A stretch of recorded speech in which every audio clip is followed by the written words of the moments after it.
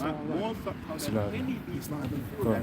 As you said earlier, we know it's a man, right? Not no invisible spirit being, as they be drumming that into you in the Christian churches, so that you could be more. That just makes you more vulnerable if you don't know that. Right? He's a man. He's a man incarnate. Right? And we know who that is today. Let me carry on reading. And he said unto the woman, ye have, God said, ye shall not eat of the of every tree of the garden. Not turning up, but I'm talking about the light. We may eat of the fruit and the trees saying the of the light. garden. Right. When you go into that, What is reflection? yeah. No, just in case. Doubt. Oh, cool. Man, Yeah, I could do it. No, that's the highest it can go. Doubt and making When it gets rocking the tough. bowl. Yeah. Appealing to curiosity. The grass is always greener on the other side. So why don't you try it? Why don't you find that for yourself? So that goes back to the point where you looked it up, the word serpent, cunning, deceiving person. I've got the one Caleb you asked for. Yeah. Obadiah 1 verse. Let me start from the top. The vision of Obadiah. Thus saith the Lord concerning Edom. We have heard a rumor from the Lord, and an ambassador is sent among the heathen. Arise ye, and let us arise up against in her battle. Behold, I have made thee small among the heathen. Thou art greatly despised. Yeah, so this ties back into what we said earlier in Genesis 4 about him being a fugitive and a vagabond in the earth. Because all these other nations also have a bone to pick with Esau. You know, at the moment they're following after his leadership, because that's the way the prophecy has to play out. Esau's been given his position and time to rule. But once we take back over, once Yahushua returns and all the other nations go into captivity, they're going to be thinking, you know what, life is actually, they're not going to get it at first, but eventually they're going to realize life is so much better under the rulership of the Edomites than it ever was under the rulership life is much better under the rulership of the Israelites than it ever was under the rulership of the Edomites. Because what did the scriptures say? When the righteous are in authority, the people rejoice, but when the wicked are in authority, the people mourn. All these other nations are suffering under Esau, but they're not smart enough to realize that, hang on a minute, we really need the Israelites to come back into power for us really to be able to enjoy life and you know, prosper in life. So, do you guys want to? You guys got it? Yeah, all right. This is Psalms 84 verse 10. It says, for a day in thy courts is better than 1,000. I had rather be a doorkeeper in the house of my power than to dwell in the tents of wickedness. And right now as it is, we're dwelling in the tents of wickedness, man. It says a day in thy courts is better than 1,000. Remember when who was it? King Solomon had the Queen of Sheba come to visit him, and hey man, she didn't even see King Solomon. She just saw the door, man, and he was so decked out, you know, in his glory, that she thought that was King Solomon, you know. So we have a way better existence on the horizon for us, man. But as the scriptures say in Matthew 7 and 13, we have to enter in at the straight gate. You know, straight, of course, referring to difficulty. There's going to be a lot more difficulty than the current one that we're facing right now. You know, certain brothers with mental pain, you know, physical pain, you know, certain ailments and thorns that Yahweh has bestowed upon us, you know, to endure for the time being. This is just the beginning, really. Because when Esau comes down, you know, reveals his thorns, of course, that's going to be even more severe level to endure through before, you know, we get to the dawn. You know, it's that, you know, I don't know how that saying goes, where you go through your darkest moment just before, you know, you get to the dawn of the next day. But continuing on, you know, based on the fact that that severity is going to come up, I was reading about the article on MasterCard. It says driving card holder, security and convenience, and I showed the card before, you know, where you had the thumbprint. You're going to verify your identity before they then authorize the actual transaction. And it says here, a next generation solution to provide security using biometrics. The MasterCard biometric card combines chip technology and fingerprints to conveniently and safely verify the cardholder's identity for in-store purchases. An embedded sensor that's powered by the chip. And before I continue on, it says verify cardholder's identity for in-store purchases. In America, as well as the UK as well, there's this shop called, I think either Amazon Fresh or Amazon Go, where people just walk in, they collect what they need, and as they walk out, it really is deducted from whatever funds are in their Amazon account or their bank account that's linked to Amazon as well. So that's the way ESOL is also preparing you psychologically for this biometric chip system as well. So it says here, an embedded sensor that's powered by the chip authenticates identity through fingerprint and can be used at EMV terminals worldwide. So of course, it even gives you a little step-by-step guide. So I'll just read the 3 steps. Card works at a chip-enabled terminal, which is really anywhere where you can have contactless payments. Exactly onto that. So it says step 1, the cardholder inserts or taps the card at the terminal while holding their thumb on the card sensor. So now, it's also a deep thing as well, because right now ESOL's trying to make people think of, or get them in a way of thinking where the body is now linked to payments now. In the same way some years ago, I think it was also Gms Uk uploaded a video where on the same store, Amazon Fresh, where people can scan their hands, or Amazon was intending for people to scan their hands in order to make payments, for whatever purchases that they have in the store. And this is in a similar manner, where it's more, it's like it brings more attention to it with this biometric card, which again is a step before, it could be a step before, the ultimate MOTB. This is Revelation 13 and verse 16. And he calls it all, both great and small, rich and poor, free and bond, to receive a mark in their right hand or in their foreheads, and that no man might buy or sell, save he that has the mark, or the name of the beast, or the number of his name. Here is wisdom. Let him that have understanding count the number of the beast, for it is the number of a man, and his number is 666. Alright. So that MOTB system, that infrastructure that's already being built right now, and when people start to use it, the one way to identify when you're going to be in that type of system, or when it's about to take off, is simple. Can you buy and sell, with all other alternatives, or does it have to be by one means, which would be the MOTB? When you come to the point where you can't buy yourself, for those people who have their stores and little businesses, if you can't even sell your products without having that MOTB, then you're in that season, man. Israelites as well, of whom are watching this Yarat as well and learning from us, just know that's the key moment. When Esau says, okay, anywhere you go, if you want to verify identity, and any form of whatever autonomy that Esau allows you to have, you gotta have the MOTB for it. Just know that's the time. Yeah, it's either take the MOTB or you're gonna have to be forced into a system called bartering, where it's an exchange of goods. So it's like, okay, cool. I might take your carrot for my apple. That's what it's gonna go back to if you're trying to remain off the grid and not be a part of the system. Right? But this is Job 20, verse 22. It says, in the fullness of his sufficiency, he shall be in strength. Every hand of the wicked shall come upon him. Now, when you go to the blue letter, the word for wicked in the Hebrew is aimal, which means, the workers, your everyday average Joes. All right, they ain't just going to be willing to take the MOTB. There's going to have to be a lot of incentives made for it to be possible, man. A bit like with the Sticky Vicky, they was offering out donuts, man. You get a free Krispy Kreme if you take the thing. But if this thing is meant to save my life, I shouldn't need any kind of convincing, One more verse, verse 23.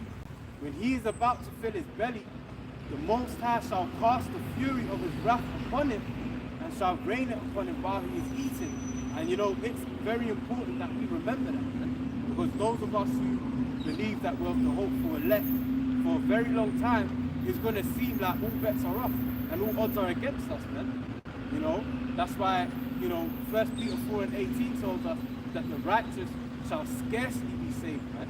So we always got to bear that in mind. It's just a mention as well. Just a mention because I want you brothers to bring up the speaking of this time about prophets. We are the prophets of faith. You know? And Jeremiah, what is it, 28:8 goes into all of it. You know, somebody could get that actually. Because they think that's a bad thing to call us. That's not a bad thing. Okay, if you don't call us the prophets of doom, then that means we're doing something wrong. All right. Because the scriptures actually say it's quite contrary. So let's get into that. Right, this is Jeremiah chapter 28, verse 8. And then somebody get on 2nd Ezra 7. 2nd Ezra 7, where it reads, what is it? How does it go? Yeah, 2nd Ezra 7. Jeremiah 28, verse 8. The prophets that have been before me and before thee of old prophesied both against many countries and against great kingdoms. Read that again. Jeremiah 28 and 8 again.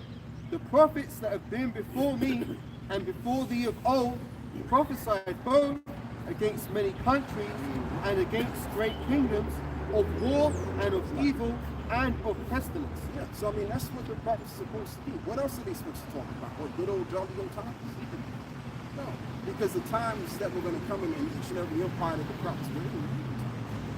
It's just like, for example, when you go into the story of Samuel, right? In the book, somewhere in the book of Samuel, when Samuel came to you know, yeah, if you could pull that out, that's a perfect example. This is 1 Samuel 16, verse 4. And Samuel did that which the Lord spake, Yeah. and came to Bethlehem, and the elders of the town trembled at his coming, and said, Comest thou peaceably?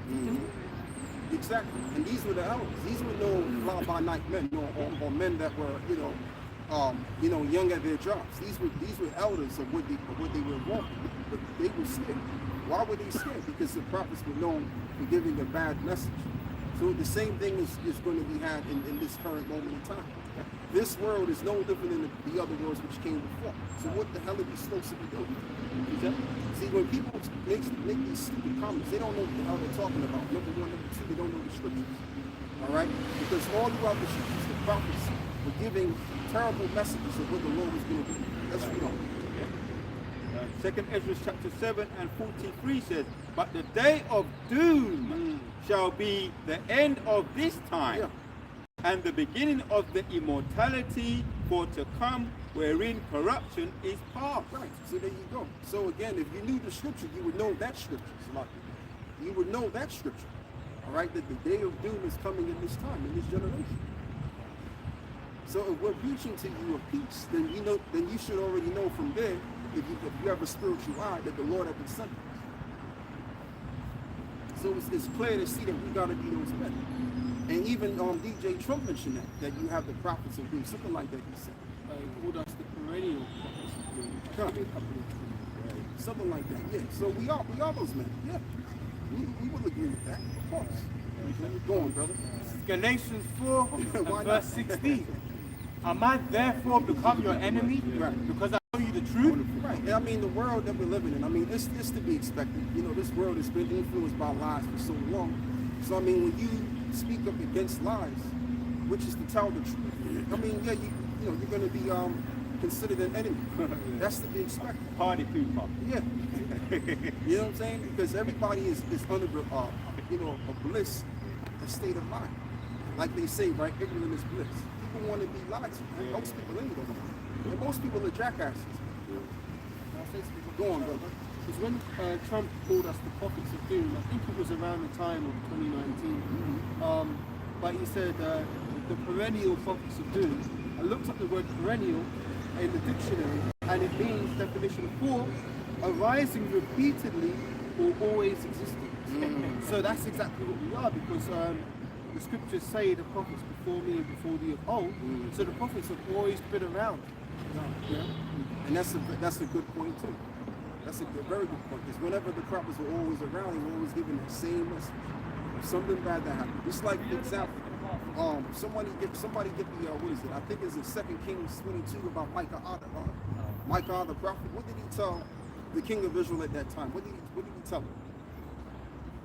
I think that's in yeah, there you go, brother. Ramoth Gilead. Yeah, it's in 1 Kings 22. You know, so I mean, like, there's so many incidents and stories that we can go into that shows us. Yeah. This is 1 Kings 22, and I'll start at 19. And he said, "Hear thou therefore the word of the Lord. I saw the Lord sitting on his throne, and all the host of heaven standing by him on his right hand and on his left. Yeah. And the Lord said, Who shall persuade Ahab that he may go up and fall at Ramoth Gilead?" And if I'm correct, Ahab was the one, the king at the time, he was the one that said, "Why do you always come to me with these bad words? Like, why is it that you got something evil to say?" No, he was telling you from the word of mouth, the word of the Lord. That's all it was, and we doing the same thing. Go on, brother. All right. And one said on this manner, and another said on that manner. Verse 21, and there came forth a spirit, and stood before the Lord, and said, I will persuade him. And the Lord said unto him, Wherewith? And he said, I will go forth, and I will be a lying spirit in the mouth of all his prophets. And he said, Thou shalt persuade him, and prevail also, go forth and do so.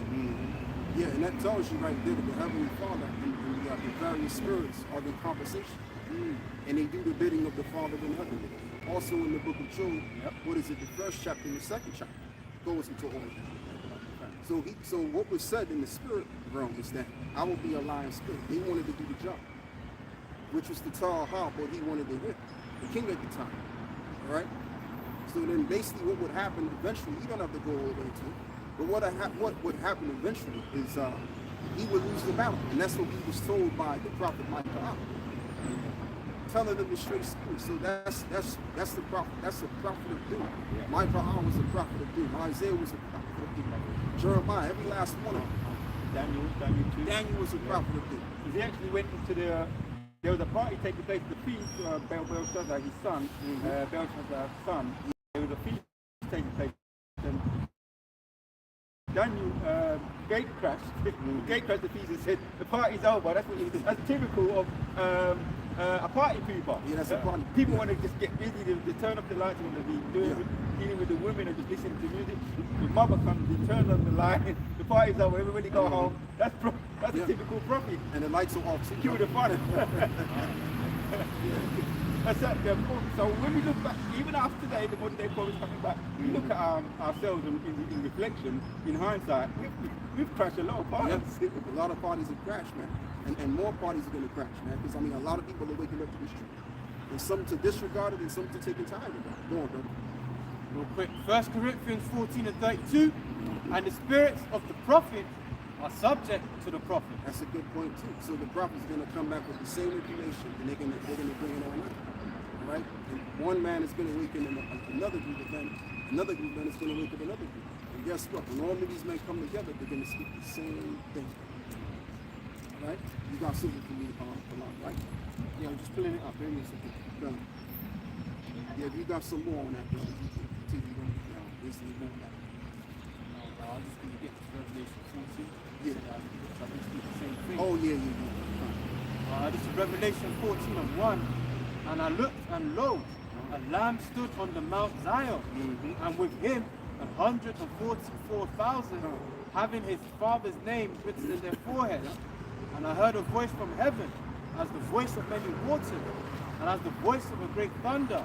And I heard the voice of harpers harping with their harps. Yep, and we're harping on to you right now. But are you going to be the one to take heed to the harp? Are you going to dance to the tune? Or are you going to ignore the tune? Go on, brother.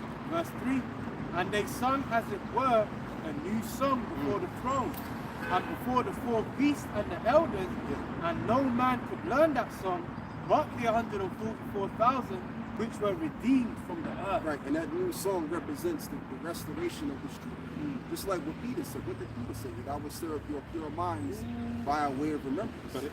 Go on, my brother. John 14 and 26.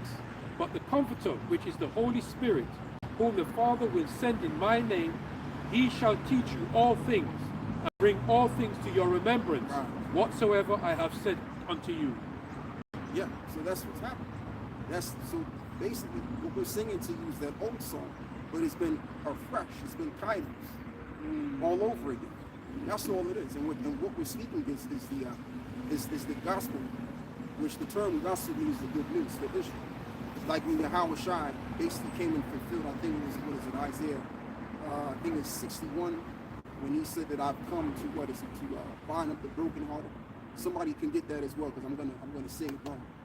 Somebody can get that too. So that's basically what we come in the spirit of. When we come to bring this truth to you, what we're telling you is that there's hope, there's a resurrection, you know, and not only is there resurrection, but there's also redemption. All right, paramedic. Redemption for Israel. That's what we're basically coming in the spirit. You know? So go on now. Found one I was looking for. This is Acts 3:21. Whom the heavens must receive until the times of restitution of all things, which the Most High have spoken by the mouth of all his holy prophets since the world began. Since the world began. So all of this stuff is being brought back to mind again. So in order for all of this prophecy to be brought back to mind, the Lord would have to give the prophecies to the prophets.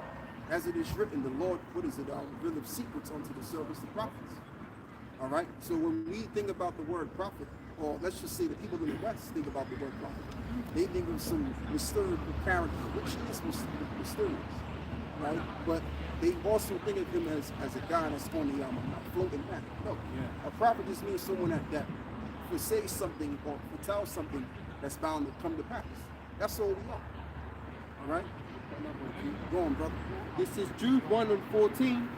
And Enoch also, the seventh of Adam, prophesied of these things, saying, Behold, the Lord cometh with 10,000 of his saints. Yeah. And also the saints, the 10,000 of the saints represents the 144,000. Because you're going to have, what is it? Of course, altogether, right? 12,000 out of each tribe, which your combination is going to make up 144,000. So that's what that goes into. So everything that's happening right now, in terms of what's going on geopolitically, things that's about to happen that hasn't happened yet, it's going to happen. But the stuff that's happening now, we've already spoken about it already. So that's gotta tell you something, that we are those people. We are the prophets. You know? So just like Apostle Paul said, just because you know you're an Israelite, that don't mean you're a prophet, or don't mean you'll be elected.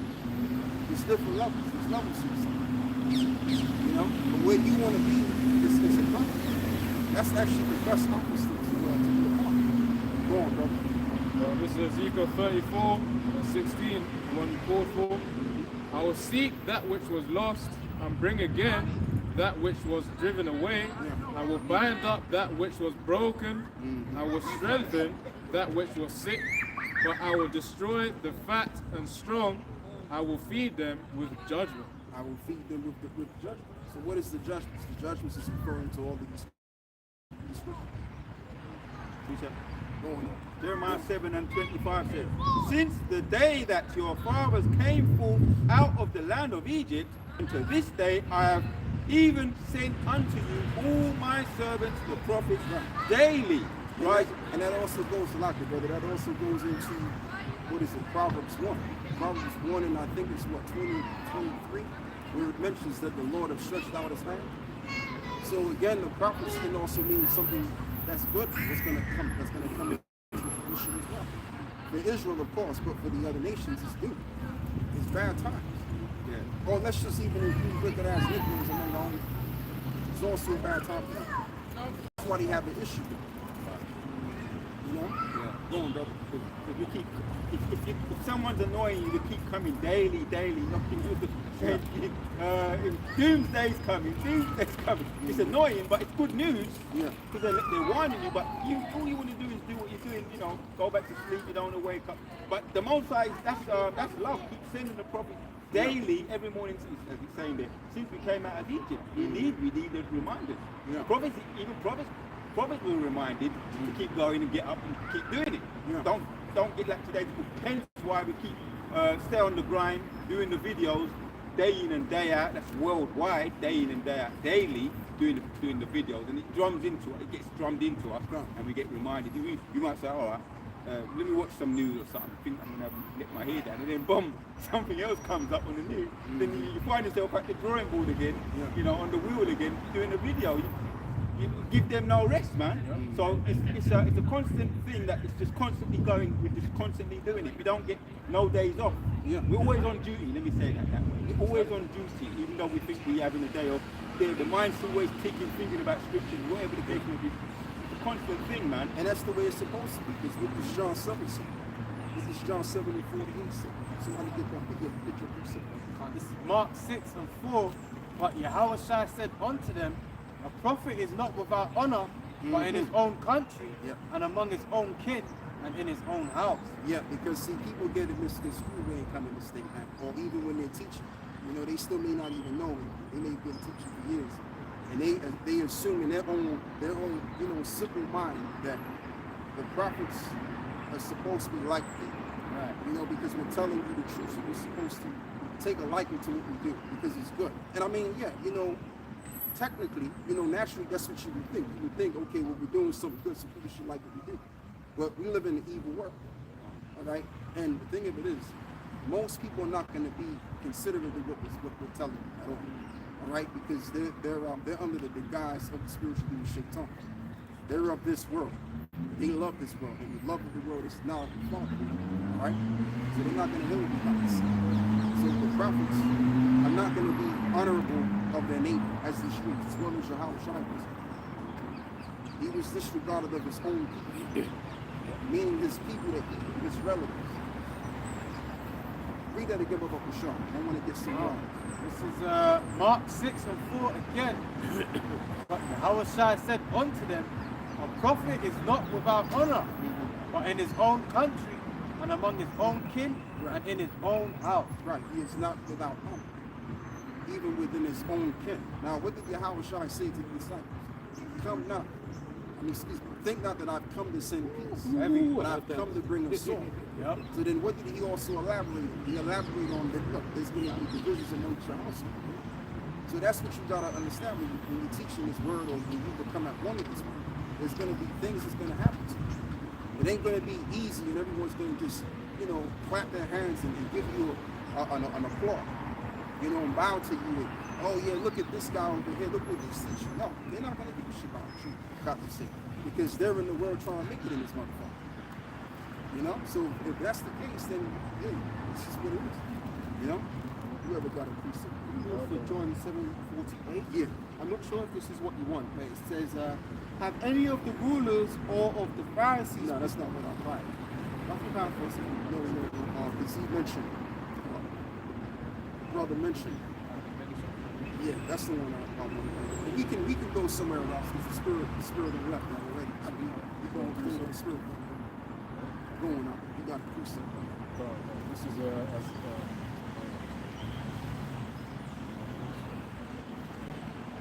Matthew chapter 11, verse 16.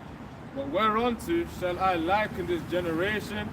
It is like unto children sitting in the markets and calling unto their fellows. Right, calling unto their fellows. So we could call on everybody. No, where they're calling our fellow brother, which of course is going to be of the nation of Israel. That's the fellow that it's talking about. It ain't talking about anyone could just be in Israel, spiritual Israel. Where is that in the scripture? The spiritual Israelite. You tell me where that is. And if you can find it, then we can write it from the Bible. We're not going to do it. It's just right next to the scripture where it says God loves everybody. Right. Right. Oh yeah, John 3:16. Right? So they can pull that out, but they don't have no understanding of John 3:16. And also there's another one too, brother. Galatians. Yeah, for what is it? So, you know, there is, there's a couple of scriptures on that, but then here's the kicker. Those scriptures are not what you think it is, as I've elaborated, but you think it is. Keep going on. John 15 and 8, he says, if the world hate you, ye know that he hated me. So wait a minute, if the Messiah is supposed to save the world, why would the world hate the Lord? Why would the world hate the prophets or the disciples? if somebody get you a bottle of water, what about the shop? Yeah, I'll The water, bro. Just to, let me finish it off.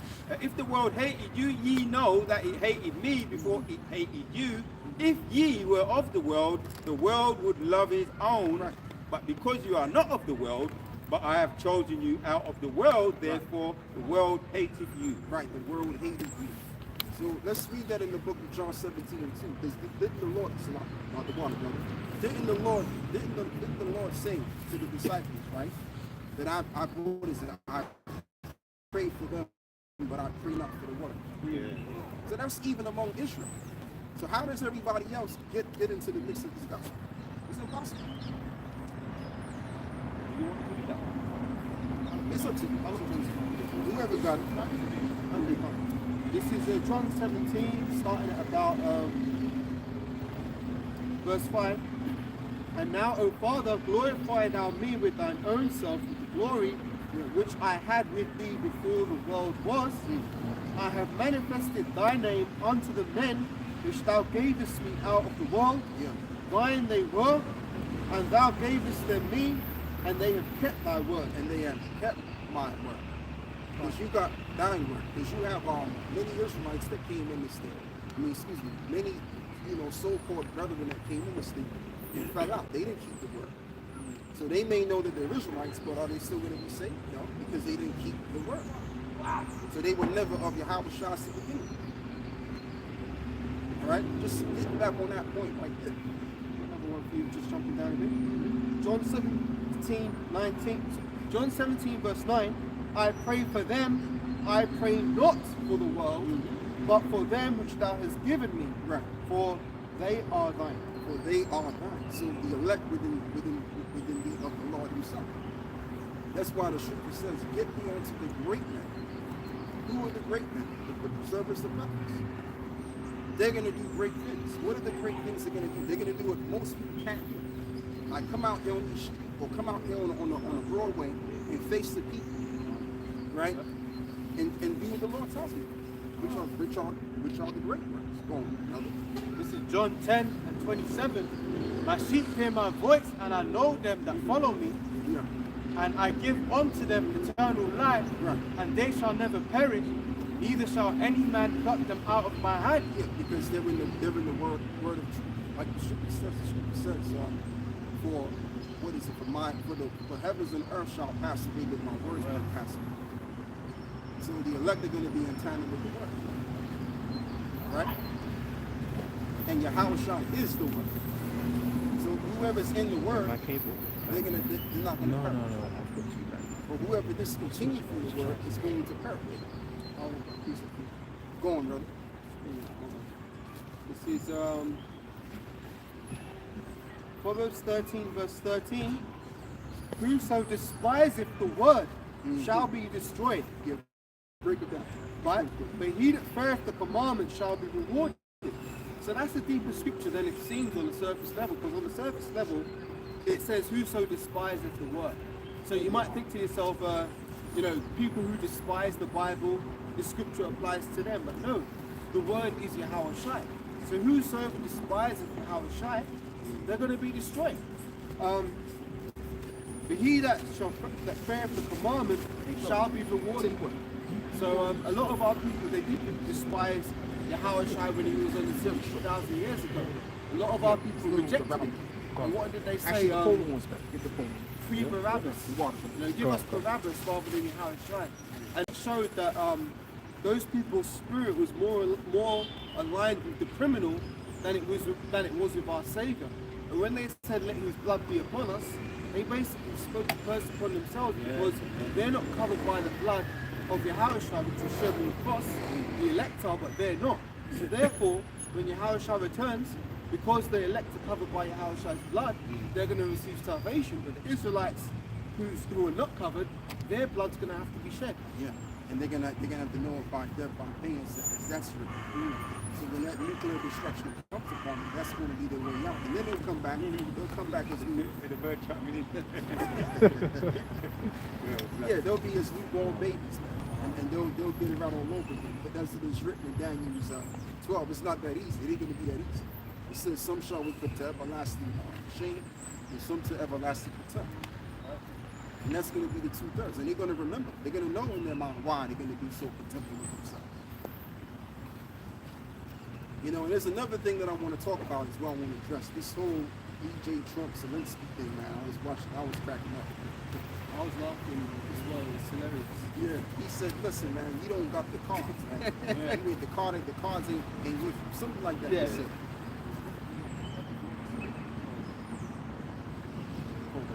Because it's that shit too. Yeah. So I mean, like that's just the thing, you know. Like this is very well true. Because that war's been going on since the Obama administration. 2014, I think. 2014, yeah. So we're talking what, maybe 11 years ago. Yeah, so that's how long that shit's been going. But the thing of it is, they want to continue on with it. And it really isn't Zelensky, it's really the European countries that are down there that's really causing all that melee down. You know what I'm saying? So, but the thing of that situation, they can't take that any further. Because Russia is a great superpower. And them little ass niggas can't handle Russia, man, you know? Like he said, the cars ain't in your hands. It's lucky, man. Just mentioned, I was laughing because if you could read the body language, Zelensky was all tense and like this.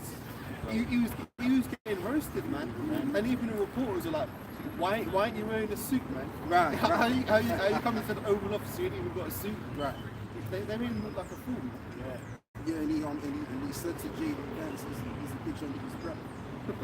That shit was hilarious, man. Like, that's how politicians talk among each other. Yeah. You're going, brother. Yeah, Ezekiel, because when you look at that word, what is it? The prince, right? As you say, the chief prince. The term, I think that word is Rasha, which means the better. So that's why that's where you get the term Russia from the word Rasha, the Hebrew, which means head. So of course they're gonna be more powerful in their way. This is Isaiah 13 and 17.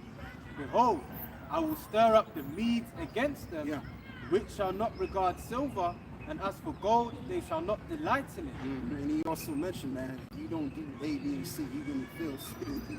Trump said, listen, tell me what I'm gonna feel. But then he said, look, man, you ain't got no business talking like that, man. Cars ain't in your hands.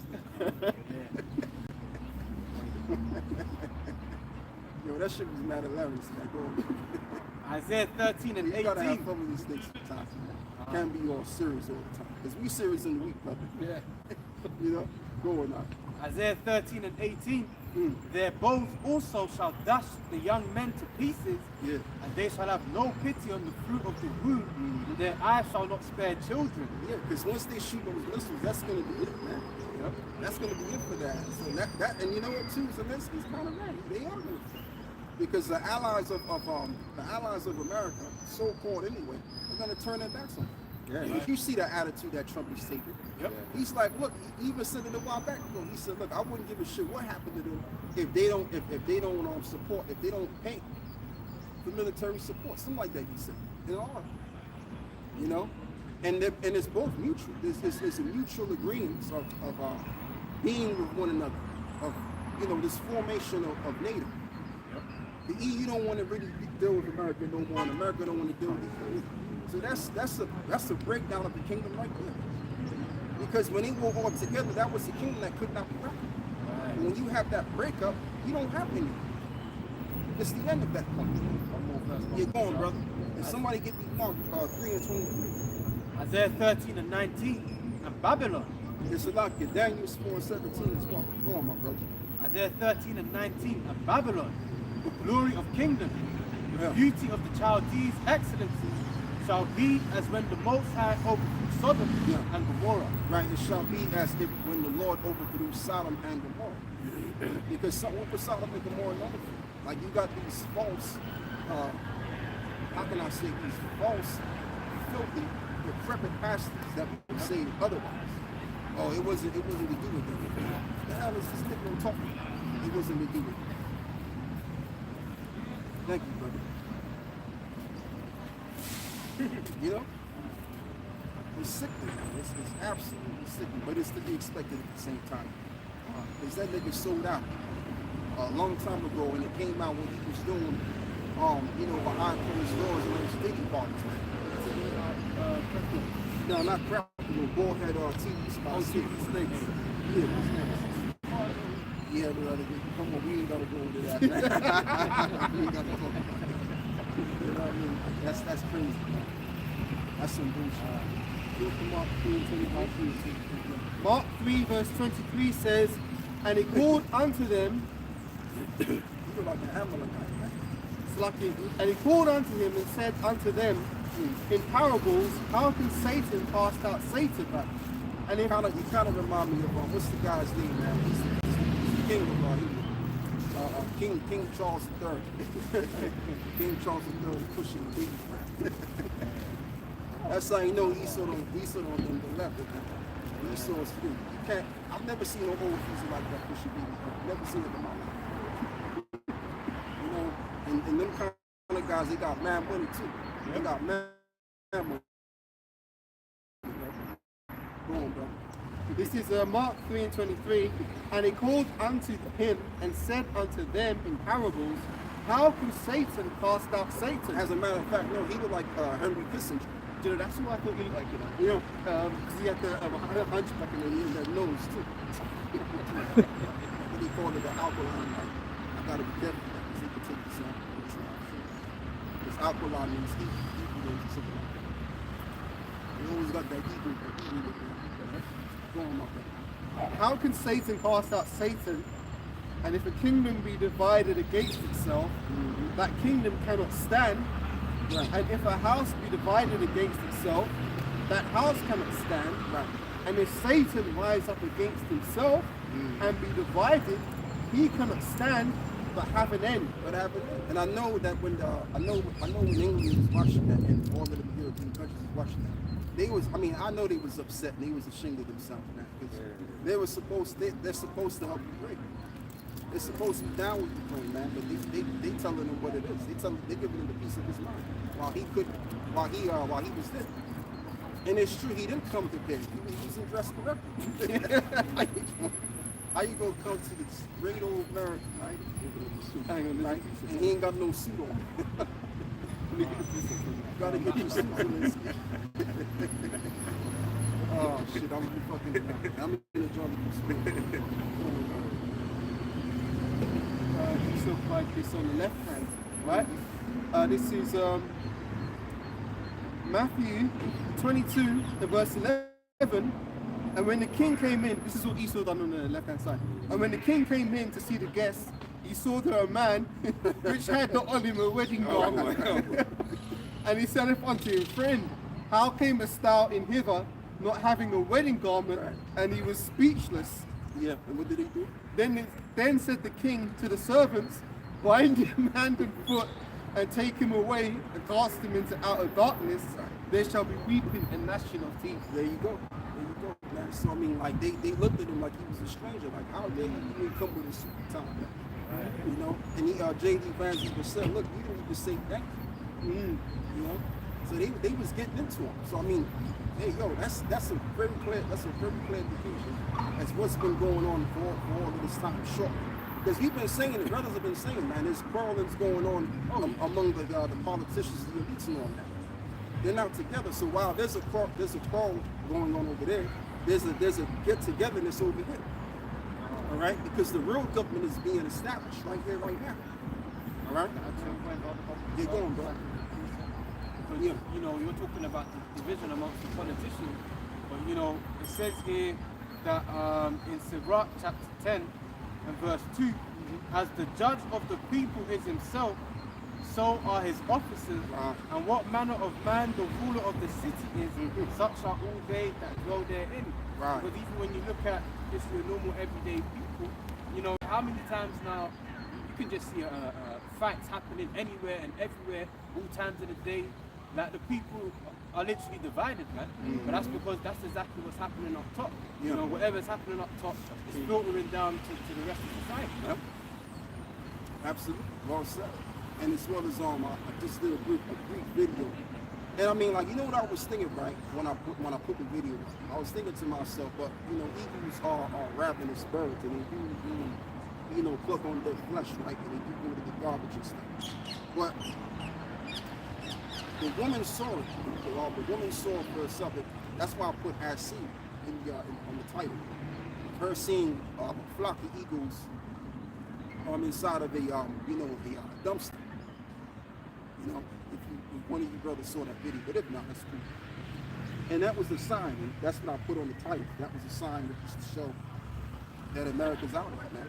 Because, you know, I don't think a lot of us seen that before. A lot of us haven't seen a flock of eagles flock into a garbage dump like that. That's a straight up and down over like that. Yeah. That's to let you know that America's going down the shitter. Yeah. Trump says he's sick of how Zelensky has handled Ukraine war. With Russia, he has no cause. Yeah, exactly. And and of course we understand what he meant by that, because Ukraine has been fucked up for a while now, and it's little baby Russia in the difference. I mean, what are they gonna do? What can the European countries do? They're struggling to increase their military.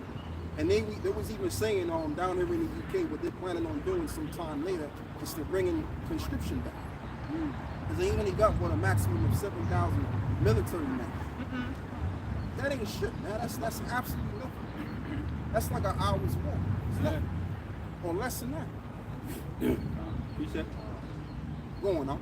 2nd Ezra chapter 15 and 16 says, "For there shall be sedition among men, and invading one another, they shall not regard their kings." Yeah, and speaking of sedition, a lot of people are not going to join the military in the West. They're not pro the nation anymore. Like years ago, people used to be. Yeah, there you go, bro. Thank you. People used to be a lot more patriotic than they are now. Now people, especially this generation, they've become more resistant of the nation because they're seeing the corruption all around the world and what their countries have done to other countries, and it's all coming. That's why people are pushing back, and then and also as well they've even pretty much altered the people to think contrary to what they usually should be thinking, like men being men, women being women. Right? So a lot of these dudes, they don't have the testosterone to go out there to fight these wars, and they don't have the right picture in their mind to fight for the nation. Go on, the point says, "And invading one another, they shall not regard their kings nor princes, and the proof of their actions shall not stand in their power," because people are very anti-government. Yeah. Even if you go down to grassroots, or even if let's just say I walk down, drive through that road over there, pure homeless people, and I've just had to exchange some words with them. They'll be cursing out the government, in their own kingdom. Yeah. And you know what? You perfectly put it that way because it's very true. People are anti-government, and now they're not than ever before.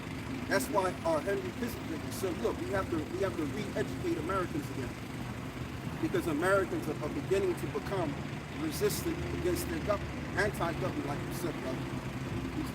But that's a problem, man. Go on, huh? Well, here's the problem. Here's the problem that is Americans are facing, or general people around the world generally facing with the military, and this is something the Most High says about it, right?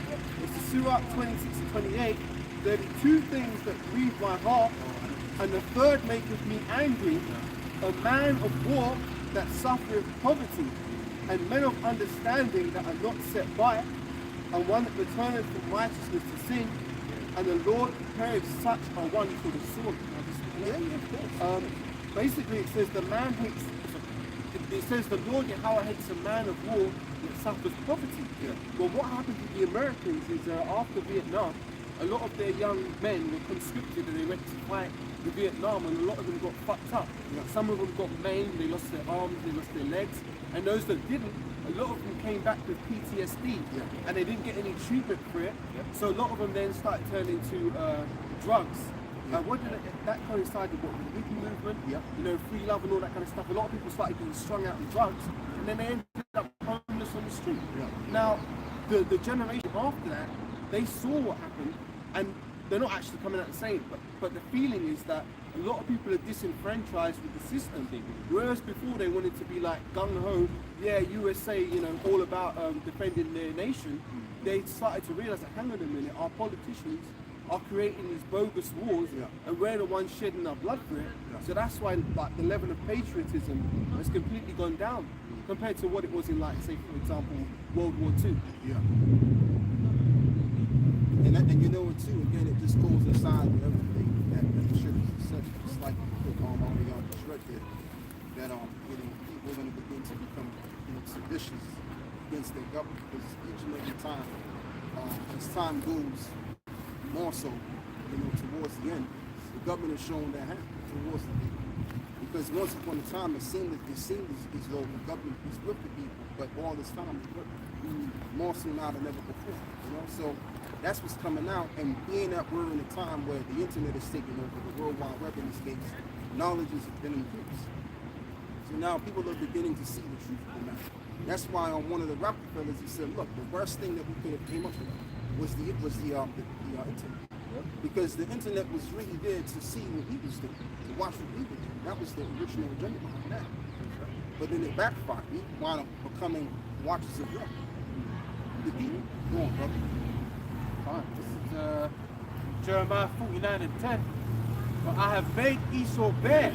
Yeah. I have uncovered his secret Because places. see, you see the thing with this company, right? That we use in all of these various gadgets. It's nothing more than a Urim and a Thummim. I just wanted to make that comment. So when on the Urim and the Thummim, stuff is revealed that wouldn't be revealed to, you know, in terms of it being in your face, right? Secrets would come out on the Urim and the Thummim. So this is what the Lord's doing. The Lord basically set this internet thing up with these people, right? Gave them the knowledge to formulate this so that the truth can get out. As you're gonna go into. This is Jeremiah 49 and 10. But I have made Esau bare. Yeah. I have uncovered his secret places, and he shall not be able to hide himself. His seed is spoiled, and his brethren and his neighbors, and he is not. Yeah, and the key point is that he is made big. He can't hide. Because everything has come out on his devil. And that proves that we got to be closer and closer to the return of the Messiah. Because it tells you that, what is it, the spirit of the true shall consume, right? And then he, what is it? Somebody get it, because I'm gonna butcher it, man.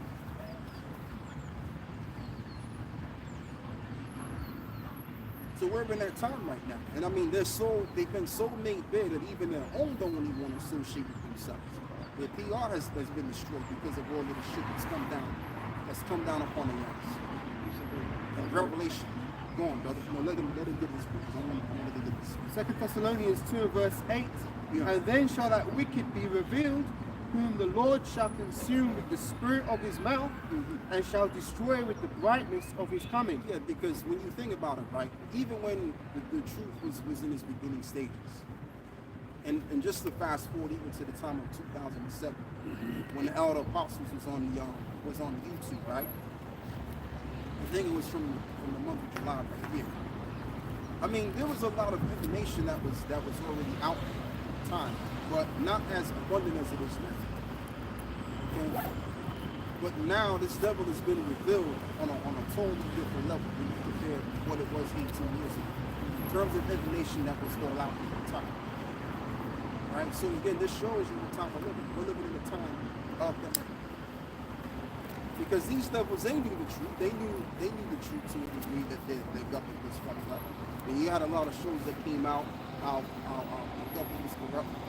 But again, it's too much to ignore. Even the average person, they can't be blissful and ignore what they actually see, because it's blatant. It's too blatant. Go on. Jeremiah 30. And it's exciting too, and that's why I'm a bit.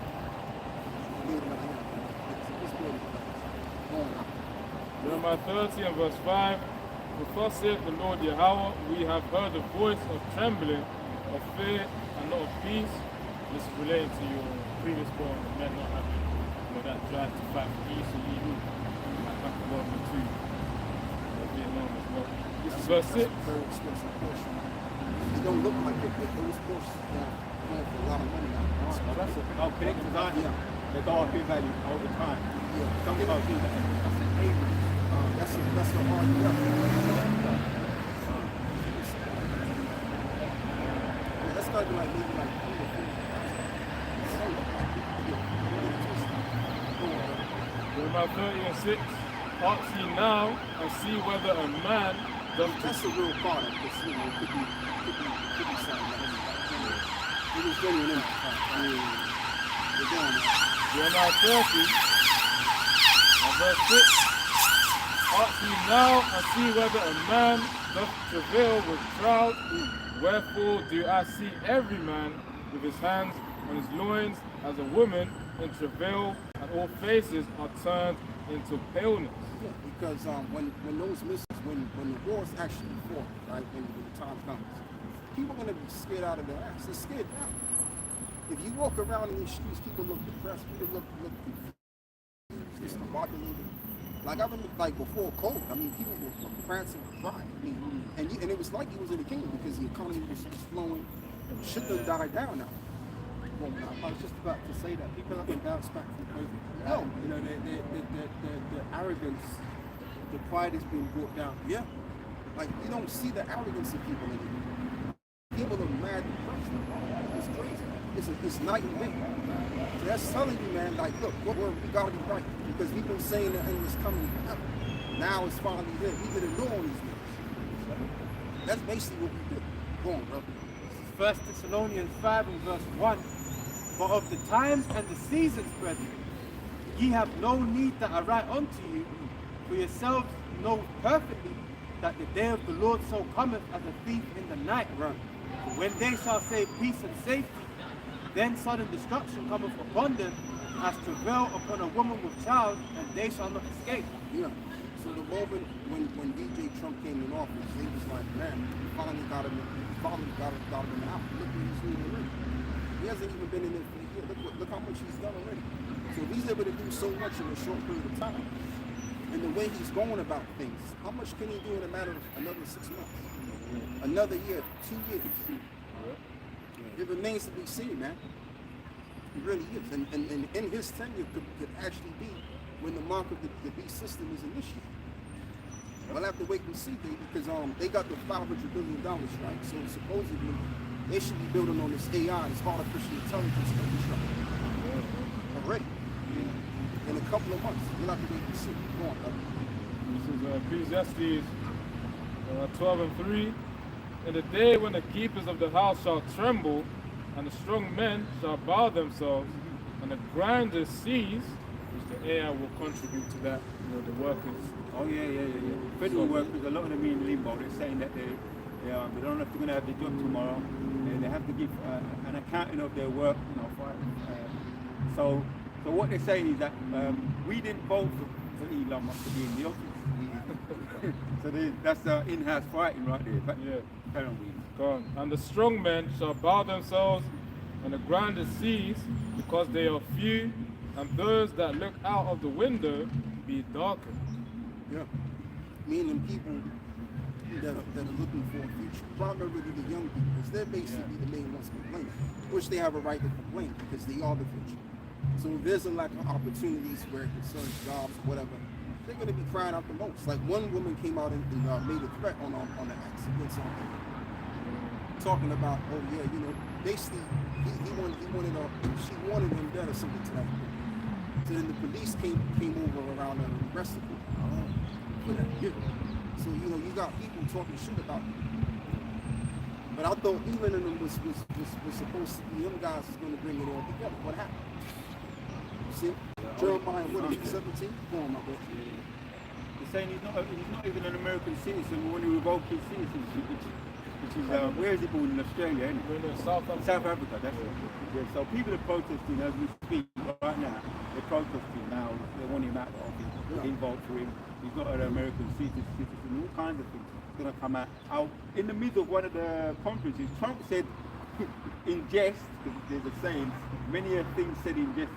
A lot of truth is said in jest. Yeah. Trump said, so how do you feel about him? He was addressing the audience. How do you feel about Elon Musk? Do you want him here? Should we kick him out? And everybody was laughing, but in the spirit, they're gonna want to. Trump's gonna. I believe Trump isn't gonna want him out soon. No, Elon, right? See, Trump don't get on with me. Nobody likes Trump, you know. Yeah, but you know, though, he's the only one that could bring it home, the Neuralink. Yeah. So he's gonna have to stick in there. Trump is gonna have to deal with it, man. This is the thing as well, if I may. Remember the investments to Trump's campaign that Elon Musk made prior to him getting into office. You know, I can't remember how many millions he contributed to Trump's campaign. So he ain't going that way. Oh yeah, we can't forget about that. Yeah, this is part of the deal. Yeah, You know, so at the end of the day, whether Trump wants it or He's not. gonna have to bite his lip. Yeah. And you know that And shows. it's hard for him to do it because he hasn't got no filter. No, if he has to do it, he's gonna do it. But things are gonna start leaking out. You know. No, and just to include what both of you brothers are saying, but just to add to what Kalab was saying, because that's some very key points. Like if someone's putting money in your pocket, you have to serve their purpose. There you go, brother. You can't buy the hand that feeds you. If you work for a company and you're getting a decent amount of money, you ain't gonna want to lose that job. You're gonna do the best you can. So with DJ Trump in this case, even though he's a billionaire himself, but he's still getting Elon Musk put a lot of money in his pocket. He said in the span of months, until the time it gets in, I think it was 140 million or something like that. It was around 200 million. From the time, Some say 250, 280, but that's a lot of money. yeah. Yeah. You ain't gonna go with it, man. You better bite his lip because they're gonna have the people come down on top of him saying, just bite your lip. Trump's gonna want to say, the shadow government are gonna have to keep on reminding him, prodding him in the back. Right. Saying, Yeah, no, that's just the thing, because Elon Musk, like I said, he's the one that put money in his pocket. So Trump is in his pocket. Doesn't really matter. And then you have these other tech. I forgot there was another guy. His name is called something else. He's worth 215 million. What is it? $215 billion. Something else. There's a precept to back up what brothers are saying. May I bring it out? Yeah. This is Proverbs 22 and verse 7. The rich ruleth over the poor, and the borrower is servant to the lender. Right. The borrower is servant to the lender. That's the problem. The borrower is servant to the lender. The amount of money he's worth, that's just peanuts to the higher ups. And $200 billion that these guys got, that's also chunk change. They saying that Elon Musk, he's like the new richest guy on the planet Earth. No, he got names of people, families that are trillionaires. It was estimated that the Rothschild family is to be estimated at it's $500+ trillion. That's the world's global wealth. That's the world's wealth right now. All right? Go on, brother. No, not him. Something Elliot. Yeah, something Elliot. His last name is Elliot. He was the one that spoke at the World Economic Forum. Say something. Yeah, go on, brother. The point you made about the Rothschilds' wealth, see, this is the thing. The really wealthy don't want you to know they're really wealthy. Right. They want to live in the shadows. Yeah. Like, you know what I mean? Like, they're not the ones coming out here on mainstream media saying, yeah, look at me. No, they want to do everything they can in the shadows and in the darkness. In a way, they're kind of trying to emulate the Most High, because the Most High is a power that's not seen. You know, so they're trying to do that on the left-hand side, because they're the ones who are controlling and influencing things. But like, what are they? It's the Forbes rich list, the Times rich list. They don't want their names on them. So guys like Elon Musk, who are in the public eye, they're kind of like celebrities in a sense. Yeah. They're the ones who they make the people think are the real richest men on the earth. And in reality, the real rich ones, they're doing everything in the shadows. Yeah, it's like the people that run on BlackRock. Like they have this guy. What's his name? His name is Larry Fink, right? See, everyone knows who Larry. Some people will know who Larry Fink is, but who's the guy that we don't? Because anyone can be a chief executive. Even you have people that were once upon a time chief executives of these multi-billion-pound companies and stores. I'm talking about. But who's the actual owner that runs these stores? You're not going to see these. All right? Because these people, they know that there's power in secrecy. There's not power in trying to be known and trying to be seen. The people that want to be seen, they're hungry for attention. Go on, brother. 1 Timothy 6 and 17. Charge them that are rich in this world. Yeah, and the rich are in this world and talking about our people. And people that you know them to be rich. We're talking about people that are worth trillions, man. Them so-called J-double-O wishes. And he could have been one of them niggas too. Pushing the crap, acting like he's a regular ass nigga going, but with that big ass nose looking like a hungry pussy. Yeah, with the turkey. Charge them that are rich in this world, that they be not high-minded, nor trust in uncertain riches. Right, nor trust in uncertain riches. That's these niggas that they trusting in. They trusting in the dollar, they trusting in the pound. All of this shit is fiat currency. Plus the money that we have in the UK, just for you brothers that listen across the border, so to speak. The money that we have is actually plastic made. Plastic, and then in America, I think they still hold I think it's still in paper.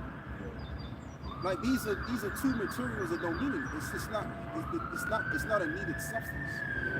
Right? It's not $5. It's not also the money that we got isn't £5 either. And that's why they call it the monetary system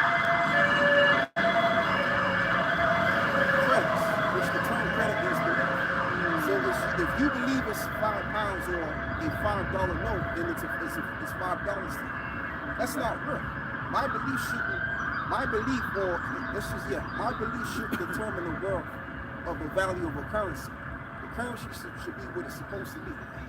All right, go on, brother. This is James 5 and 1. 3 verses. Go to now, ye rich men, weep and howl for your miseries that shall come upon you. Right. Your riches are corrupted, and your garments are moth-eaten. Your gold and silver is cankered, and the rust of them shall be a witness against you, and shall eat your flesh as it were fire. Ye have heaped treasures together for the last day. Yeah, and it's going to be ours. Because everything that they took and the amount of money that they made from everything that they got from us is ours, anyway. So it's just going to be transferred, like the scripture says. When the kingdom is got by his injury and the sea. Yeah. Yeah, the kingdom is transferred from one place to another, something like that. Yeah. This is the Surah 10 and verse 8. Because of unrighteous dealings, injuries, and riches got by deceit, the kingdom is translated from one people to another. There you go. It's transferred from one people to another people. And that's always been the case. You had kingdoms that came and rose and fell. This wasn't the only kingdom, like they tell you in school, that civilization started with the Greeks. No, you had civilizations, which the term civil goes back to Rome, so I ain't going to use that term. But you had other kingdoms which came before the so-called white man's kingdoms. You had the Median Persian Empire, the Babylonian Empire, and then you had the Assyrian Empire, and then you had the Egyptian Empire, and those little empires here and there among these nations. And then you had the Tower of Babel, which was the first empire, which came out of all of them. First, going out. James 5 and 4. Behold, the hire of the laborers who have reaped down your fields, which is of you kept back by fraud, triumph. Back by fraud. Because what they did is they frauded us. They've used our labor and became excellently rich on it. Liquidated in wealth. Go on, brother. And the cries of them which have reaped are entered into the ears of the Lord of Sabaoth. Yeah, that's us right here, right now. We're crying unto the Lord. So whatever lesson we do, especially in this format, we come out in the streets. We're crying. This is a cry to the Lord. To let the Lord look. To let the Lord know. To say, look, we're here in Christ. It's kind of like when we was in ancient Egypt. When we was in ancient Egypt, the Israelites were murmuring and crying unto the Lord and telling the Lord, however they was praying unto the Lord, right? And what happened? The Most High reacted. The Most High pretty much, he sent Yahweh to deliver us from the hands of the Egyptians. Okay? By the power of Moses. Let me say it correctly. Going up. Proverbs 22 and 22. Rob not the poor, because he is poor, neither oppress the afflicted in the gate. You break it down. Rob not the poor.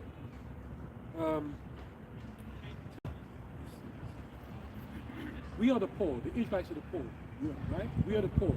So the Esau, Edom, they know because the riches are given unto them, they got the fatness of the earth, and they're just taking advantage of us basically. Robbing the poor, so we're the poor.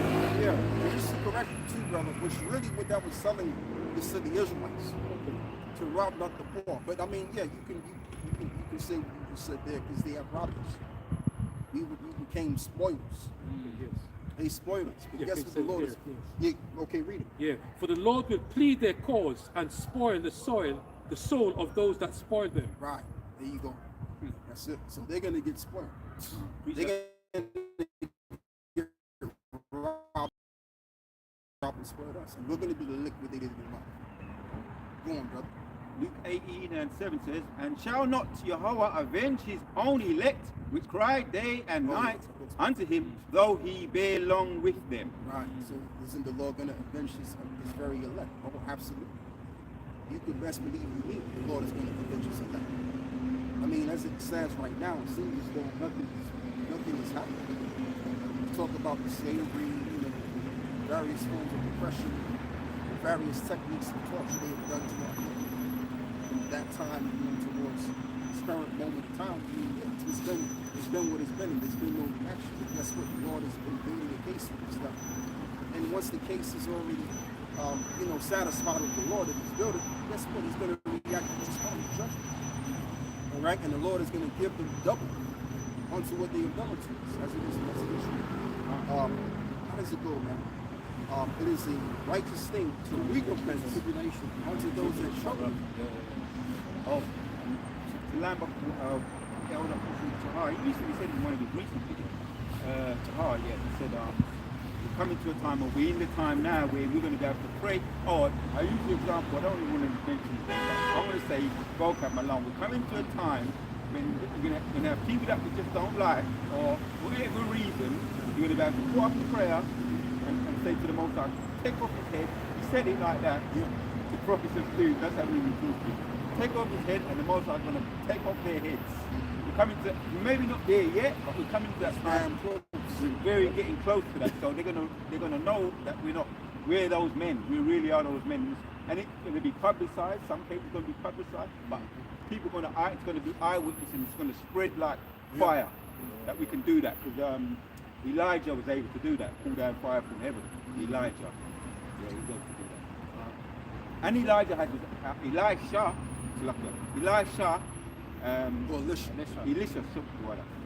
he had more power.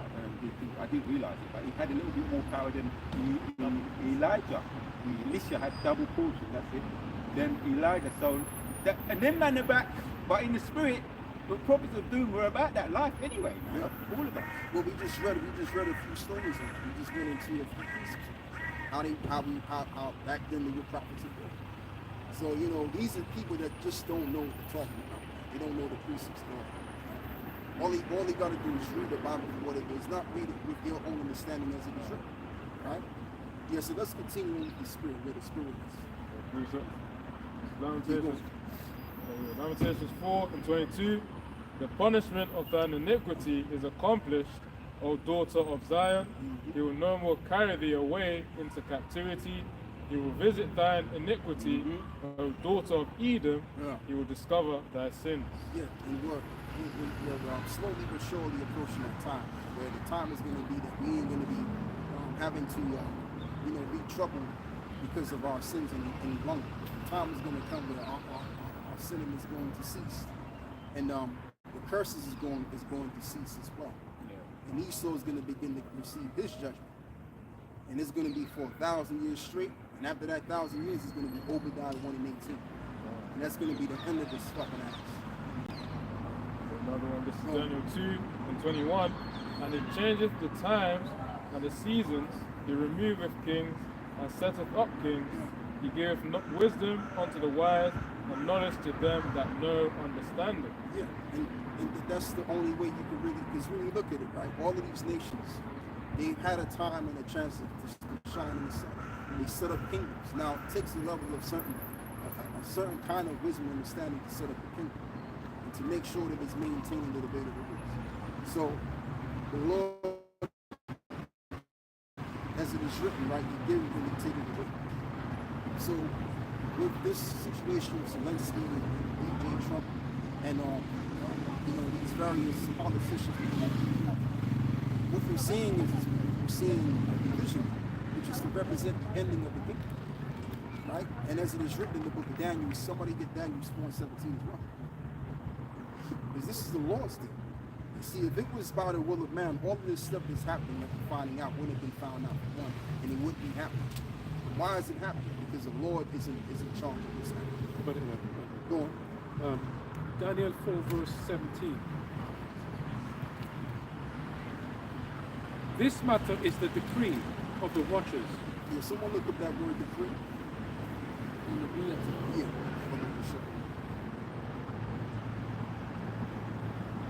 I think it means an order. Continue on. Daniel 4 verse 17. This matter is by the decree of the watchers and the demand of the word of the holy ones, to the intent that the living may know that the Most High, Yahweh, ruleth in the kingdom of men, And what else? and giveth it to whosoever He will, and that's the absolute reality. And what? and setteth up over it the basis of men. Right, and He set up over it the basis of men. And the basis of men are the Edomites. You have three branches of men. You have the sons of men, which are these other nations, and then you have the sons of the wicked one, which is the Edomites, and the righteous, the sons of the righteous ones. That's what you have. So the sons of the wicked one have begun to rule over the Lord's heritage for a season and a time. And that's really to show the Lord's power, in this case on the left-hand side. And then once that's all said and, that's all made said and clear, then the Lord is going to exalt His hand on the right-hand side to exalt His people, beginning with the Son, in this case, which represents His right hand. He's going to establish the kingdom of heaven and earth, which right now we become the biggest, well below all these other nations. So the nation that everyone looks down upon, that considers have-nots, will never be able to be competent on anything the Lord is going to do. He's going to exalt those people, call those people His people. Once again. Before we do that, can I just bring up the strong that's on decree? And it says to cut, divide, destroy, exclude, or decide. Right, the sound. That's what I was thinking about. Order. So in order, by the order, to the living may know that the Most High ruleth in the kingdom of heaven. Because the living represents those that are awake, which is where we come from. This is Isaiah Oh, he got them. Okay. 13 and 12 says, and I will make a man more precious than fine gold, even a man than the gold which of Ophir. And that's slowly but surely happening. It's right now, Jacob's trending. You see how many women that's flocking to Jacob. These so-called white women flocking to Jacob. You see it all the time. And I know you brothers be getting it too. That attention. Remember the white chicks, man? It's crazy, man. Snow white, they call them snow bunnies, right? So yeah, it's happening to a short degree. You know what I mean? But I'll tell you the truth with me, I'm not really, into Edomitism like that, to be honest with you. I mean, don't get me wrong, I do like a few now. But I don't like guns. I'm not a fan of guns. Never been. Even when they used to promote them back in the day, they just never really agreed with me at all. I don't mind a couple of Edomite women now, because some of them are very decent looking women. But I'm just saying, blondes I can't do that. Yeah, I can't do it. Just give me a brunette and I'll be good. Someone that looks like Catherine Zeta-Jones or some shit, or mixture with a Gina. But Jolie, what's that name? Jolie something. Yeah, Angelina Jolie. You mentioned her a little while ago, man. What's that mean? Nah, I didn't mention her, bro. I didn't mention her. I never mentioned her. I never did, brother. You must have heard of Big lips, somebody she else. like a Jake, man. Nah. Hey, brother, you never heard me mention on the ad. I think you're confusing the officers. Yeah, because I was never really. I was King's Cross, man. No, I Nah, want nah. to take up. Drop it. I never mentioned that. I mean, she was all right, but nah, not my cup of tea, not really, man. I know a beautiful woman when I see her. Right. She ain't that. She ain't that. Go on, bro. This is Zephaniah 3 and verse 19. Behold, at that time I will undo all that afflict thee, Right. and I will save her that halteth, and gather her that was driven out, and I will get them praise and fame Right. in every land where they've been put to shame. Right, where he was put to shame. He was put to shame in America. He was put to shame all over the place, man. Everybody knows, the thing that embarrasses the most, especially these black ass women. Just in a certain way. They go in different countries now, man, but they fake ass weeds. Niggas is looking at them like they're crazy. Like, what kind of creatures are these? Because they trying to do it. They trying to do it these on passport. They bought on passport brothers. They doing them guys is like that. And they getting the same treatment. They're not really getting accepted like they thought they would. Yeah, so it's a different situation than that, but it's embarrassing. And everything that embarrassed us, hey, it's gonna be done away. Read that part again. Because I want to get it right. Zephaniah 3 and verse 19.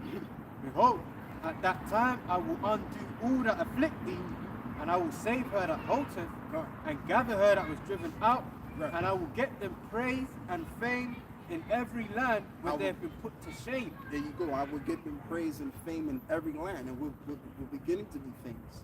If you look at this truth, right, how everyone's kind of, clocking into what we're saying, and you got these women probably learning from us, setting up YouTube channels, talking about how they going to talk about this particular scripture and that scripture.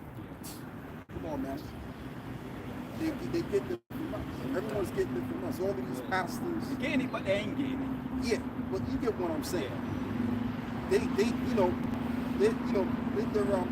remembrance of the scriptures, but they ain't getting the breakdown, the understanding. That's just the difference. And even these evangelists, these pastors and shit, they're all watching this. Go on, brother. No, I was just going to say, the ones that really are getting it are on the comment board, keeping silent. Yeah. They're the ones that are getting it. Yeah. Yeah, that's all. That's what I'm saying. Go on, brother. I'll finish them up. This is Leviticus 25 and verse 40, actually 44.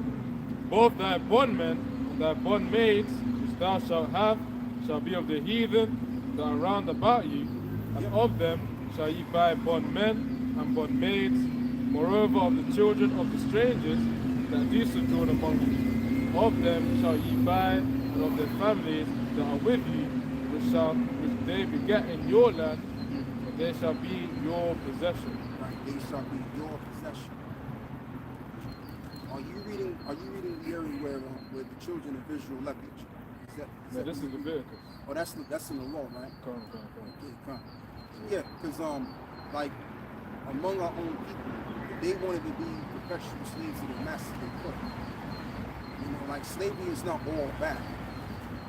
It's just done in a particular way. It's done lawfully, the way that it's written, then it's all right. If you see the way that we're going to treat these other nations, it's going to be harsh. And yes, we're going to keep the law. We're going to stay within the parameters of the law, but they're going to be officially our slaves. They're not going to be our slaves, and they're going to be treated as a brother, son, or a fellow nation. No. We're going to be rough on them. We're going to break them down. We're going to humble their ass, and they're going to serve us. Go on, brother. This is Revelation 2:25. Oh yeah, and Psalms. Somebody get Psalms chapter 2 as well. But whatever precept you got on that. Right. Revelation 2:25 says, "And he that overcometh," so it's like it, 25, "but that which ye have already hold fast till I come, and to him that overcometh and keepeth my works unto the end, to him will I give power over the nations, And he shall rule them with a rod of iron, as the vessels of a potter shall they be broken to shivers, even as I received of my father. See, vocab Malone don't like it. He doesn't like the idea that we're gonna possess all nations and get back what they've done unto us. He don't like it. Because he has, you see, the thing with vocab alone, and the typical Edomite American, they have this pride mentality. Excuse me, let me reiterate it again. Let me say it the other way. They have this mentality of pride, and they have a ruling class mentality. So they can't see themselves being possessed by another nation. Oh hell, what are these liberals talking about? You know, and then it gets to a point. What if it's true? What if we do become slaves under them for the wrongs that we've done to them? But check this out. It is the truth. What's true is the fact that we are Israelites. You have to accept it, get over it, and it is true. You're gonna have to accept the fact that you're gonna be our slaves too. All right. We're not coming from any other place but the Bible itself. See, everything that's happened, even where it concerns us, right, going into slavery, that was biblically mentioned. Yep. That came to pass. So your slavery's coming to pass too. Go on. This is Psalms 149 and verse 5. Let the saints be joyful in glory. Let them sing aloud upon their beds. Let the high praises of the Most High be in their mouth and a two-edged sword in their hand. So that means we're going to enjoy every bit of it, every ounce and every bit of enslaving all of these other nations that did us wrong. We're going to enjoy every last bit of it. Go on, brother. Verse 7. To execute vengeance upon the heathen and punishment upon the people, to bind their kings with chains and their nobles with fetters of iron, to execute upon them the judgment written. Right, to execute them the judgment written. You see, right now, to execute judgment on somebody, you gotta have the power to do it. You gotta be a sovereign to execute judgment on somebody. See, in this society, we can't do that. If we execute judgment right now, we'll be arrested as soon as we can blink our eyes. Because we're not in the power seat. But when we're in the power seat, we'll be able to do what we want. As it is written, that they shall be willing in the day of thy power. Go on, brother. It says, just to finish off, it says, this honor have all his saints. Praise ye the Lord. Right. This honor have all of his saints. Praise ye the Lord. So Yahweh Shai is going to crush all of this and take all of these kingdoms down. Instead of the one kingdom, the kingdom of Israel, we're going to be able to do this. So we're just telling you what we're going to do. We ain't going to do it now, so you ain't got to get scared. You ain't got to get red in the face. Don't get too angry. All right? We're just telling you right now what we're going to do to you. Go on. This is Matthew 12 and 28 to build upon what you were saying about having the power. Matthew 12:28.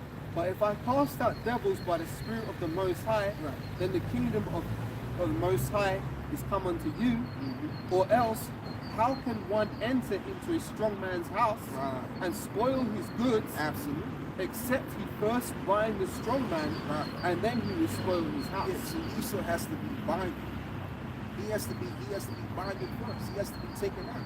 Then we can spoil him. You can't spoil a man in his power. Like you had this one jackass that came among us on Oxford Street talking about how he gonna do something to the Queen of England. And then made an attempt, and his ass got shut down with the cookies.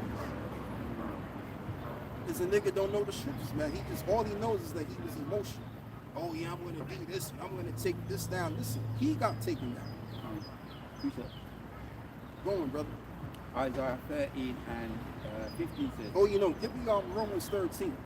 Forget about that, brother. Give me Romans 13 and 1, man. You need to get it, yeah? Yeah. And you can get that later. Romans 13 and 1, you said? 13 and 1, yeah. It says, let every soul be subjection unto the higher powers, for there is no power but Yahweh. The powers that be are ordained of Yahweh. Yeah.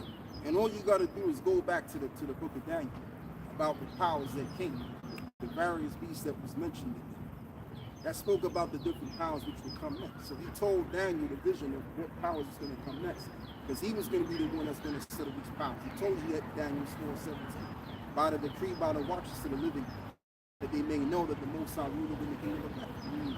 All right? So this is why you can't take this devil down, because it's the Lord that set this man up to rule. Just like during the time of the ancient Roman Empire, you had many wars that were being fought among these nations. They tried to take the ancient Roman system down, and they fell miserably. Okay? Now they got the upper hand in some cases, but they couldn't take the power down, because it was ordained, which the term ordained was ordered by the Most High. He said, go on. This is Genesis 4:15. And the Lord Yahweh said unto him, therefore, whosoever slayeth Cain, vengeance shall be taken on him sevenfold. Yeah. And the Lord Yahweh set a mark upon Cain, lest any finding him should kill him. Right? Anyone finding him shall kill him, especially now and never before. So if you're trying to slay this man, guess what you're going to be put out? Because he's in the palace primarily. You think when we get into the palace, these are the nations that are going to meditate and even think about going against us. That's going to be a suicidal thought to go up against us. Because in combination, when the elect are changed before we get to the kingdom, we're going to be like gods. And in combination as well, we're going to be equivalent to the Most High power in totality. There's a scripture on that, man. I don't really know where it's at. You don't have to worry about it, but it's in there. And I'll probably do a lesson on that scripture as well. But yeah, it's going to be a suicidal thought to come up against the Israelites, because the Lord is going to be dealing with us strictly. Go on, brother. To back you up, this is Luke 19:27. But those mine enemies, which would not that I should reign over them, bring hither and slay them before me. Yeah, so when you try to rise up against this devil, what you got to also understand as well, this rulership is also a part of the scriptures as well. So when you try to rise up against this man, you're going against the nature of what the Lord has already said. It looks like you're not, but realistically you are, because this is a part of his will. Right? The Lord's will is in everything, good or bad. That's just how it is. So you gotta agree with it. Yes, it's uncomfortable, and this is a bullshit ass life you gotta deal with, but it's all a part of his will. And that's what Jake don't get. Jake just thinks I'm a Israelite and I know all of these precepts, but when you really get into this truth, it's deeper than what you think it is. Trust me when I tell you, man. Like right when you think you know something, you don't know shit all. Trust me when I tell you. Go on, bro. Yeah. Captain be saying, the more you know, and Captain's, you can get into some stuff. And he said, the more you know, the more you realize you don't know. I remember he said that. I've always remembered, something to stay with you, what brothers be saying. You know what I mean? You need to stay with you. So, yeah. Oh, absolutely. Go on. And you got guys with the spirit, they think because they know they're Israelites, so that means the Most High is with them. So they could just be all kind of way they want, or they could try to make an attempt to do some stupidness. And then before you know it, they call it on the name of the Lord. Oh, there's extra shit. Because they didn't understand the counsel. They didn't get it.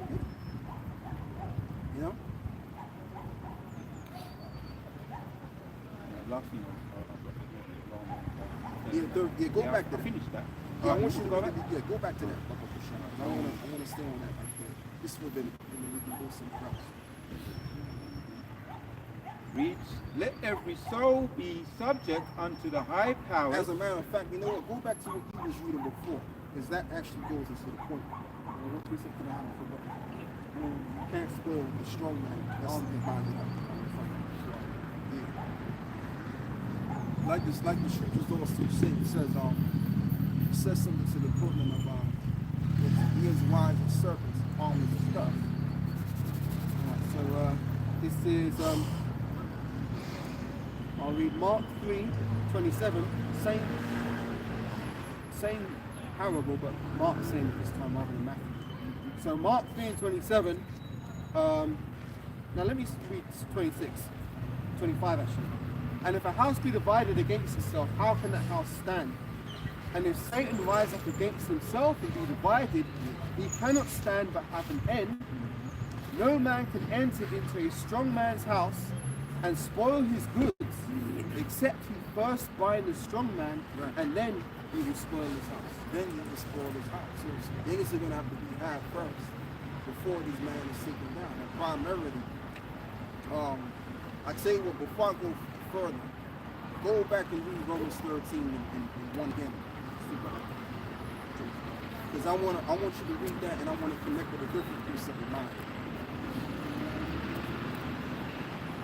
Romans 13. Yeah, and then someone get Zephaniah. I think it's Zephaniah 3 and 5 or something. No. It's not that's the one where it mentions. How does it go? It says, it's a lot last week. What is it? Week upon the Lord. Yeah. No, 3 and 8. 3 and 8. Okay, so I was correct. I was almost correct, and I was still wrong. Yeah, so let's read that first. Romans 13. Romans 13, chapter 13 and verse 1 says, let every soul be subject unto the higher powers, for there is no power but of Jehovah. Yeah. The power is that we are ordained of Jehovah. Right, powers that be are ordained of the Lord. And that tells you right there that these nations didn't come in by the way of free will. There is no such thing as free will. Free will is a false idea that was given unto the believer. There's no such thing as an idea of free will. You don't will nothing. You will what the Lord will. That's how it really goes down in the realm of reality of things. Yeah, so let's go get that Zephaniah. Zephaniah 3 and verse 8. Therefore wait ye upon me, saith the Lord, until the day that I rise up to the prey. For my determination is to gather the nations, that I may assemble the kingdom, to pour upon them mine indignation. And you see, the more you read the precepts, it all makes sense. He said that I assemble the kingdoms. Who's in charge of the kingdoms anyway? Daniel 4:17. By the living made known that the Most High ruleth in the kingdom of men. So he's going to be the one to assemble these kingdoms, or to do anything which involves these kingdoms. He set them up, so he's going to have to take them and bring these kingdoms down. Let's continue on with that. Alright. It says, for my determination is to gather the nations, that I may assemble the kingdoms, to pour upon them mine indignation. Right, to pour upon them mine indignation. What is the Lord's indignation? Isaiah 34, Isaiah 13, Revelation 17, and I think it's 10, in regards to the relationship of the EU in America, in conjunction native. Go on. Even all my fierce anger, for all the earth shall be devoured with the fire of my jealousy. Yeah, which is that nuclear fire, and as well as the fire that's going to proceed out of the fellowship. So that's the Lord's indignation. That's what we got to make from, right? So the one who set this man up is the one who's going to take this nigga down. And that's your house shot. They sick this nigga. We know clues that give me on Philippians. Somebody give me Philippians chapter 2. And I think it's in verse 10. And if that's the wrong one, because I'm really thinking about the scripture where it mentions that the Most High gave him charge over all things. So somebody get that, the one where he said that. Philippians 2 and 10 says, at the name of Yahushua, every knee should bow. No, that's the wrong one. Salak. Like you paraphrase again from the other track. No, it goes like this. The Most High have given them charge over all things. Meaning Yahushua, charge. Yeah. So I get the two mixed up. Salak. Holy flesh. But that's no excuse. You gotta get it right. That's the one. Sleep heart. No, in word, not in heart. Yeah. Brother. Mind. Let's see what it says. Yeah, this is 1 Timothy 6 and 13. I give thee charge in the sight of the Most High, who quickeneth all things, and before Hamashiach Yahushua, who before Pontius Pilate, witnessed a good confession. Yeah, repeat that again. 1 Timothy 6 and 13. Try 12, so we can get the understanding.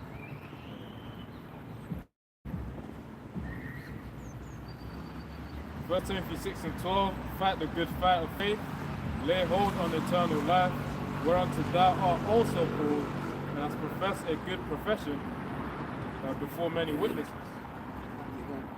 Verse 13, I give thee charge. No, he's talking about his disciple. That's not talking about him. Yeah, just someone trying to find that brother Bashar. Let's see what happens.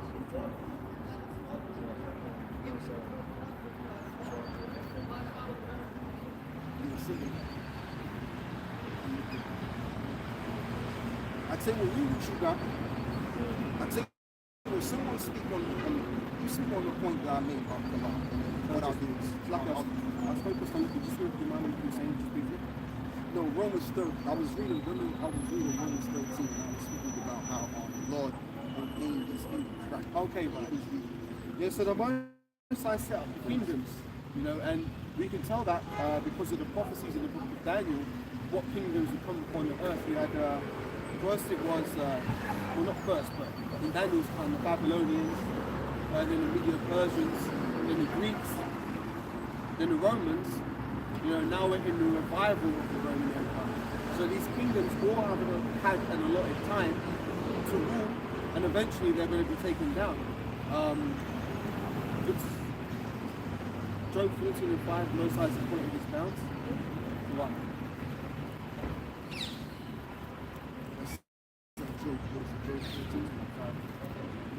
This is the book of Job 14, and verse 5. It says, seeing his days are determined, the number of his months are with thee, thou hast appointed his bounds that he cannot bar. What number of his months are with the Most High? That means he has an appointed portion at which to rule. So Esau's rulership isn't forever, and it hasn't been forever, contrary to what they teach in history. The elder brought out earlier, I think it's the elder brought out, that when you're in school they teach you that the Greek Empire was the beginning of civilizations, which is totally nonsensical, because at school they also taught about, at least when I was at school, Moses and the Exodus. You know, they didn't go into too much depth, but hang on a minute, if the Egyptian Empire existed, then how can the Greek Empire have been the first empire? So that in itself shows it was a lie. But Esau pushes that lie because he's always trying to push the idea that there is no other power but himself, and that he will never be taken out of power. What does it say? His inward thought is that his house shall continue forever. Does someone get that for me, please, Brother Bashar? His inward thought is that his house shall continue forever. What? Or their inward thought is that the house shall continue forever. This is Psalms 49:11. The inward thought that their houses shall continue forever, and their dwelling places to all generations. They call their lands after their own name. Yeah, because these Edomites, unlike us, Jake, they've been able to amass great wealth, and they've been able to pass that wealth down onto their successive generations. So, whereas they keep accumulating wealth over generations, we, Jake, have had no wealth for generations. That's why we're in a lot of cases, a lot of poverty. And we can't get on an equal footing with these Edomites because they've successfully, you know, had things in their family for generations. I mean, I was watching a program on the internet the other day, and there's some Edomites in America who've got like 4 or 5 homes, or they're so fortunate that their parents buy them there for the first time. In a lot of cases, Jake can't do that, man. As I brought out earlier, the borrower is subject to the lender. As a result of the curses, as Israelites in many cases, we have been made borrowers, you know, and we're in a lot of debt. So therefore we have to go to the lender, and who is the lender? In a lot of cases, these Edomites who set up their banks and their banking system, which essentially keeps Jake at a perpetual disadvantage. You know, we can never get on a level playing field, because the Edomites use something which also is against the scriptures, which is called usury, which is charging interest on loans. And Esau has defrauded us in a lot of ways. And also there's the scriptures talk about when a man does a day's work, he's supposed to receive his wages on that same day that he works. But in Esau's setup, in most cases, you don't get paid until the end of the month. And sometimes when you start a new job, it's actually a month and a half, because they might have a payroll issue or something like that. So you've got to survive, you know, taking your ass to and from work, you know, eating lunch and stuff with no money and not getting paid for it. So really, we're living in a very unrighteous kingdom. There are so many evils, so many wrongs that are done in accordance to the scripture. There are so many evils and so many wrongs that are taking place on the earth that most people don't even know because they don't know the law of the Bible. They just think it's normal. But no, this is a wicked kingdom and a wicked setup through and through. And even if you do get paid on time, you have this problem. Haggai 1 and 6. Ye have sown much and bring in little. Ye eat, but ye have not enough. Ye drink, but ye are not filled with drink. Ye clothe you, but there is none warm. And he that earneth wages to put into a bag with holes. Right, so when you earn your wages, you put it into a bag with holes, because a lot of times you finally get your paycheck and you find out that Esau has deducted a lot of taxes already. And then on top of that, you've got to be paying rent, you know, utilities, gas, electricity. You know, if you've got a car, you've got to pay your insurance. You know, so at the end of all that, what you're really left with, not very much at all. Basically just enough to take your ass to work for the following month. Because a lot of people out there, they're living paycheck to paycheck. You know, and this is so funny because it's funny, but it's not funny because I don't really go on social media too tough anymore. But what I do remember from when I was on there is that a lot of people, they you know, especially the women, they'll be on there taking their selfies, you know, we're in some club or out to eat or something, acting like they're a celebrity, acting like they're living their best life, when in reality they're just like everyone else out there. Yeah, regular ass bitches who are broke as hell, basically trying to scrape it together month by month, you know. As I said, living paycheck to paycheck, man, and that's no way to live. You know, this is the thing, Esau has set this world up in a way to where we think this is normal. This isn't normal at all. This is a very abnormal world. The normal world that we should be in is a world that's governed by righteousness, which is the world where the laws, statutes, and commandments are in full effect. This isn't normal. And this is where your house shot comes in, because I mentioned, I found the precepts in John 5:27. I was wrong. Yeah, where it mentions that all authority is given to him to execute judgment. That's what your house shot said in John 5. Yeah, so he's going to be the one to judge these kingdoms. And that's just a better way of how I could have put it before, had I had that scripture in my mind. Yeah, John, really? Yeah, go on, brother. John 5:27, and have given him authority to execute judgment, also because he is the Son of Man. Yeah, so, you know, because he's what? He's the Son of Man, or the Son of God in this case. Primarily the godly spirit. He gave his son the authority to be able to execute judgment. So what judgment is going to be executed upon Esau? The judgments that are for him. And it's going to take him to do it. All right, again, when you read, somebody get the book of Psalms where it mentions about the right hand. There's so many of them in the book of Psalms. I want to just tie that together with John 5:27, just real quick, and then you don't have to really, you know, go from scripture to scripture over here. My head be moving sometimes 100 miles an hour. What did you want in the Psalms? Yes, where it mentions the Lord is gonna show his right hand against the enemy. Sometimes it quick. But if you brothers have scriptures on deck, we'll bring them out. I know I'll be calling too much precepts all the time. Is this Exodus? I don't know if this is one. Exodus 15 and 6. Any one of them. Thy right hand, O Lord, is become glorious in power. Thy right hand, O Lord, hath dashed in pieces the enemy. Yeah, and you know what? See, that scripture is actually a good one at that, because Yahweh Shai is going to be the one to dash in pieces primarily these devils that the Bible speaks about, these Edomites. When you read the book of Isaiah 63 as well, it talks about that. How the one which is coming with diadems from Basra. You know, so when he comes, he ain't gonna meet us as a man, or the enemy as a man. He's gonna meet him as an angelic force, right? All right. So he's gonna be the one to take charge to destroy this kingdom primarily, Exactly. Yeah, so we got to give him up a shot. That was nice, man. Back on. This is Exodus 15 and verse 6 again. Thy right hand, O Lord, has become glorious in power. Thy right hand, O Lord Yahweh, hath dashed in pieces the enemy. Yeah, so this is Moses speaking way ahead of his time. He saw the power of what the right hand is going to bring about of the Most High, which we know that the one who sits on the right hand of the Most High is Yahweh. He's going to be the one to come to do what we can't do. That's why we gotta wait. The scripture says, "Wait ye upon him till he rises to the front." If you brothers on this side got a precept, I'm feeling like maybe I have the one that you called for. Isaiah 63 verse 1. Yes, 63 verse 1. Huh? Who is that cometh from Edom with dyed garments from Bosra? This that is glorious in his apparel. Oh yeah, someone get Revelations 12 as well. Revelations 12 and verse 6 to verse 7. Go on. Traveling in Revelations, you get me Revelations 1 and verse 7.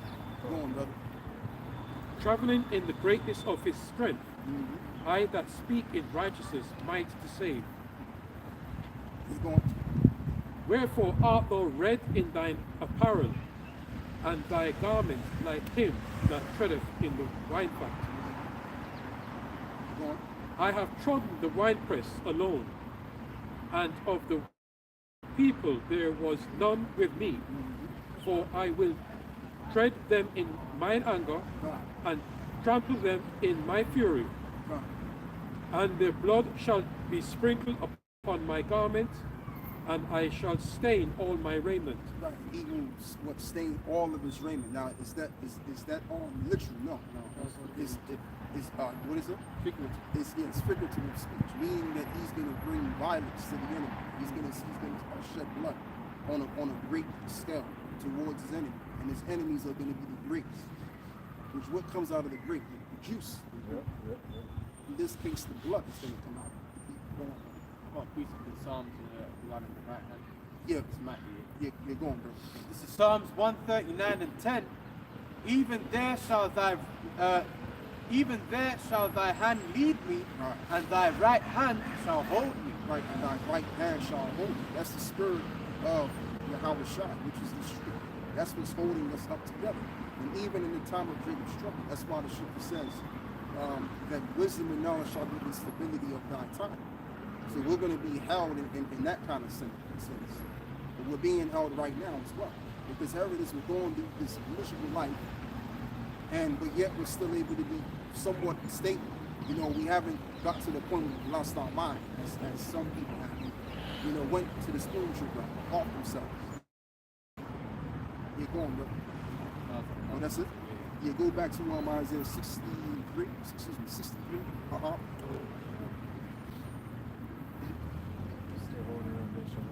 Okay, so actually, no, that's the point. Hit me with Revelations 1 and 7. This is Revelation 1, verse 7. Behold, he cometh with clouds, and every eye shall see him, and they also which pierced him, and all the kindreds of the earth shall wail because of him. Yeah. Even so am I. And you know what? These higher-ups, they very well know this. They know that the day is going to come that angelic force will begin to visit the world. They know this very well. Speaking about that, a lot of people give the 7 measures of night shot. Right? So they're very well aware of this. That's why they have these various space telescopes in the sky. They have space military units, especially this organization called NORAD. Someone type in NORAD. It's somewhere. It's an organization in a military, I would say, space station around the Cheyenne Mountains in California somewhere. It's even in the even the 50s and many other decades too. The government has come across UFOs here and there, so they very well know what it's going to be. And they've known ever since they funded this. They got all the historical records in regards to the Israelites. And whenever the Israelites were in captivity, you had what? You had UFOs around and surrounding the Israelites. So how much more now? They know this. I've got this in Wikipedia if you want to. Yeah. And they know the Bible as well. To know that. Go on, brother. This is the Wikipedia entry for NORAD. It says North American Aerospace Defense Command, acronym NORAD, known until March 1981 as the North American Air Defense Command, is a combined organization for the United States and Canada that provides aerospace warning, air sovereignty, and protection for Canada and the continental United States. Yeah, so that's what it's there for. It's there to give warning of angelic forces. Pretty much, because like I said, these devils, they know what it's all about. They know the Bible as well. That's why they were able to make these films based on UFOs. Films like Judgment Day and the one which Will Smith started, Independence Day. Yeah, Independence Day. And there was another one too which starred in what's this other guy's name, man? He played in Mission Impossible. The new one. Oh, Yeah, War of the Worlds. Yeah, War of the Worlds. Oh, thank you, brother. Yeah, so and I remember some time ago too, the elder apostles, they brought out that these Hollywood producers, in order for them to make a good film, they gotta know the Bible too. Yep. You know? So that's how they get their ideas. But the thing of it is, I'm just trying to convey a point that these devils, because in order for you to be a Satanist, right, like these devils are, you have to know the Bible. To be a true Satanist, you gotta know the Bible. And once you know the Bible, you know what is prohibited of what the Bible is entitled to. You do. So they know. All right, they know it's getting ready to come down the pipe. But the thing is, but there's the issue. There lies the issue. It's the fact that we know these things that they've been known for years. The right-hand side of things in this case. All right? There's a precept from that.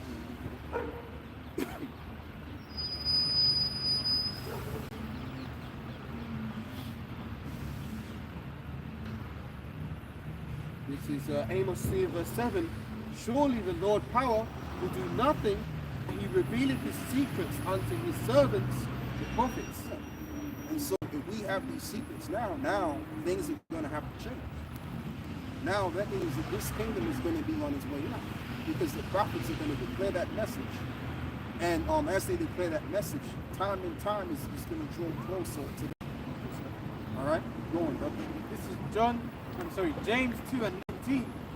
Thou believest that there is one power, thou doest well. The devils also believe and tremble. Right, the devils, there you go, see, the devils also believe and tremble, which the term devil, or devils in that case, is referring to the demon, or the demons, which they deal with witchcraft and all of that stuff. But they do believe in the Bible as well. They do have to accept what the Bible is saying. Because again, in order for you to be a true Satanist, you gotta also believe in the Most High too. All right? It's the same thing with us. We believe that there's a Satan too. But guess what? Here's the kicker. We believe in the Most High as the supreme power. And by the way, this supreme power that we believe in, as he's calling himself, the God of Abraham, Isaac, and Jacob, is also in charge of other powers too that he created, other spiritual entities that he created. Number one being Satan. You know, the top spirit of the left-hand side. He is the son of God. So the same God that they worship, that's who the Most High, our power, is in charge. You just read the story of King Ahab and how that went down. And Job 1 and what is even Job 2 goes into that. All right? And you know, too, these jakes that have sold out, that have become Masons, they're just fucking stupid asses. They don't even know what they sold out to. And you got a lot of these black women too that's getting into magic, dark magic, witchcraft. They don't even know what the hell they get into. They don't even understand what the fuck they're doing. Because you got people that's in very high positions that really get down and do that real dark shit. You know, drinking blood and, you know, sacrificing infants, which that goes back to Molech and all of that. Can I say something? Go on, brother. I saw a video of a so-called black woman some time back sitting in her house talking about witchcraft and what she does and how she communes with various spirits. And she was even talking about how she gets skulls and uses it for necromancy. And she was saying that the best skulls to get are human skulls, but she wouldn't say where she was getting it from. But you know, this is the kind of dark shit that really goes on in this world. If I can just bring this precept out to back up the point here more. This is Deuteronomy 18 and 11. Deuteronomy 18:10. There shall not be found among you anyone that maketh his son or daughter to pass through the fire, which is abortion, or that useth divination, or an observer of times, or an enchanter, or a witch, or a charmer, or a consulter with familiar spirits, or a wizard, or a necromancer. So, you know, a lot of people think this stuff is just what they see in the movies, superstition, fairy tales, but no, it's actually real. And the elites on the left-hand side, that this is the kind of stuff they'll be doing, consulting with these dark spirits to get information on how to proceed best with their enterprise, which is their new world order. And really, when you check it out, that's their God anyway. Their God is Satan. So really, it's supposed to give it to them kind of stuff. All people in other places get it. And then you get into that, if something bad happens to them, as they deserve everything. Because what they get into is not what is none of their business anyway. Go on, brother. Isaiah 47 and verse 10. For thou hast trusted in thy wickedness. Thou hast said, none seeth me. Right. Thou hast said, none seeth me. They get together in these secretive councils. You have what is called the Bilderberg meetings. They meet in every dream, if I'm correct. Then you have the World Economic Forum. They'll discuss matters publicly. And then you have the House of Chapter. If I'm saying that correctly. Right? All of these secret, you have what is called the head office, hold a meeting, which is a snake, which is to also show that he is the serpent, that old serpent. Go on.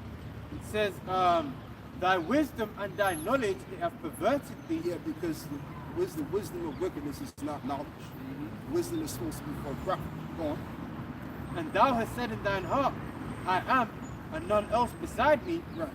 Therefore shall evil come upon thee. Yeah, because they think that they're the Most High. There's no other power besides them. That's what the Most High said. The Lord said that He is the power of powers, and there's no other God besides Him. So that's what you call an what is it? An overly inflated ego, and also a pride. He has an excessive amount of pride to think that he is a God. So that means that his downfall is going to be monumental for thinking like that. Isaiah 47 and 11 again. Therefore shall evil come upon thee. Thou shalt not know from whence it riseth. And mischief shall fall upon thee, and thou shalt not be able to put it off. Yeah, and that's going to show he's not the Most High, because he won't be able to put off this strength. Just like this third bowl, which is what's brewing up right now, right? They can't even sort that out. You know how many peace treaties they done did among the years? To try to get rid of this issue among themselves. You couldn't get rid of it. So if they can't even use their treaties to dissolve these issues, then what greater issues can he not solve? So that's showing you that something else is actually influencing them to go the way they're going with this war. All right? And we are in the third world. It's just that the nukes ain't flying around. That's all it is. Go on. And desolation shall come upon thee suddenly, which thou shalt not know. Yeah, which they're not going to know. Go on. Verse 12.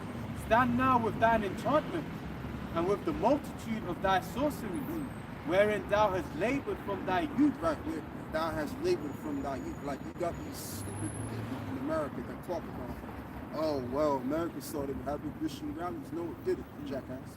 It started with Mason. If you look at the founding fathers of America, especially dealing with George Washington, you know, I should know this, man, because I'm from this guy. George Washington, it came out that he was a Mason. He also got this book. He read this book from, you know, which is a Masonic book. He's the guy. All right?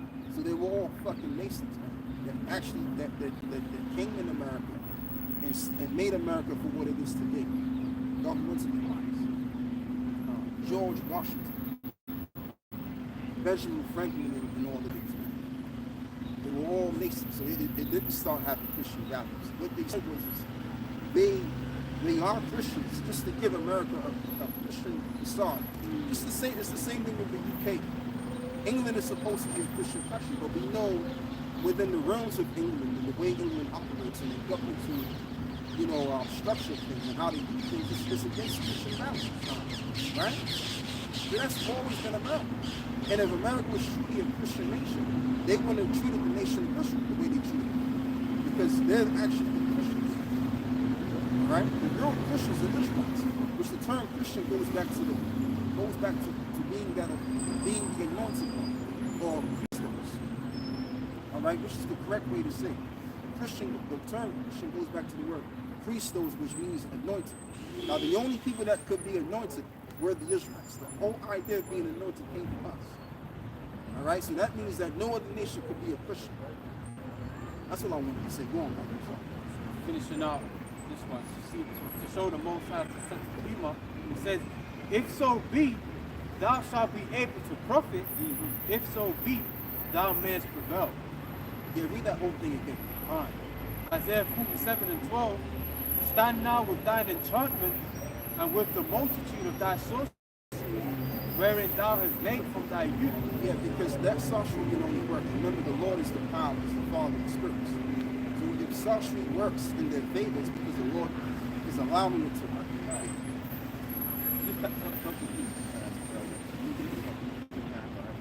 just touched in Google, and that point is did George Washington own slaves? Of course, they all own slaves. Yes, George Washington owned slaves while he was president of the United States. While he was president of the United States, he was a major slaveholder before, during, and after his presidency. Yeah, and you know what that includes? That includes what I just said. They dealt with the real Christians wrong by taking them as slaves. The real Israelites in this case. All right, and they were all Amalekites. Most of the answers were Amalekites as well, that owned the slaves. Now, Liban taught that every Edomite owned slaves. They didn't. Not every cracker owned a slave. It was only 2% among those devils that owned slaves. And check this out: the same 2% basically run the entire planet Earth right now. All these multi-billion-pound corporations, these these insurance companies, the banking institutions. These were really the people that owned the slaves at the time. You didn't have regular white folks owning anything. They were indentured servants. So wherever you see the people are at economically, they were in that same economic position back then. Go on, brother. This is Colossians 1. Even from the beginning of our enslavement around the 1600s, who was behind it? The so-called JOOishers. They were behind the slave trade. And guess what? They're behind everything else right now. Billionaires and trillionaires. Go on, brother. This is Colossians 1, verse 26. Even the mystery which hath been hid from ages and from generations, but now is made manifest to his saints. Right, which has now been made manifest to the saints. The whole truth of the matter was a mystery. Somebody get on second Ezra's. Oh man, I think it's 16 somewhere where it says the truth has been so long without fruit. Yeah. So this whole book, which was a mystery to the world, has now become not a mystery because it's been revealed to the servants of prophets for us, and the servants of prophets have declared it to the end. Go on, brother. This is 2 Ezra 6 and 28. For faith it shall flourish, corruption shall be overcome. The truth, which have been so long without fruit, shall be declared. You know it's no longer a mystery who these devils are. You know what else is no longer a mystery who they are? Everything's going, no. These Edomites, they know that they're Edomites. And these Edomites, they're arguing among themselves with the so-called Negroes on Twitter, all of that, man. It's all coming out. So we're in the era of revelation. That's the time we're in right now. Speaking of revelation. Revelation 22, verse 11. Yeah. He that is unjust, let him be unjust still. And he that is filthy, let him be filthy still. Yeah. And if he that is righteous, let him be righteous still. Yeah. And he that is holy, let him be holy still. So, I mean, when we think about that scripture as well, that means you can just teach the word of these people. Be simple. Like, you don't got to try and get everybody to actually get the truth. Like, you got Israelite groups out there that think they can win all Israel. all Israel is going to get this thing. And trying to change the world, nigga, you can't even change your world. You can't even change your life, let alone change the world. All right? So we gotta agree to the way things are, man, and just coincide with what the Lord is. Somebody get the will of the Lord. It says somebody get the will of the Lord. There's a scripture where it says, be not unwise to look at the will of the Lord. Somebody get the will of the Lord. And that's what it's all about. You gotta understand it and then go with it. Because what are you gonna do about it? You can't do shit about it. You can't do jack shit about it. So you might as well just go with it, man. And it's all going well. It's all going good right now. You see what's going on with Zelensky and the niggas, man. Go on, brother. This is Ephesians 5 and 17. I told him, man, you don't have the cards. You know what I'm saying? Cards. You see the cards in your hands, man. You know, the funny thing as well is he didn't even get the metaphor. He's like, I'm not playing cards. Yeah. And Trump's like, no, you don't have the cards. You ain't got the hand, you ain't got a good hand in this game of war.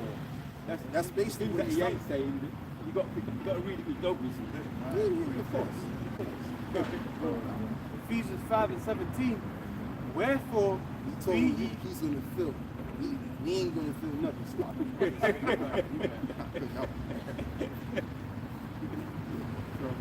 Ephesians 5 and 17.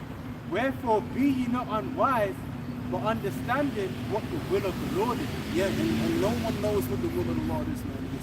People have been thinking, oh man, Trump, he's gonna make things happen positively, and the world is gonna be jolly old, the way that it was before. Listen, man, the world is gonna get worse and worse. People are gonna be more in a more situation than ever.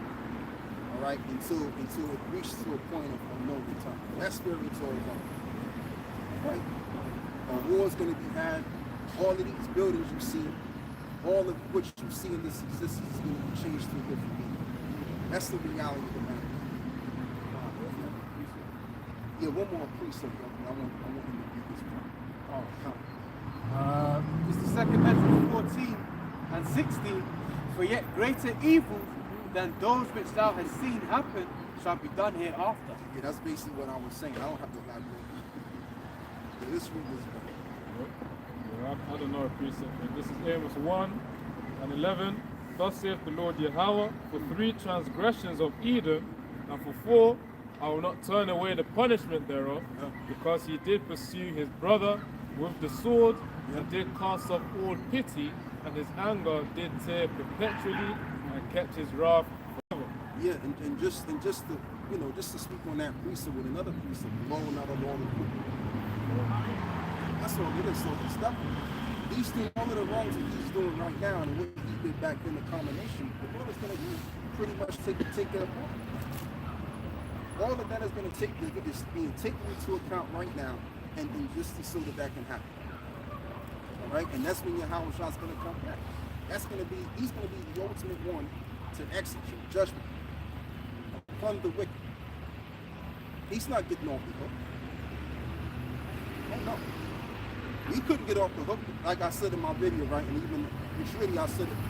I heard Apostle Hall say something like that, and it had a nice little twist to it. I keep it real, And he said something to the equivalent of King Solomon didn't get off the hook, which is very true. And that's just to make it very clear. To say that, look, he was a great man in Israel. See, Israel is a great nation, but in Israel you have the elect of the elect nation. So we would be greater than the world of Israel. So if the great among us couldn't escape their judgment, right? Then how the fuck is everybody else going to escape their judgment?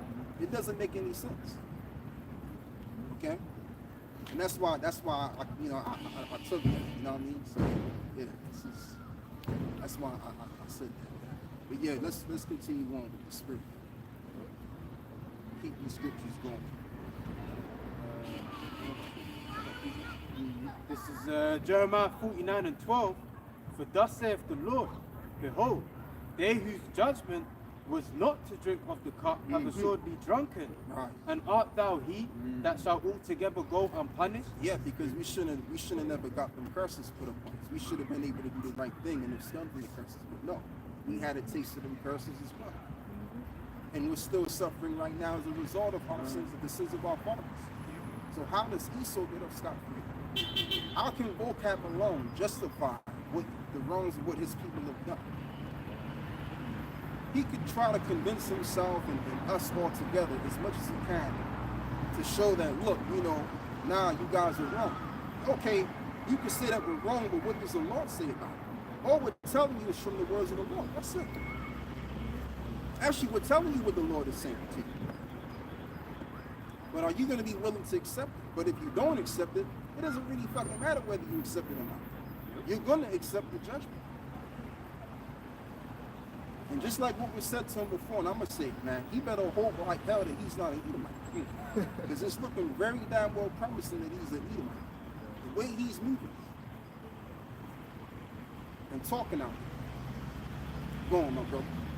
Finishing up, it says, thou shalt not go unpunished, but thou shalt surely drink of it. Right, and thou shalt surely drink it. So the devil is going to drink of the same cup we drunk.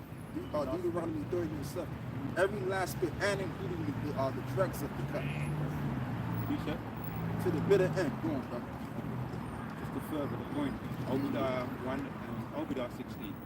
For as No, Deuteronomy 30:7. Huh? 30:7. I'll get. And then we can get the Obadiah. Go on. Obadiah 1:18. This is Deuteronomy 30:7. And the Lord Yahweh, thy power, will put all these curses upon thine enemies and on them that hate thee, which persecuted thee. Yeah, that's what the cup is all about. So they're going to drink all of it. Like you just read, brother. If you can read that again about the shore, and then we're going to read the other side. Jeremiah 49:12. For thus saith the Lord, behold, they whose judgment was not to drink of the cup have assuredly drunken.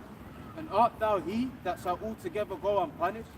Thou shalt not go unpunished, but thou shalt surely drink of it. Yeah, so the so-called white man, he's not going to go unpunished. The Edomites are not going to go unpunished.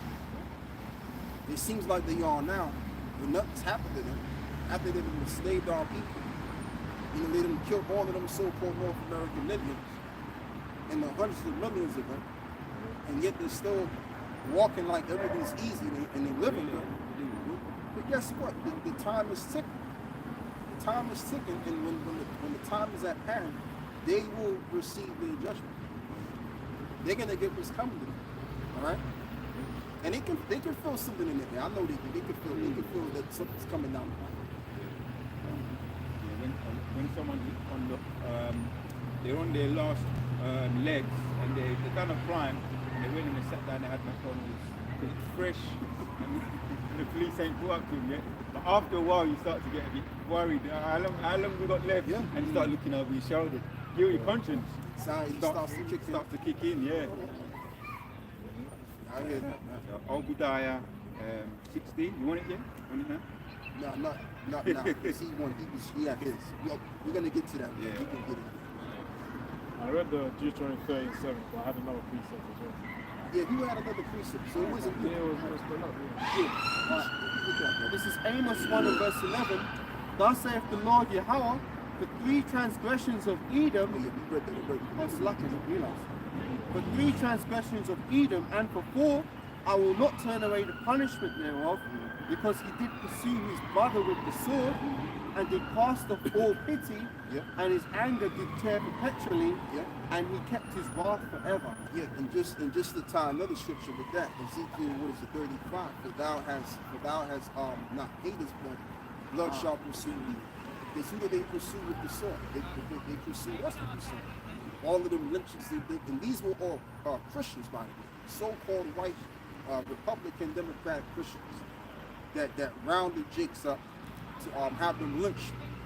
And then before they would lynch these Jakes, they would publicly announce it by telling other Edomites that such and such is going to be lynched on this day and time. And what they would do is they would actually some of the slaves as well. There's a book called The Brothers of the Thing on it a while back ago called The Delectable Negro. You know, you can type it in, Brothers of the Thing. I'm not even lying. And then they used to, what else they used to do, man? They used to take bits and pieces of the slave and send it to their send it to the descendants.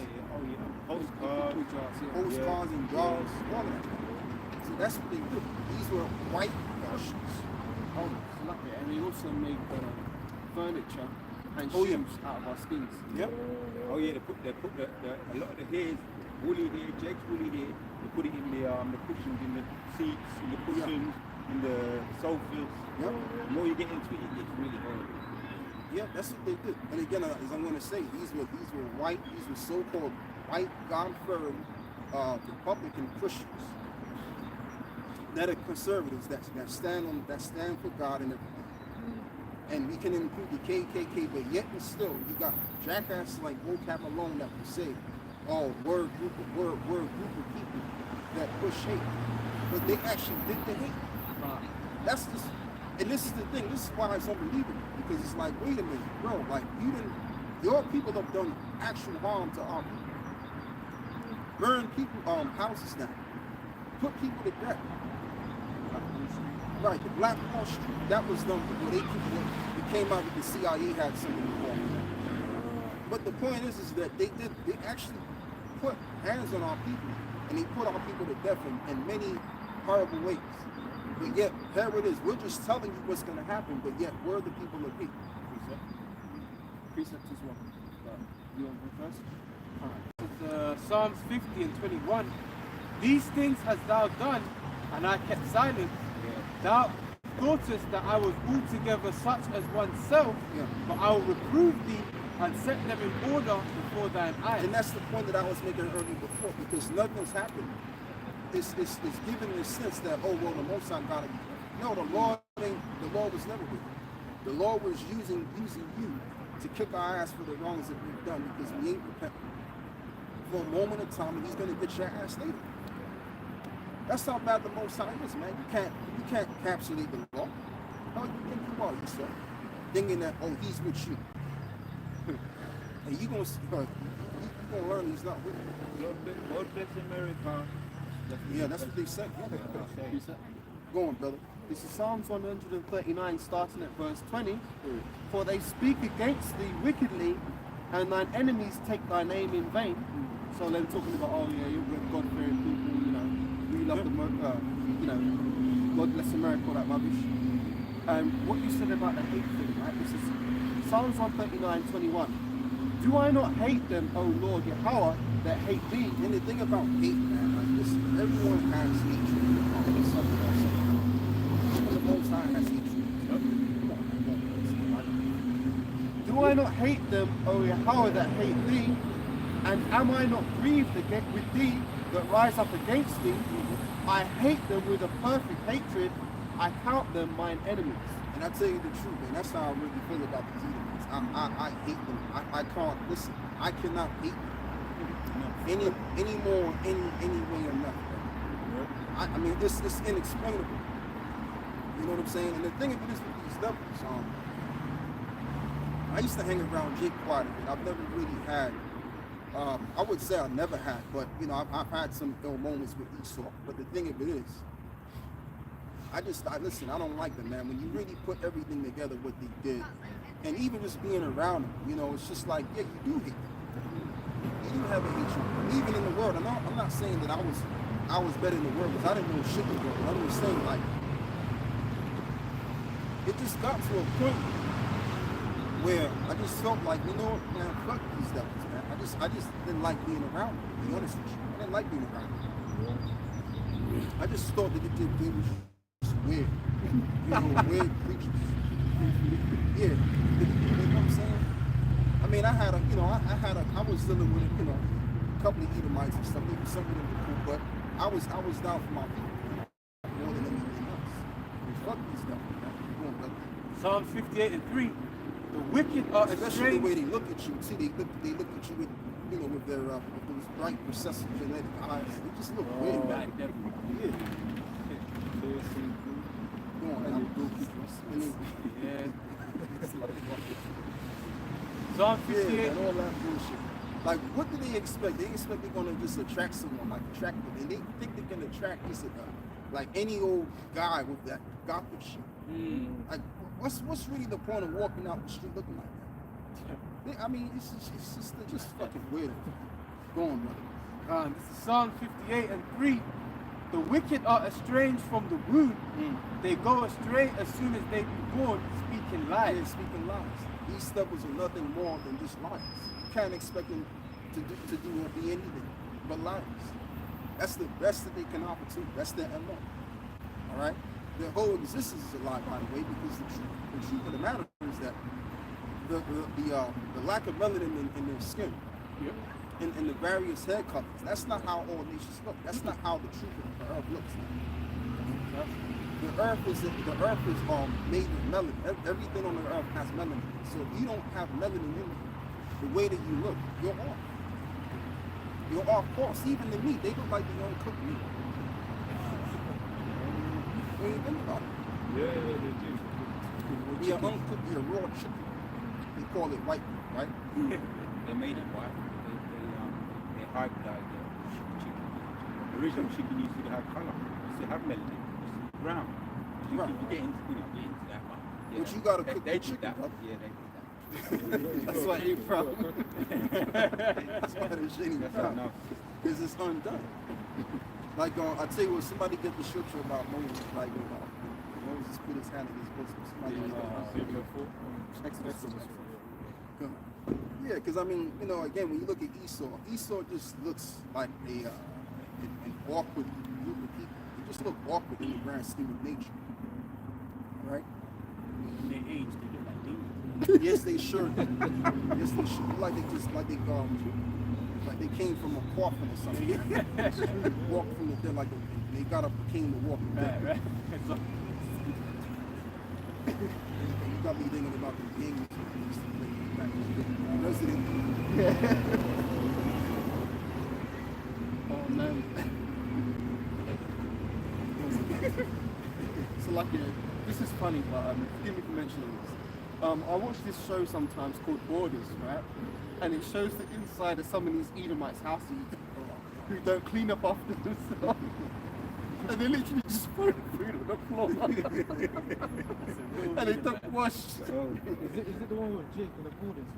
No. It's different people. Different people, but basically in America you've got a lot of these Edomites, like they're clean, man. Yeah. Like you see they've got cat shit and rats and mice running around their houses. That's how these Edomites really are, man. They're filthy. Yeah, they're filthy people. Let me bring out the precept we called for. This is Exodus. Yeah, Exodus 4. The reason why I mentioned that is because you said Resident Evil. When I was watching these shows, because it's showing the inside of these people's houses, that's the real Resident Evil, man. Like, the Edomites in the element. Yeah. So like, let me bring the precept. This is Exodus 4 and verse 7. And he said, actually, start from verse 6. And the Lord Yahweh said furthermore unto him, put now thy hand into thy bosom. And he put his hand into his bosom, and when he took it out, behold, his hand was leprous as snow. Yeah, so I mean, even with that right there, how could what's his name, Charleston? How you say his name, Charleston? Charleston Heston. How can he be the reflection of Moses when he never? That means he would, in order for that to happen, right? That means that he would have had to be the dark side.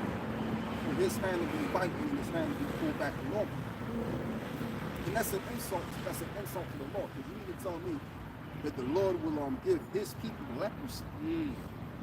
Something that was told the most to go tell the children of Israel. And then you got them twisting, what is it? Twisting, wearing JOO wishes with the you know the twists in there, Yeah, I know. the twists in their hair and shit, right? Wearing all black. You mean to tell me that they're the people of the Most High, and yet and still they got a city by the name of Pink City, smack dab and telling people's fault. Yeah. Can I say something? They all wear the same fucking black suit, and they all look as awful on each of them. None of their suits are fitting. It makes me wonder what happened. do they have a whole wardrobe full of the same suit or what? Yeah. I mean, every day of the week is a black suit. You're gonna go out wearing black. I thought that the nation of Israel was the people of rightness. Exactly. So what's with all of this all black shit? But that should go back to Sabbath. I think it's on what is it? Sabbath. All black. Go on, brother. Verse 7, Exodus 4 and 7. And he said, put thine hand into thy bosom again. And he put his hand into his bosom again, plucked it out of his bosom, and behold, it turned again after his other flesh. I tell you what, read another story when his sister rose up against him. Right? Oh yeah, Numbers 12. Yeah, Numbers 12. Yeah, Mary, yeah, come. This is Numbers 12. I'll start from about I'll start from verse 9. And Numbers 12 and 9. And the anger of Yahweh was kindled against them, and he departed, and the cloud departed from off the tabernacle, and behold, Miriam became leprous, white as snow, and Aaron looked upon Miriam, and behold, she was leprous. And Aaron said unto Moses, alas, my Lord, I beseech thee, lay not this sin upon us, wherein we have done foolishly, wherein we have sinned. Let her not be as one dead, of whom the flesh is half consumed. And that's the point. What is it? Make her not as one that looketh half dead, as one what has been consumed. Going. Let her not be as one dead, of whom the flesh is half consumed, when he cometh out of his mother's womb. Right. Meaning lepers. Because you look like you died or something, man. Because when you die, what happens, you lose your memory. If you're a dark skinned person, you lose your memory. You look like you're about to be dead. It's like a plant. You look at a plant, right? I know brothers got plants in their houses, and sometimes your plant will go from green to yellow. And the yellow part, of course, it makes it, it looks like it's dying. You think that the plant's dying, it needs water. Yeah. So the point is that Esau is not, he's not agreeable to nature. That's why he has that look. Because what that look also associates with as well is that he's the man of sin. He's the man which is against the nature of righteousness of the planet. Somebody give me that. Isaiah 1 and 13, where I think it was Isaiah where he said, let's reason together. Though your sin be as scarlet. Because he has that scarlet look, and scarlet is of course a red color, which red is symbolic of sin. This is Isaiah 1 and 18. Come now and let us reason together, saith the Lord Yahweh. Though your sins be as scarlet, they shall be as white as snow. Though they be red like crimson, they shall be as wool. Here the term crimson goes back to the word crime son of crime. Crimson. So Esau, they're the original people of being, they're the original crime sons. Right? Now when you go back to Genesis the 4th chapter, it says that a mark was placed upon him. Yep. And that mark came upon him because what? He was the first murderer. He murdered his brother Abel. And that mark, it doesn't say, but of course, if you read between the lines, you look at it from a spiritual aspect point of view, to the best of your ability, it would have to be the way that he looks, because every nation has the brown look to it. Every nation has the black hair and the melanin on their skin. So why is it that they don't have these things? What's going on? It's that mark. It's a curse going back to our king. Because he slew his brother. Go on, brother. Yeah, go on. That's why, what did Isaac say when Esau came out? He said, Aishah, right, or Aishashwa, wasted away his youth because of his appearance. Yeah. Because he don't look right. Again, if you look at the planet Earth, everything has melanin. From the grass on the ground, from the mud, the dirt, the tree. Every single thing is riddled with melanin. Okay? And the way that our bodies are built, especially Jake, our bodies are built to be able to resist radiation, which is carbon. You need carbon to be able to pretty much resist these forms of radiation, especially the UV radiation. with sunlight and all that, right? So their bodies can't. Actually, their bodies are actually made out of sulfur. That's why they smell like a burning tire. I know you brothers have smelled a burnt tire before. Yeah, that's how they smell. They sometimes they'll even smell like a wet dog too. The wet dog I'm familiar with, yeah. Wet rag, wet dog. When you take things out, because you know when you put things in the washing machine, and then you have to put it, you have to dry after. You take it out in between, and you smell it.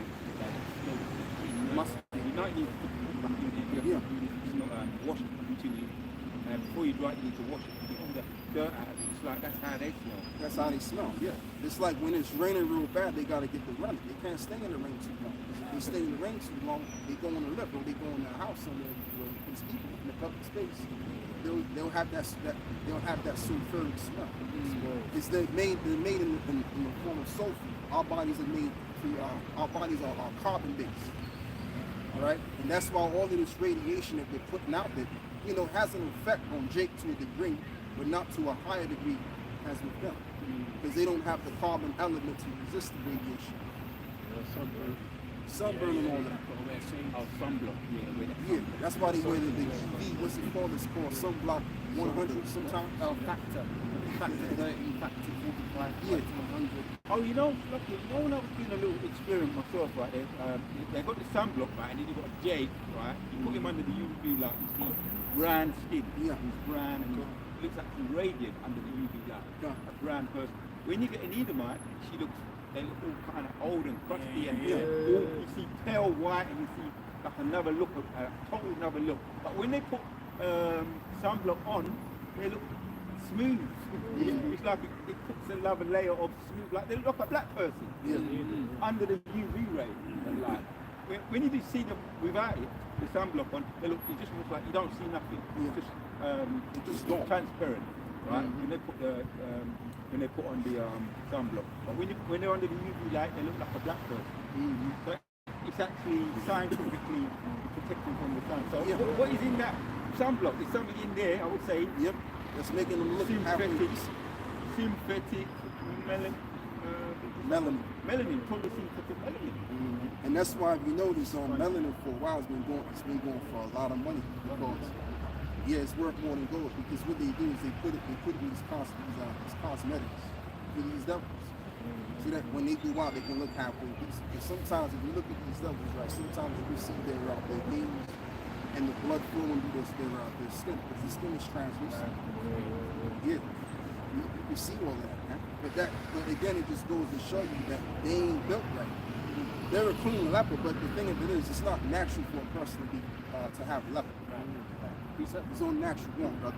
This is Genesis 25 and verse 30. And Esau said to Jacob, "Feed me, I pray thee, with that same red pottage, for I am faint."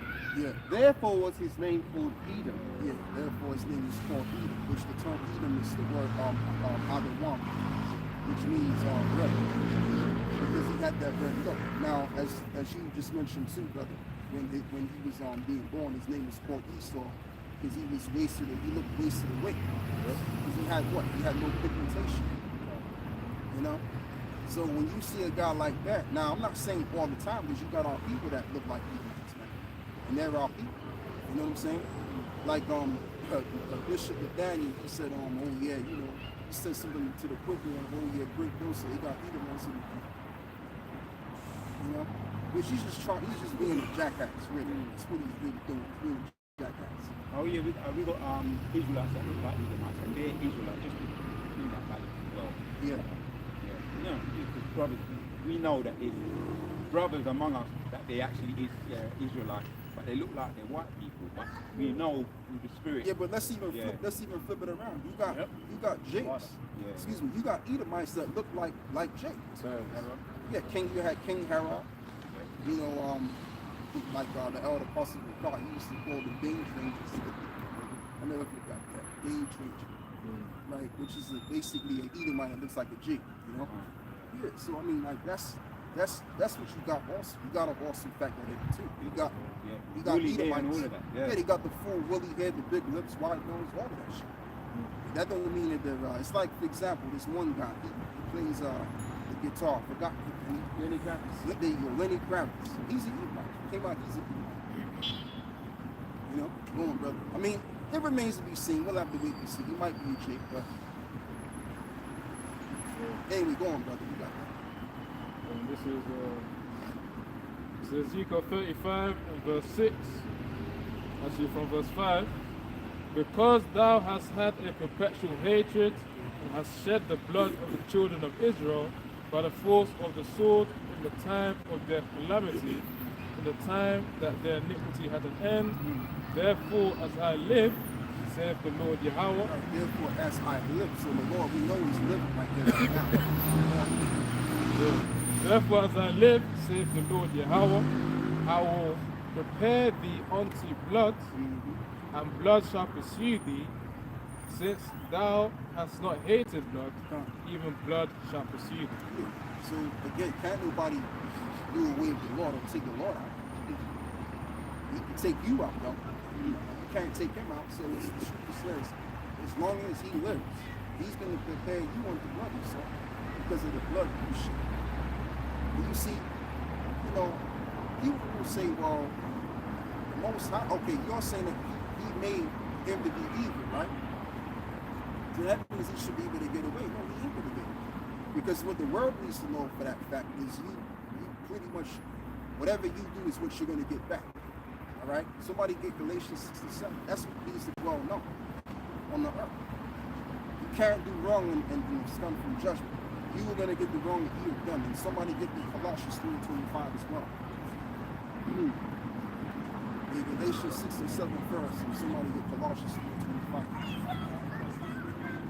All right, hit me with that. Colossians 3:25. But he that doeth wrong shall receive for the wrong which he hath done, and there is no respect of person. Yeah, so let's start it with Galatians 6 and 7. This is Galatians 6 and 7. Which all goes back to the Old Testament in the law. 2 for 2, eye for eye, all that. Galatians 6 and 7. Be not deceived, the Most High is not mocked. For whatsoever a man soweth, that shall he also reap. For he that soweth to his flesh shall of the flesh reap corruption. And that's what Esau. Esau's a fleshly, sensual beast. So he's going to reap what he sowed. For he that soweth to the flesh, to his flesh, shall of the flesh reap corruption. Yeah, that's what we need, bro. Yeah, so what you got? Yeah, I've got Deuteronomy 12 and 23, right? It says, only be sure that thou eat not the blood, for the blood is life. Thou mayest not eat the blood with the flesh. Oh yeah, because you was reading the story of Jacob and Esau when he rushed to get the red olive meat and sold his birthright. And that's how these devils eat now. They'll eat their meat, not even cooked. Like they'll what is it? How do you put it? Oh, the cool, there's a word that Yeah. Before well-being. yeah, but there's another word. Red. You can look. Red. Okay. You can look up the word of what they use in the Steak. Medium rare. because when it was it's something like that. Steak tartare. That's it. I think that's the word. Yeah, you might not use I it. think it's medium rare. Steak tartare. That's the word. But there's two reasons why I brought this out, right? It talks about the life is in the blood as well. You do that. Cover that point there. But also when it says about they pursue the blood of Yahshua Israel, right? Because you hate his blood, therefore blood will pursue you. It's a lack of respect for life. The life is in the blood. So because you had no respect for the blood or the life, it's like eye for an eye, tooth for tooth. Now you're going to have to get pursued now. Well, actually, you can tie that with, better yet, you can also tie that with, what is it, Numbers 35 and 33. Somebody get that. Yeah. What you say, brother? That's the second time it's coming. Okay. Numbers 35 and 33. So ye shall not pollute the land wherein ye are, for blood it defieth the land, and the land cannot be cleansed of the blood that is shed therein, but by the blood of him that shed it. Yeah. So I mean, Esau has to get his justice for the Lord to bring judgment upon him for the wrongs that he's done. And Herod's vocab is just trying to say that word is just hate, and you know, we're the new boogeyman now. But he's always been the boogeyman, and he still is the boogeyman. Right? Go on, brother. Because you mentioned that Esau is a sensual, carnal man. This is Romans 8 from verse 6. For to be carnally minded is death, but to be spiritually minded is life and peace. Because the carnal mind is enmity against the Most High, for it is not subject to the law of the Most High, neither indeed can be. Right, neither indeed can be. So I mean, break it down, brother. Yeah, so Esau, his whole nature is to be against the Heavenly Father. You know, there's nothing that he can really do right. And that's going back to from the time of Cain in Genesis 4, where he couldn't offer the correct sacrifice. And everything that the law says we should do, you can bet your bottom dollar, to use that phrase, Esau's going to do the opposite. Right? I've got another precept as well, right? Yeah. This is Ecclesiastes 8 and verse 11. Because sentence against an evil work is not executed speedily, therefore the heart of the sons of men is fully set in them to do evil. So basically, because sentence against the evil work doesn't come immediately, a lot of these Edomites simply have got away with it, so therefore they keep doing wickedness, and they keep denying the existence of the Heavenly Father, because they know that if the Heavenly Father does exist, they're going to have to pay for what they've done. So a lot of them are acting just like the fugitives that they are, pertaining to Genesis 4, and they're trying to avoid having to pay for what they've done. And what they hate is the fact. What they hate is the fact that we're now standing up to their faces and telling them what they've done and saying to them that they're going to have to pay.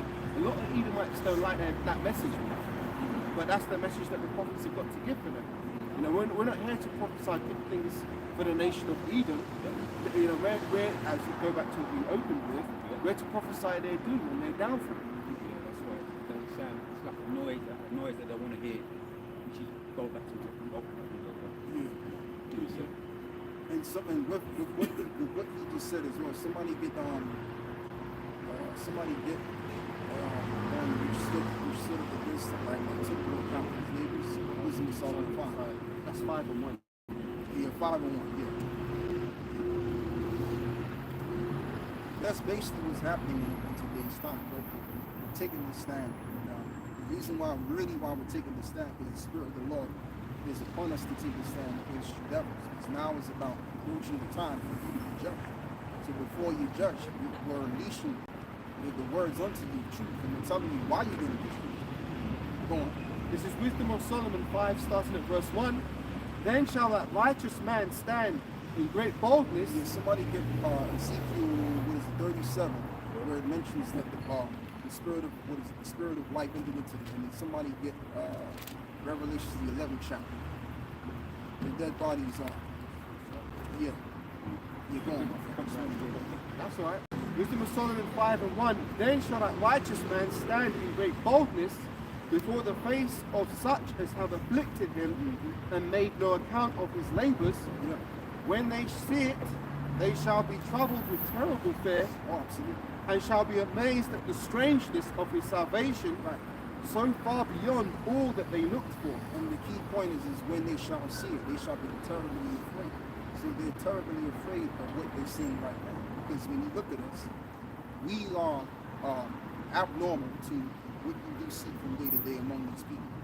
And another thing too, what I really want to say is the fact that we're a sign upon them, just like how Ezekiel was a sign unto the Israelites when he was in his time prophesying.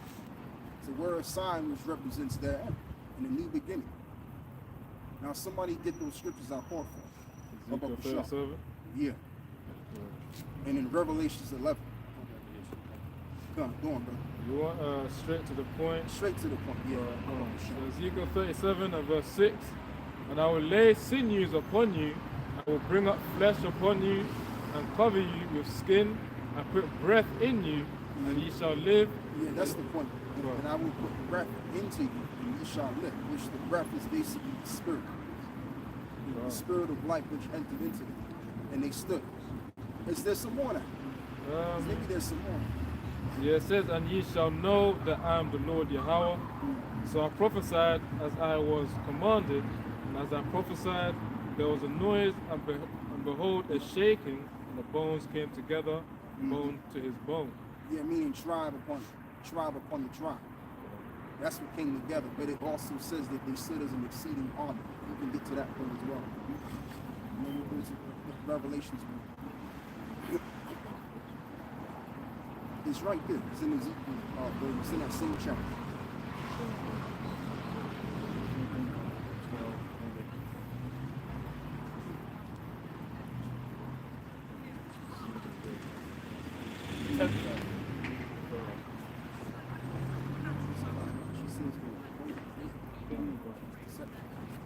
Ezekiel 37 and 10. So I prophesied as he commanded me, and the breath came into them, and they lived and stood up upon their That's the feet. exact verse I want. Read that part again. Ezekiel 37 and 10. So I prophesied as he commanded me, and the breath came into them. Oh yeah, somebody set the lights up. It's getting dark. Come on, push up. And they lived and stood up upon their feet, so an exceeding great army. Yeah, there you go. It's like they stood upon, what is it? They stood upon their feet as an exceedingly great army. Yeah. So that's the reason why we're taking a stand against this devil. It's really a protest that we're doing, right? But not the protest that you think. We're gathering together with these stupid cars. Oh, we want this to happen, we want that to happen, and we chant the same thing over and over again, like that's gonna do something. That ain't doing shit. That ain't doing a goddamn thing. Martin Luther King showed that. The protest of him and Malcolm X showed that he can do it. Both extremes of love, extremes of radicalism or hate. Most I made example that none of them work. It didn't work. And even still, the protests that they're carrying right now didn't work. Hope the brothers are right. Go on, brother. If I may bring this out, so you mentioned the breath of life entering into the dry bones in Ezekiel 37. You brought this up earlier, but I want to bring it out again because I want to make a correction if I may. Genesis 2 and 7, and the Lord, it says the Lord power. Earlier on I said the Elohim, but it wasn't Elohim, it says Lord, so it's Yahweh. Lord Yahweh formed man of the dust of the ground, and he breathed into his nostrils the breath of life, and the man became a living soul. So I just want to make that little correction because I just caught it. But yeah, the breath of life is entered into us again, and that's the knowledge, wisdom, and understanding of these scriptures. That's what makes us in, and separates us from the congregation of the dead, which is what we were in before we came to the knowledge of this truth, Which is also known as the Holy Spirit too, which came in. And that's the reason why we're standing against this devil. Really, is the Spirit. Because if it wasn't for the Spirit of the Lord, we couldn't stand against this man. Remember, it's gonna have to take a power to take another power down. It took the power to set this man up to be in the power seat, so that by that same power is gonna have to take him and take him down, spiritually and physically. So here we come with the Spirit upon us. Go on, my brother. Yeah, Revelations 11. So lucky, I was looking for another one. This is that's okay. It's like Romans 11 and so Romans 8 and 6. For to be carnally minded is death, but to be spiritually minded is life and peace. Yeah, but to be spiritually minded is peace. So we come in pieces. But I mean, I understand why you feel the peace, because this truth is kicking your ass. That's really what's happening. It's one for peace, but you're for destruction. It's like I was going to say, that's the difference between Jake and Esau. That's the battle. We're supposed to deal with things spiritually, but Esau's method is physical economy. Yeah. So that's the clash. And you know what, too, when you think about it, that's all Esau got. All he got is the carnality, man. He can't go spiritual. Esau's never been spiritual. It's always been essential. That's our power. See, the power of Jacob is the spirit. See, when you think it's that carnal, that's what Esau has always maximize on is the spirit. You know? That's how the devil gets you all the time. Go on, brother. What's the book? Yeah, Revelation 11 chapter. 3 days and a half. There you go, yeah. And then you can go back to wisdom and soul. Right, fine. So this is Revelation. Revelation 11 and verse 7. No, verse 8. It's like in Revelation 11 and 8. And their dead bodies shall lie in the streets of that great city, which spiritually is called Sodom and Egypt, where also our Lord was crucified. I mean, his way was crossed out, and also the image of how he looked was crossed out. Because the Messiah wasn't in America. He wasn't walking up and down America. You know, you got these jackass people out there saying that okay, he went to this part of the land. There's no record of this. Go on, brother. Verse 9, and they, the people, and kindreds, and tongues, and nations, shall see their dead bodies 3 days and a half. Yeah, that's from the time of the main transatlantic slave trade, from the time when Albert came on the scene. She wrote the truth, when she came out that when he came on the scene, that was basically the third day. Yeah, so the year 2000. The year 2000, right? But it was 1970. But it was, yeah, 1970, yeah, because I said 2001. I said 2001, but you know, it came out that it's 1970. You know? But actually, you know, that actually makes sense because when you read, somebody get Hosea, Hollow or Young, you get Hosea 6 and 1. 6 and 2. Because I'm going by the year in it. Because when 2001 came in, that was the beginning of the third millennium, which is, of course, a millennium is 1,000 years. That would make it 3,000 years.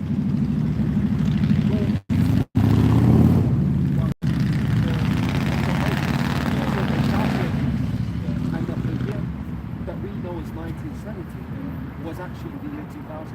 Okay. So they say we've been in the third day for a long time. Okay. Longer than we think. But the real calendar, which is our calendar, which is true Gregorian calendar.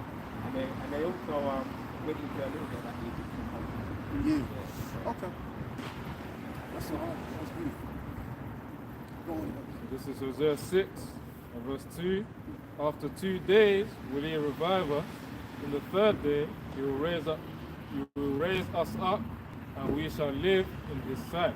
Yeah, and it all began with the first hours, which were the forerunners to bring us to the forefront. So that was the beginning of us rising up. That's why we're taking this stand. You see, when you ain't taking this stand, what else are you doing? Contrary to that, you're sitting your ass down because you don't know shit. You're standing for nothing. Yeah. So when you stand up, it's really because you're alive again. You're alive and kicking. Actually, no. Let me say it differently. If you ain't standing up, you're laying down because you're dead. Somebody get on Isaiah the 60th chapter. But read what you got though. Read what you got. We'll get Isaiah 60. I was hoping Revelation 11. Yeah, get that. Continue with that. Right. Revelation 11 and 8. And their dead bodies shall lie in the street of that great city. Oh, God, you read that one. Hang on. Verse 9, and the people and the kindreds and tongues and nations shall see their dead bodies 3 days and a half, and shall not suffer their dead bodies to be put into graves. And they that dwell upon the earth shall rejoice over them, and make merry, and shall send gifts one to another, because these three prophets tormented them that dwelt on the earth. And after 3 days and a half, the Spirit of life from the Most High entered into them, and they stood upon their feet, and great fear fell upon them which saw them. Yeah, and great, that goes back to what we was reading again in Muslim Solomon chapter. When they saw it, they were thoroughly afraid. Because the elite, they know what's really going on here. They know exactly what's going on. Like, do you really think that they're scared of these project pimps turning into bastards? You really think that they care about what they got to say? They set these niggas up, they put money in their pockets to receive these niggas in the projects. What are they gonna say that's gonna scare them when they got them in their pockets? Come on, man. They're scared of the people that hasn't been compromised. That stuck to their principles, and that stuck to what they were taught. You could have took the dollar, but you didn't. You're standing on truth. This is what we're all about. So if we're all about the truth, then you have to question, well, maybe something else is actually making them move the way that they move. You know? And that's something is, yes, the Spirit of the Lord. That's who's really moving us. And guess what? We're public about it too. We ain't hiding. We're not hiding and seeking like you devils got these secret counsels and ain't telling what you're really all about. We're telling you what we're all about. You devils know who we are. Like the scripture says that they shall enter into the gates of the noble. Go on, brother. I finished that part that I was reading. Yeah, so we've done with that. Yeah, go back to Wisdom of Solomon 5. We're going to read that again. Wisdom of Solomon 5. Then we left off. Yeah, so we got to verse 3. And they repenting and groaning for anguish of spirit shall say within themselves, this was he whom we had sometimes in derision. We have to include these niggas too. That we was going with this as well. And a proverb of reproach. We fools accounted his life madness. Yeah, they said, man, look at these niggas with the robes on. Saying that they're men of the Lord. Like, what is all of this shit been about?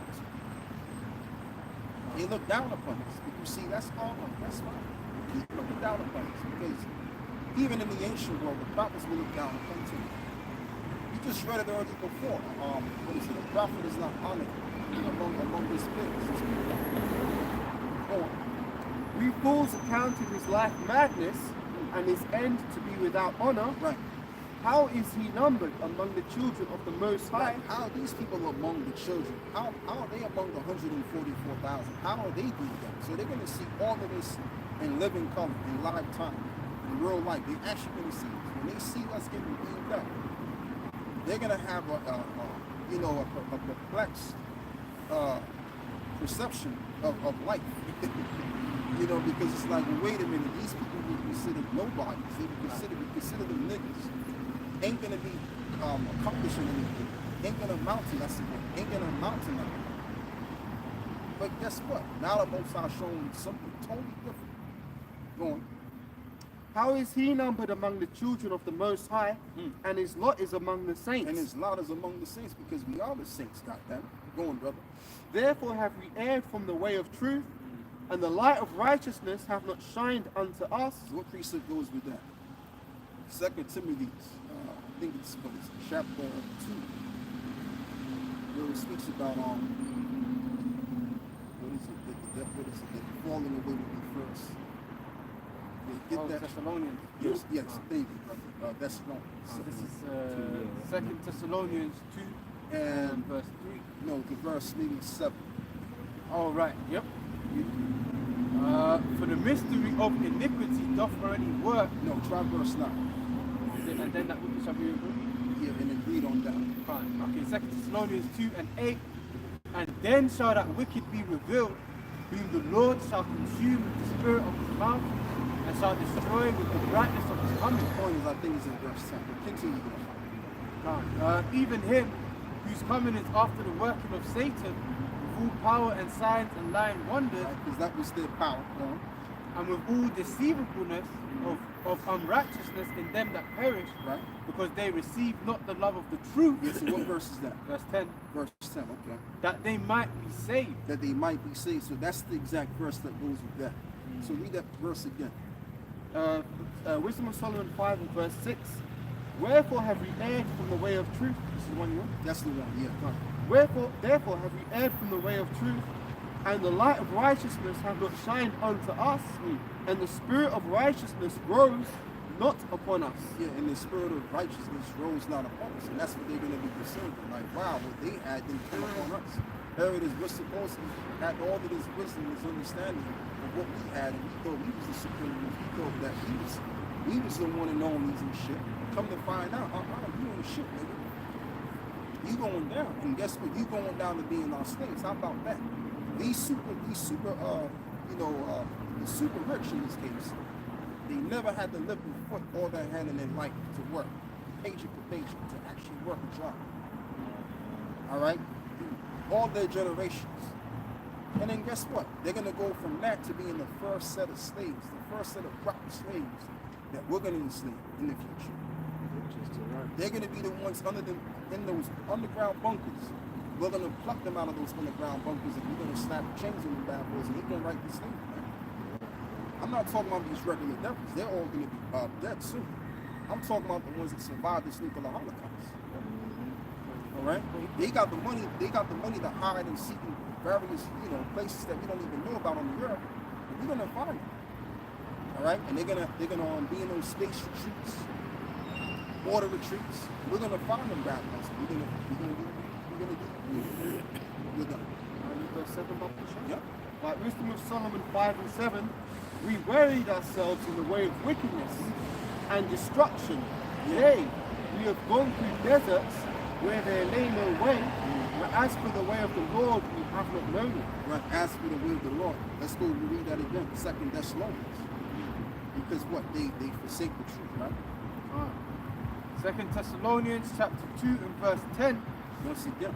And with all deceivableness of unrighteousness in them that perish, because they received not the love of the truth, that they might be saved. Yeah, the reason why they didn't receive the love of truth, because the truth was never in them to receive the love of the truth. John 8 and 40, ye are your father the devil, the lust of your father.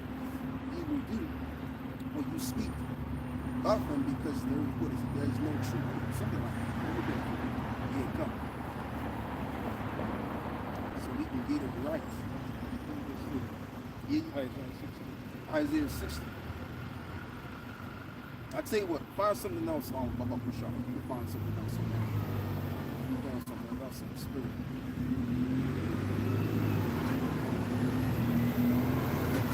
Right, this is John chapter 8 and verse 44. It says, ye are of your father the devil, and the lusts of your father ye will do. He was a murderer from the beginning, and abode not in the truth, because there was no truth in him.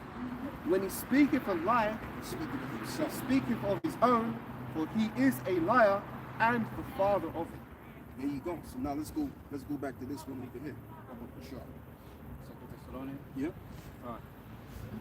Alright. 2 Thessalonians 2 and 10, and with all deceivableness of unrighteousness in them that perish, because they received not the love of the truth, that they might be saved. And these devils can't be saved. Why? Because they're the sons of perdition. The sons of, what is it? The sons of perdition, vessels made for wrath. All right? Like mercy is only for the Israelites. That's who's going to get that mercy for salvation. Let's go back to Wisdom, Solomon 5 and 1. 5, I think it's in verse 5 or something like that. It's verse 7. Verse 7, okay.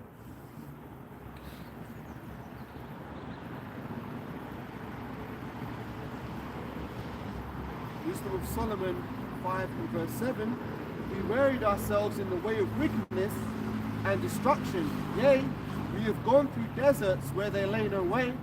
But as for the way of the Lord, we have not known it. What hath pride profited us? Or what good have riches with our vaunting brought us?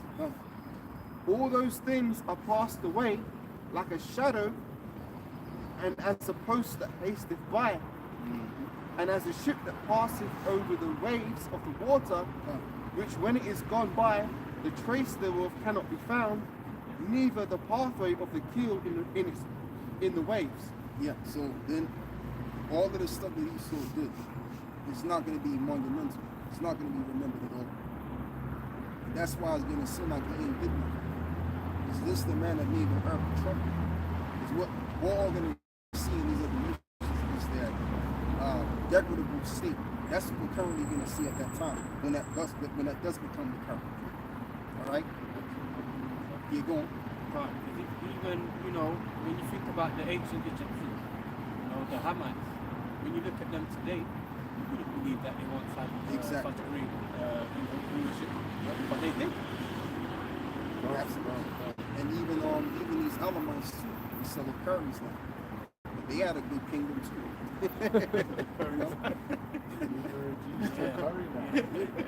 And they selling what is it, tikka masalas, various versions of Yeah, parables. that's their claim to fame now. Yeah. So no one remembers the what is it, the video version of it. How do you remember that shit? Exactly. Well, this is Job 20, starting from verse 4. Knowest thou not this of old, since man was placed upon the earth, that the triumphing of the wicked is short, and the joy of the hypocrite but for a moment? Yeah. Though his excellency mount up to the heavens, and his head reacheth unto the clouds, yet he shall perish forever, like his own dung. Yeah, you know it's funny, right? Oh, man. I felt the spirit. Yeah, I must be going to a couple of priests. So I'm allowed the offices to get it in. Yeah, it's going on. Right, yeah. Job 20 and verse 5. The triumphing of the wicked, I read that one. Verse 7. Yet shall he perish forever, like his own dung. Yeah. They that have seen him shall say, where is he? Yeah. So that short time is like I was reading another article, right? What is it, yesterday, and it was mentioned that they declared the eagle as the what is it? Which they said this a couple of months ago. Bird, yeah. The national bird. bird. After 250 years, they said. Yeah. So when I saw that, it kind of brought me back in mind to what this scholar said, that every great kingdom only could go for a time of 250 years. Yeah. And that's basically a short time, because what is it? One day to the Lord is as 1,000 years, right? So that's that short time. 250 years, that's like what, if I'm correct, that's like what? That's right? Yeah, that's like 6 hours, if I'm correct. 6 hours. Yes, it's gotta be about that, 6 hours. So that's basically the short time. He's only gonna go beyond that time. Now I don't know the exact time, but you know, it's right around that area.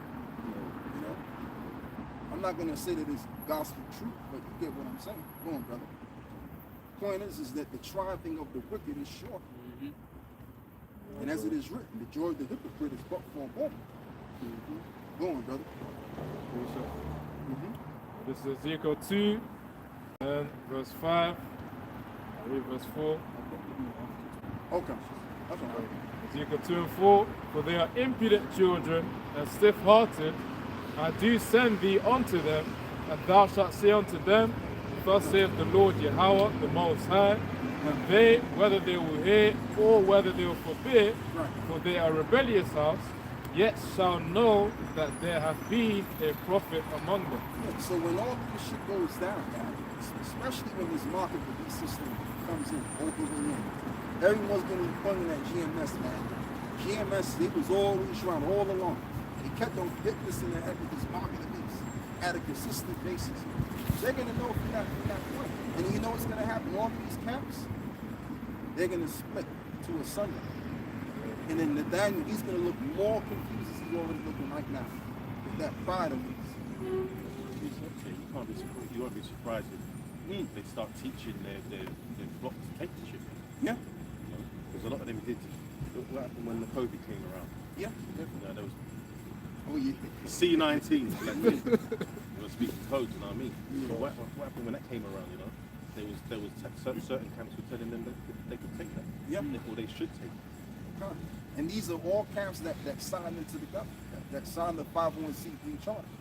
So all they got to do is read Romans 13, and persuade their followers to go and take them up. Oh yeah, because it reads that. Simple as niggas, man. You know what I mean? So I mean, like that's what they could very well do, and they have to do it because if they don't do it, then they're gonna get caught in that. They're gonna have to receive the reward of body the Bishop. And the thing with Bishop McDaniel, I think he's in too deep too, because he's a $155 million nigga. That's a lot of money, man. And even if you got, let's just say, even if you got 30,000 on you, that's a lot. Like, you know, you can go on holidays with that shit. I know it's inflation, every time, but still, it's reasonable. It's a reasonable amount of money. So just imagine, you know you got $155 million all close to your bank. That's too much, man. You've received your consolation. It's too much. God damn. You have to handle that. Yeah. You know how many houses you can buy with that shit? and still be decent. Go on, brother. This is $155 million. Down, dog. Luke 6 and 24. But woe unto you that are rich, for ye have received your consolation. Yeah, that's the point. He's received his consolation. His comfort is in the world. That's why they don't really go too deep into the end of the world. Because if the end of the world comes, the end of their world, their enjoyment. Because they're in the kingdom already. Like, listen, man. If you got $155 million, you know how many sports cars you can buy? You know how many clubs you can go to, like these high expensive clubs, eating the best food that money can buy. You know, you get to dip your bread in with the most finest oils, like olive oil and shit. Man, you live in a life, and once you live that lifestyle, like you can't get off that lifestyle. It's very hard to get away from it. You know, all you spend your time doing is eating quality food. And then you're gonna just give up everything you got just to eat low quality shit. You ain't going back to that, man. You ain't going back to my green fingers. No. He's no different than the president of the dollar. Yeah, keep low for your dollar, yeah. All them other TV fakes. yeah, all them other celebrity pastors. Yeah. Start to keep taking the money. Yeah. And that money that is accumulated, that's not just from the government. That's from his own people. Oh, yeah. Remember they was charging for precepts. Yeah. Start Israelite starter packs. Yeah, start packs. Yeah. And you have to buy your garments from them as well. It's madness, man. If you see, hey, man, with all of that money, man, I mean, like, it's not going to provide the comfortability where it concerns Jacob Struck and these other stuff. It's getting ready to come. Somebody did, what is it, Proverbs 11? Proverbs 11, and I think it's in verse, something like that. You see, we got money, man. And the money that we got is the truth. This is what it's all about. Proverbs 11 and verse 3. And I'm not trying to say that, having money is wrong. No, having money is good. If you let me tell you this here, man. If a brother can get a damn good job, get the job, man. Because with that money, you can help yourself, you can help your children out. Life is a little bit more easier, and most importantly, if brothers need help, you got the money to facilitate that help. And it helps the whole camp. You can buy better, camera equipment and push the shoot even more effectively. You know what I mean? Like you can buy new phones, buy decent phones and shit. They just simply say the love of money. That's the problem. Yeah.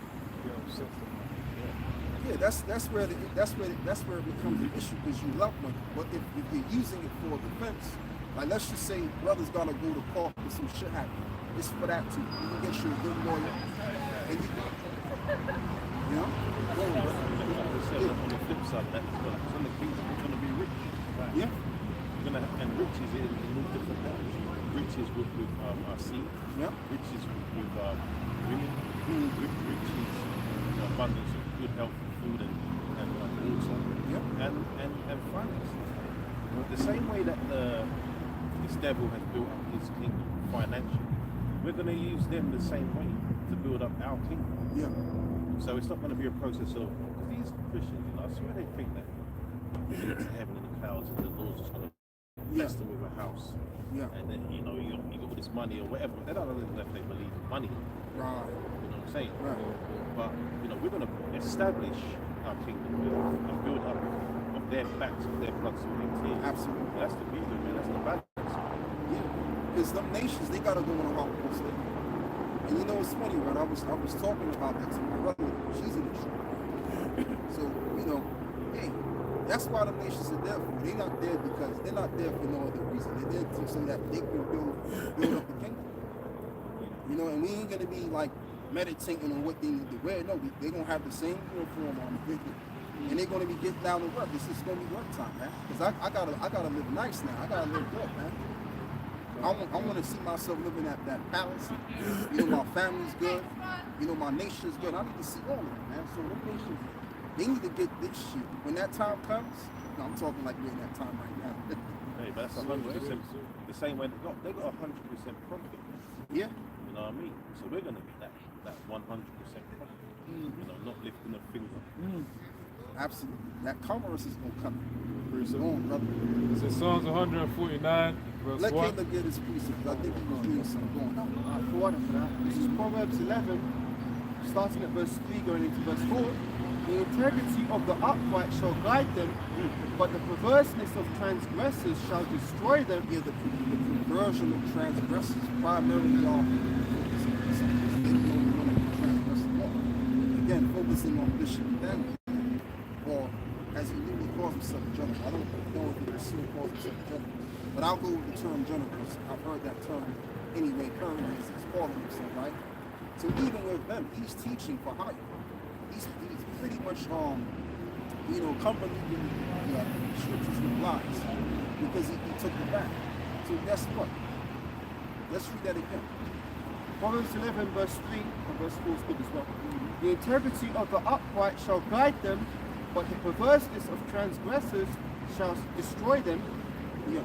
Riches profit not in the day of wrath, but righteousness delivereth from death. And that's the point we're all going to be going to. And keep this in mind. You already know that Bishop General Daniel knows the scripture. He knows this. So all of that money he got, guess what?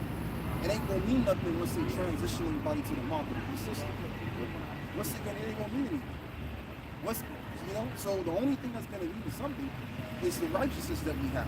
All of the work that we did right now is gonna make it better for us in that time. So I said what I had to say. I'm gonna let the office get it in now. So, like what you just said, realistically, the Lord is making him sell out. He knows what he did. Relationships know. It's what he knows it's coming. Even though he tried to deny tribulation, he tried to deny Jacob's trouble, he knows what's coming. So with that money that he's accumulating, the Lord's got it. Simple as because now you're fucking yourself. You sold yourself this money, when the tribulation comes around, that money's going to be useless. Yeah. These devils are already trying to establish their system, that beast system. So everyone was getting in the precepts.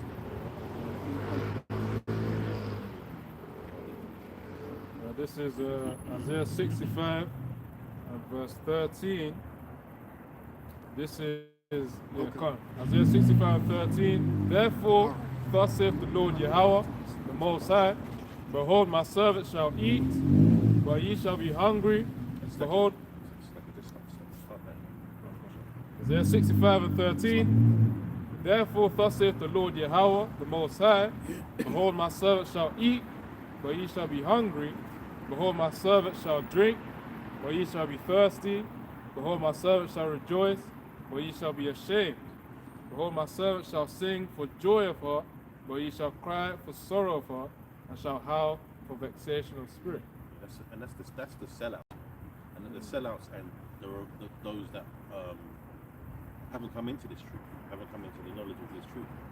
This is really talking about our people, because it's Jacob's trouble, man. It's dealing with Jacob, it's dealing with Israel. So them peak times are really for the Israelites, and it said what you should be ashamed. And that's man, that's you. I don't really want to get stop calling that man's name, but these false prophets, that's you. That shame's going to come upon you because, what have you done it for? For the riches of this earth? You've got the riches. We're rich now. We're rich with this word now. You know what I mean? All we've got to do is cleave onto it, and Lord willing, we're of that number, and we'll make it. All this place is bullshit. The money's bullshit. The wealth that these people think they have is nothing in comparison to what's coming for the Israelites.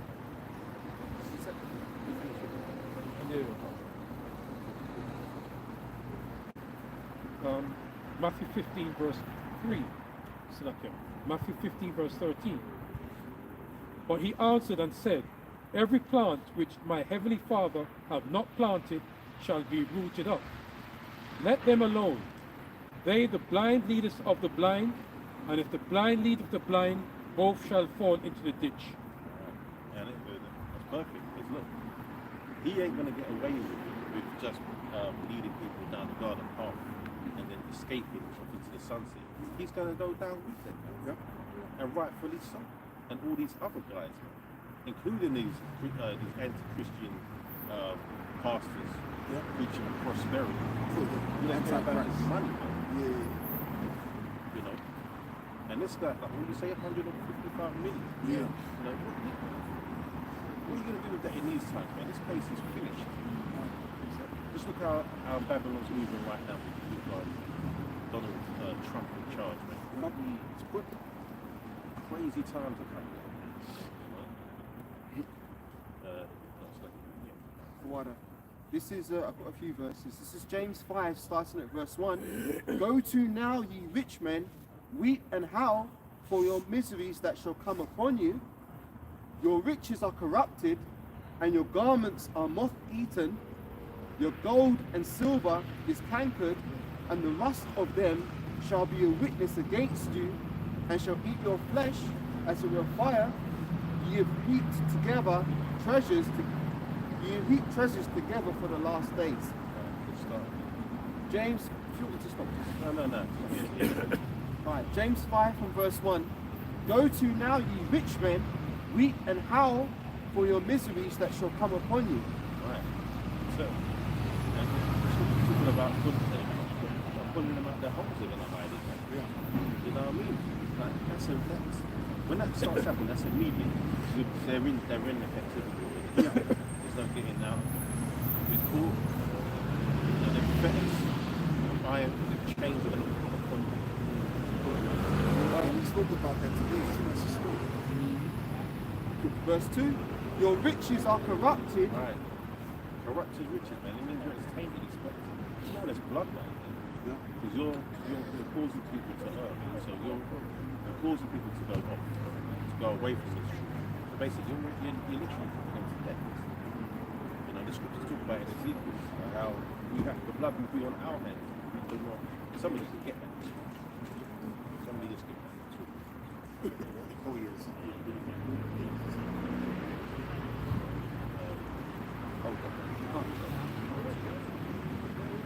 Yeah, man, because we have a duty in this truth to deliver this word. Right? We can't force it. We can't force people to believe. We've got a duty to bring it out. And once we've given them the truth, you know, that's on them. The blood, their own blood is on their hands.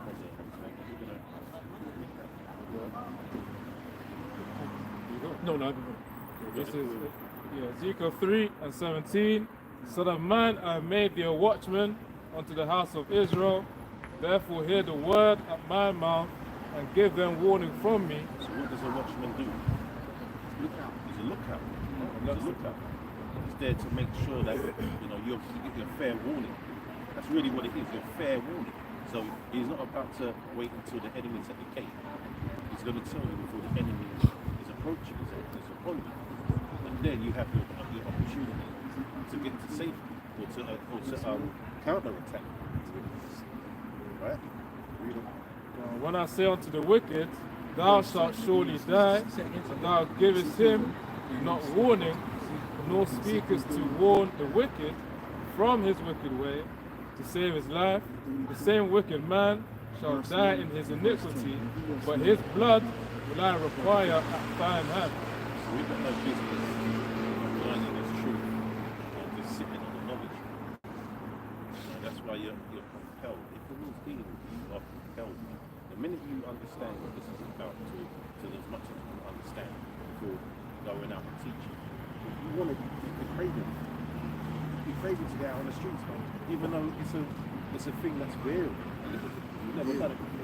But you have to do it something. No matter what position you are, what situation you are in life, you know you're going to have to come out there and take this work. And when you say that, you call the bottom of Jeremiah.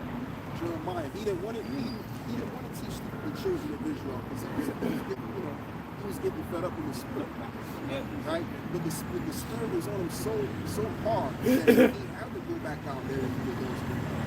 Even for me, before I came to Cameron, I was excited. I was elated to come out here. For some odd reason, this week I was very excited to come around. And I know you feel the same too. And that's the thing. And it's not just the excitement. You're not But the fear, Yes, the fear, most of it. the fear of the Lord.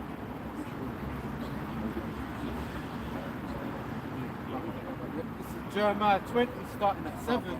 He says, "O Lord, thou hast deceived me, and I was deceived. Thou art stronger than I, and hast prevailed. I am in derision daily.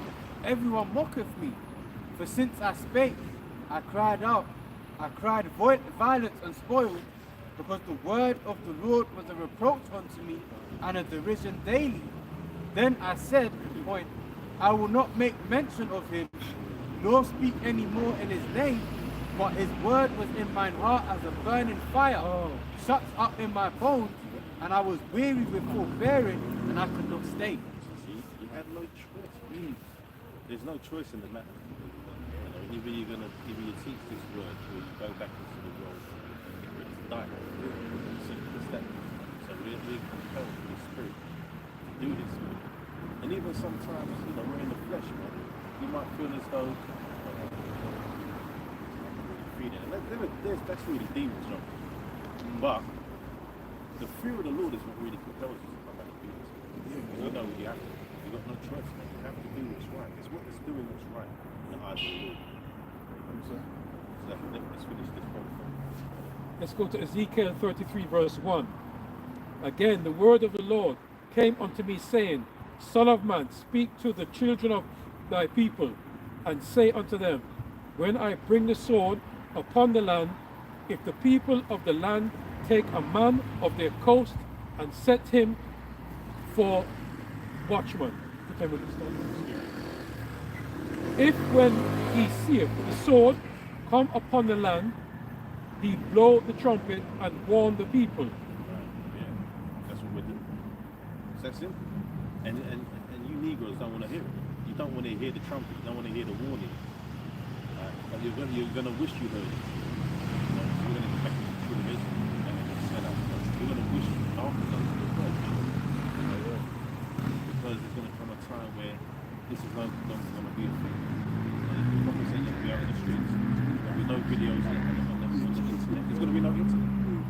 How about that? No YouTube. That's going to be good. You know what I mean? See how you're going to get this money.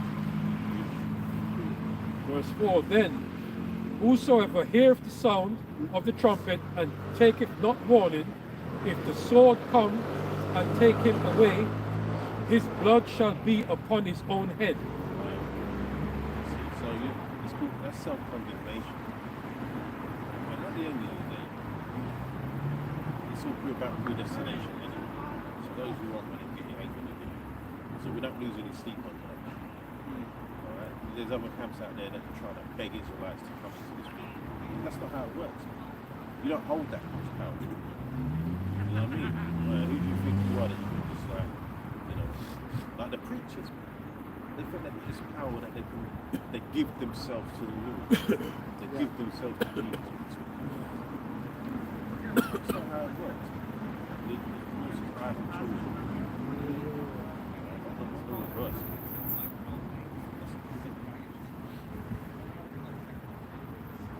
He heard the sound of the trumpet and took not warning, his blood shall be upon him, but he that taketh warning shall deliver his soul. That's what we need to know. I mean, it's about deliverance. It's about deliverance, man.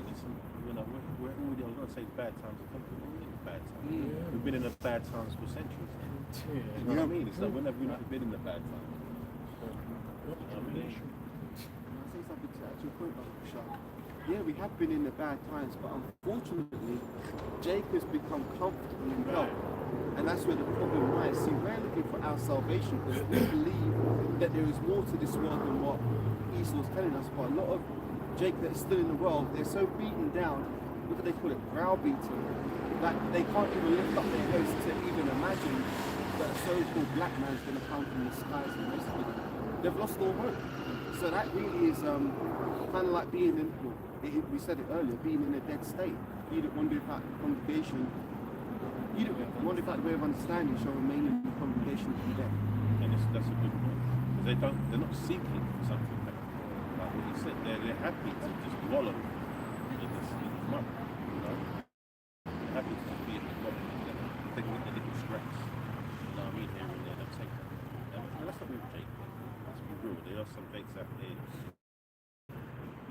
spirit, they know that they should be getting something better.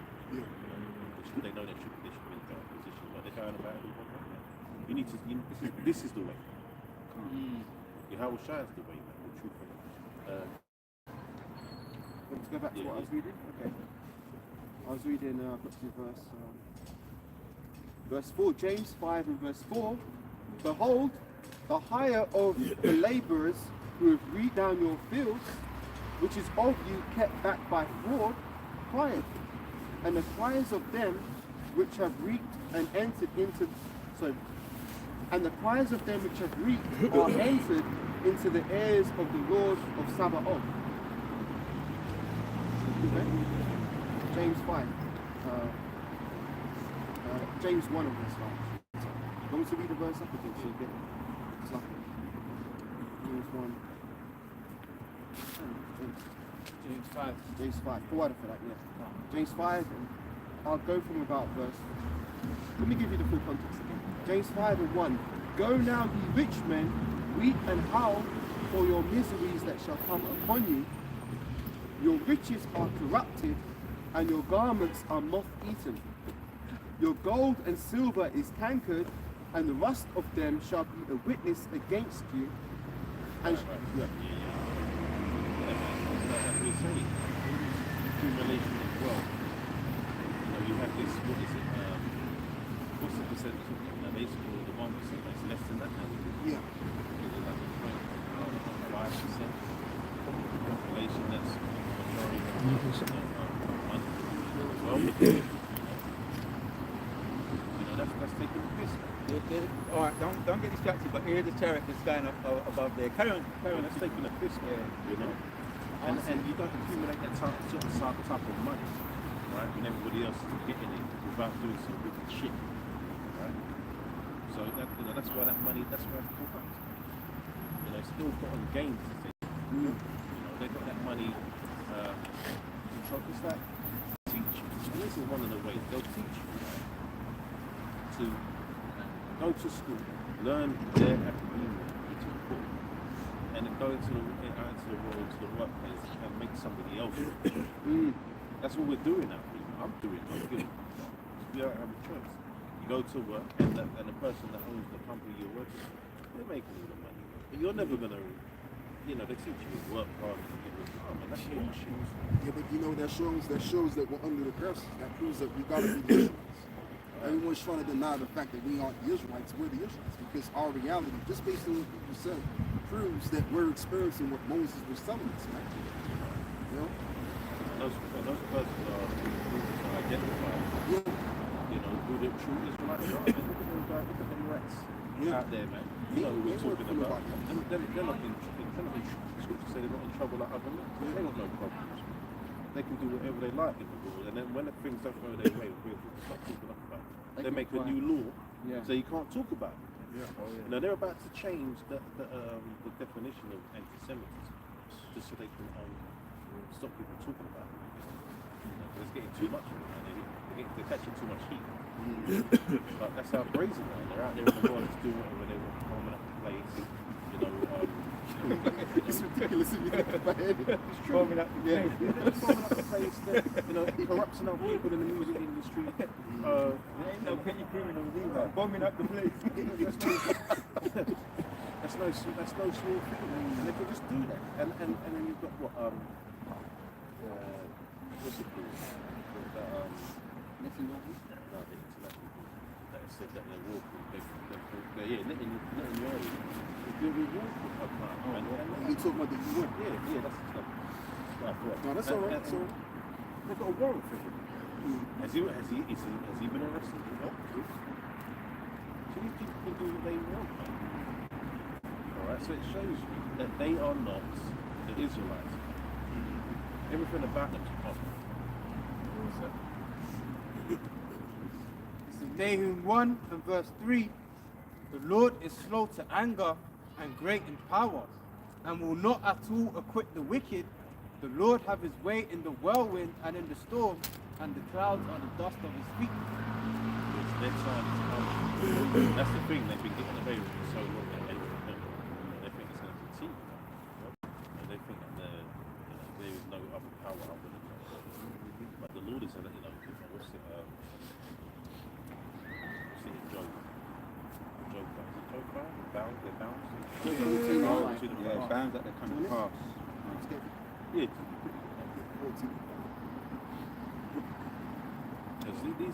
There's an end to this bullshit. There's an end to the reign of evil. Their evil rulership. Yeah, that's what I'm trying to think of. Well, that's what I'm trying to think. The reign of terror is going to come to an end. It's had enough of this, and the world's had enough of it. Even some of their own people have had enough of it. Yep. How about that? You got their own people who basically stitching on it now. You know what I mean? Remember when they found them tunnels? The tunnel rats. Yeah. Just swept that under the rug. Like it never even happened. Yeah, they did that. You know what I mean? This is crazy. It's crazy. You gotta laugh. Right. But yeah, look, the Lord's gonna, he's about to bring them down. Job 14:5. This is Job 14 verse 5. Seeing his days are determined, the number of his months are with thee. Thou hast appointed his bounds that he cannot pass. It says determined, means they're all set. There's a certain amount of time that they have to just do their bullshit before the Lord's going to say, look, it's time to stop this.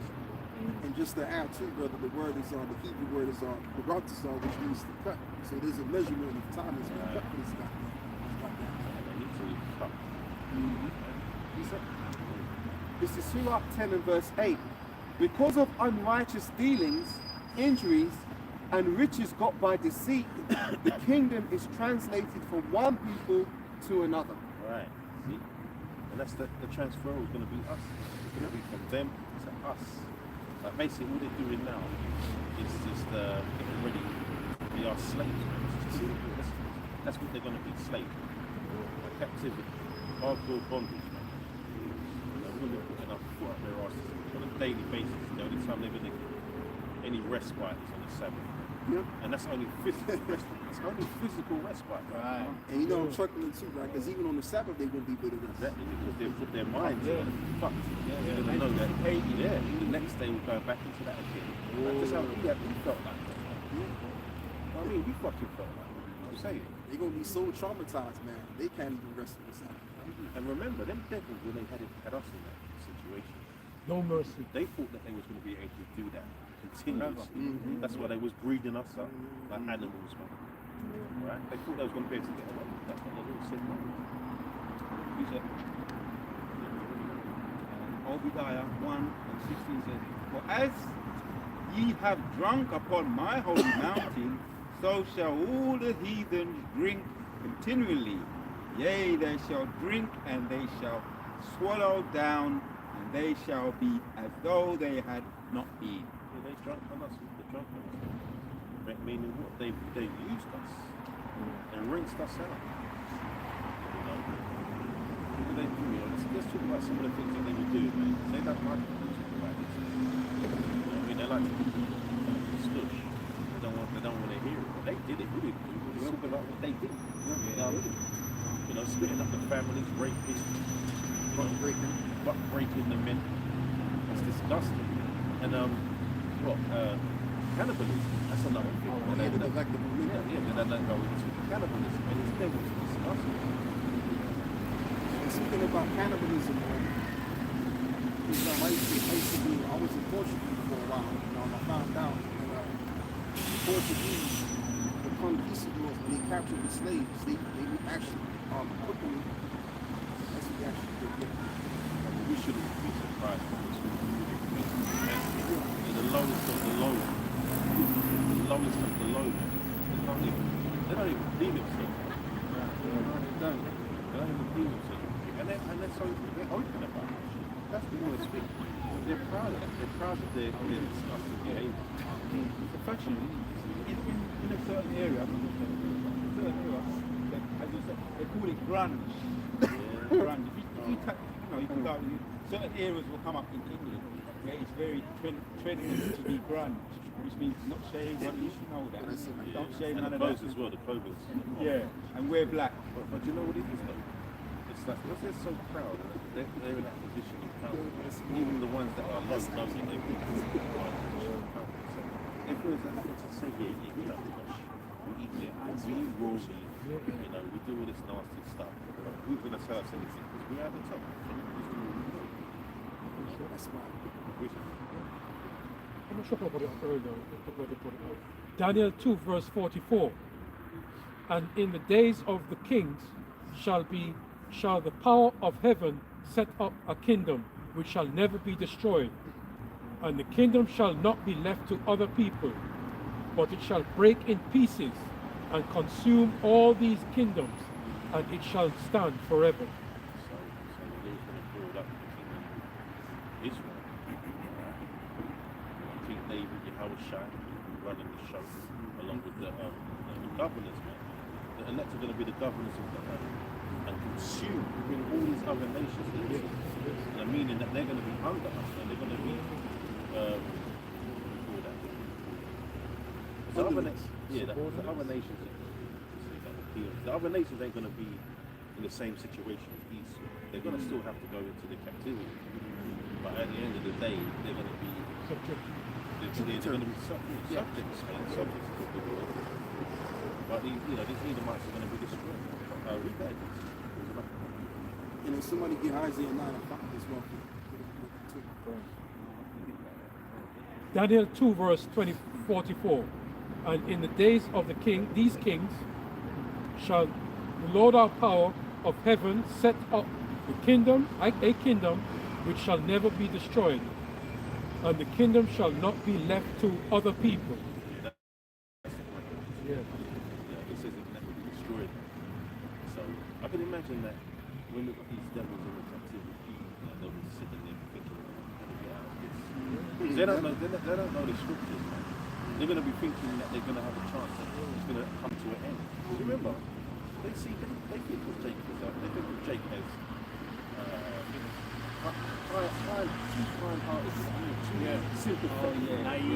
naive. They use us, man. We are kind of like that. We're not built like that. You know, we do have empathy, we have sympathy, compassion. We have that, and a conscience, man. So they're going to be thinking, they're probably going to try and talk their way out of it, but they don't understand it. It's going to be it's funny, isn't it? They're going to try and do that. Try and negotiate their way out of it. But man, it's not going to work because we're going to have the spirit on us. We're going to have the spirit on us to just kick their fucking asses every single day. 6 days. Deuteronomy 28 and 13. And the Lord shall make thee the head and not the tail, and thou shalt be above only, and thou shalt not be beneath, if that thou hearkenest unto the commandments of the Lord thy power, which I commanded thee this day to observe and to do them. So that was in we had the blessings and we had the curses, man, but we went down the wrong path. And it's all ordained by the Lord. There's no point sitting there and saying, I wish we could pass it to the no, but that was never going to happen at that time. That was the time for us. Say there's a time for everything. Now is the time to become an internet. We're building it now. We're building the house of David right now as we speak. This is another. Was he reading Deuteronomy? Deuteronomy 28, yes. Yeah. I picked out another precept because oftentimes when we read these verses, we're reading it about ourselves, but this is going to be what Esau experiences as well in the kingdom.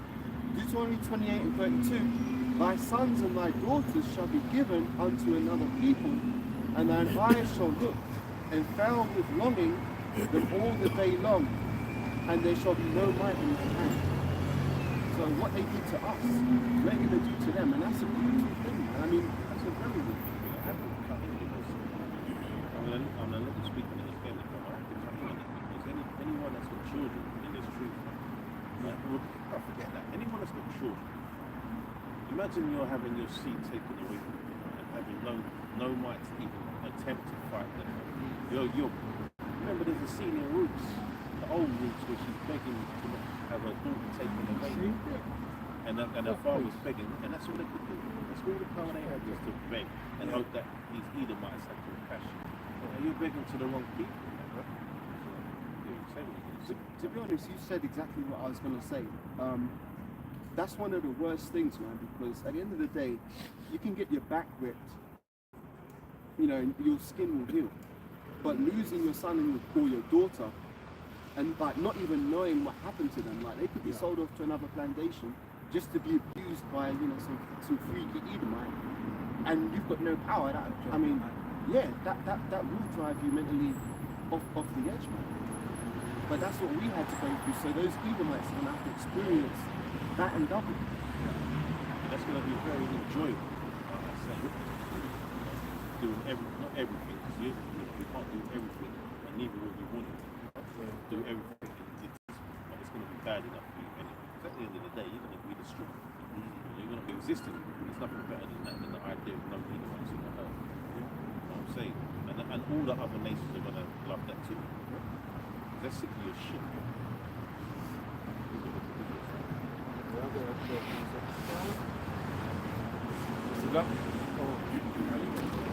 Lamentations 1, Lamentations 4 and 1. How's the gold become dim? How's the most fine gold changed? The stones of the sanctuary are poured out in the top of every street. The precious sons of Zion, comparable to fine gold, how are they esteemed as earthen pitchers, the work of the hands of the potter.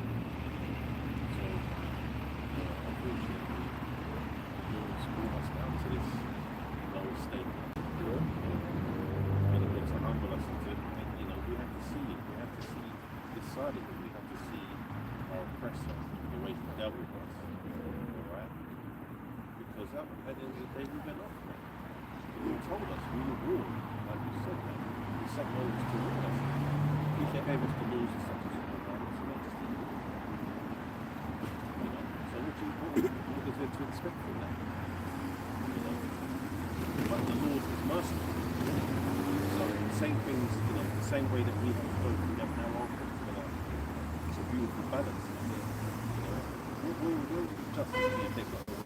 That's why it's sickens with that they have a place in the kingdom of heaven. It's not for you, the sons of the wicked, man. Alright? And the sons of the wicked, there's no hope for them. Now how about that? That's sin. You know, you're gonna, a lot of you are gonna die. Some of you going into captivity, hardcore bondage and slavery, and then you're going to be done away with, man. And you know what would be unjust too is the fact that there it is, right? There's a people that did you wrong like that, and yet those people that sit right next to you, ruling the kingdom. That's wrong, man. It never happened, man. It doesn't make no sense, man. There's no justice.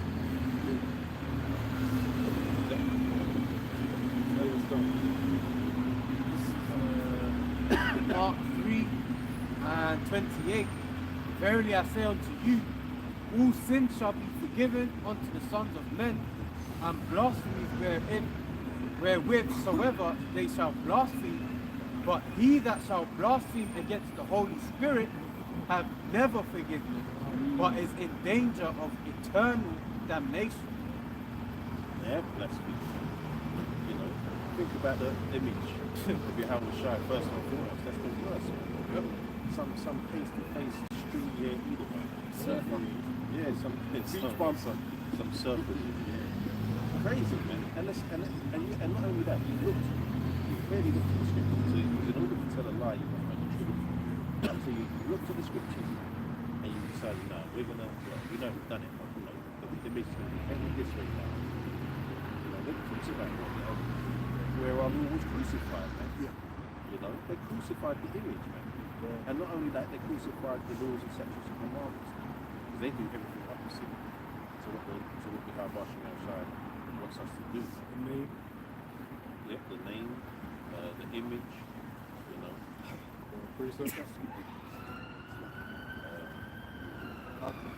This is Romans 9 and verse 22.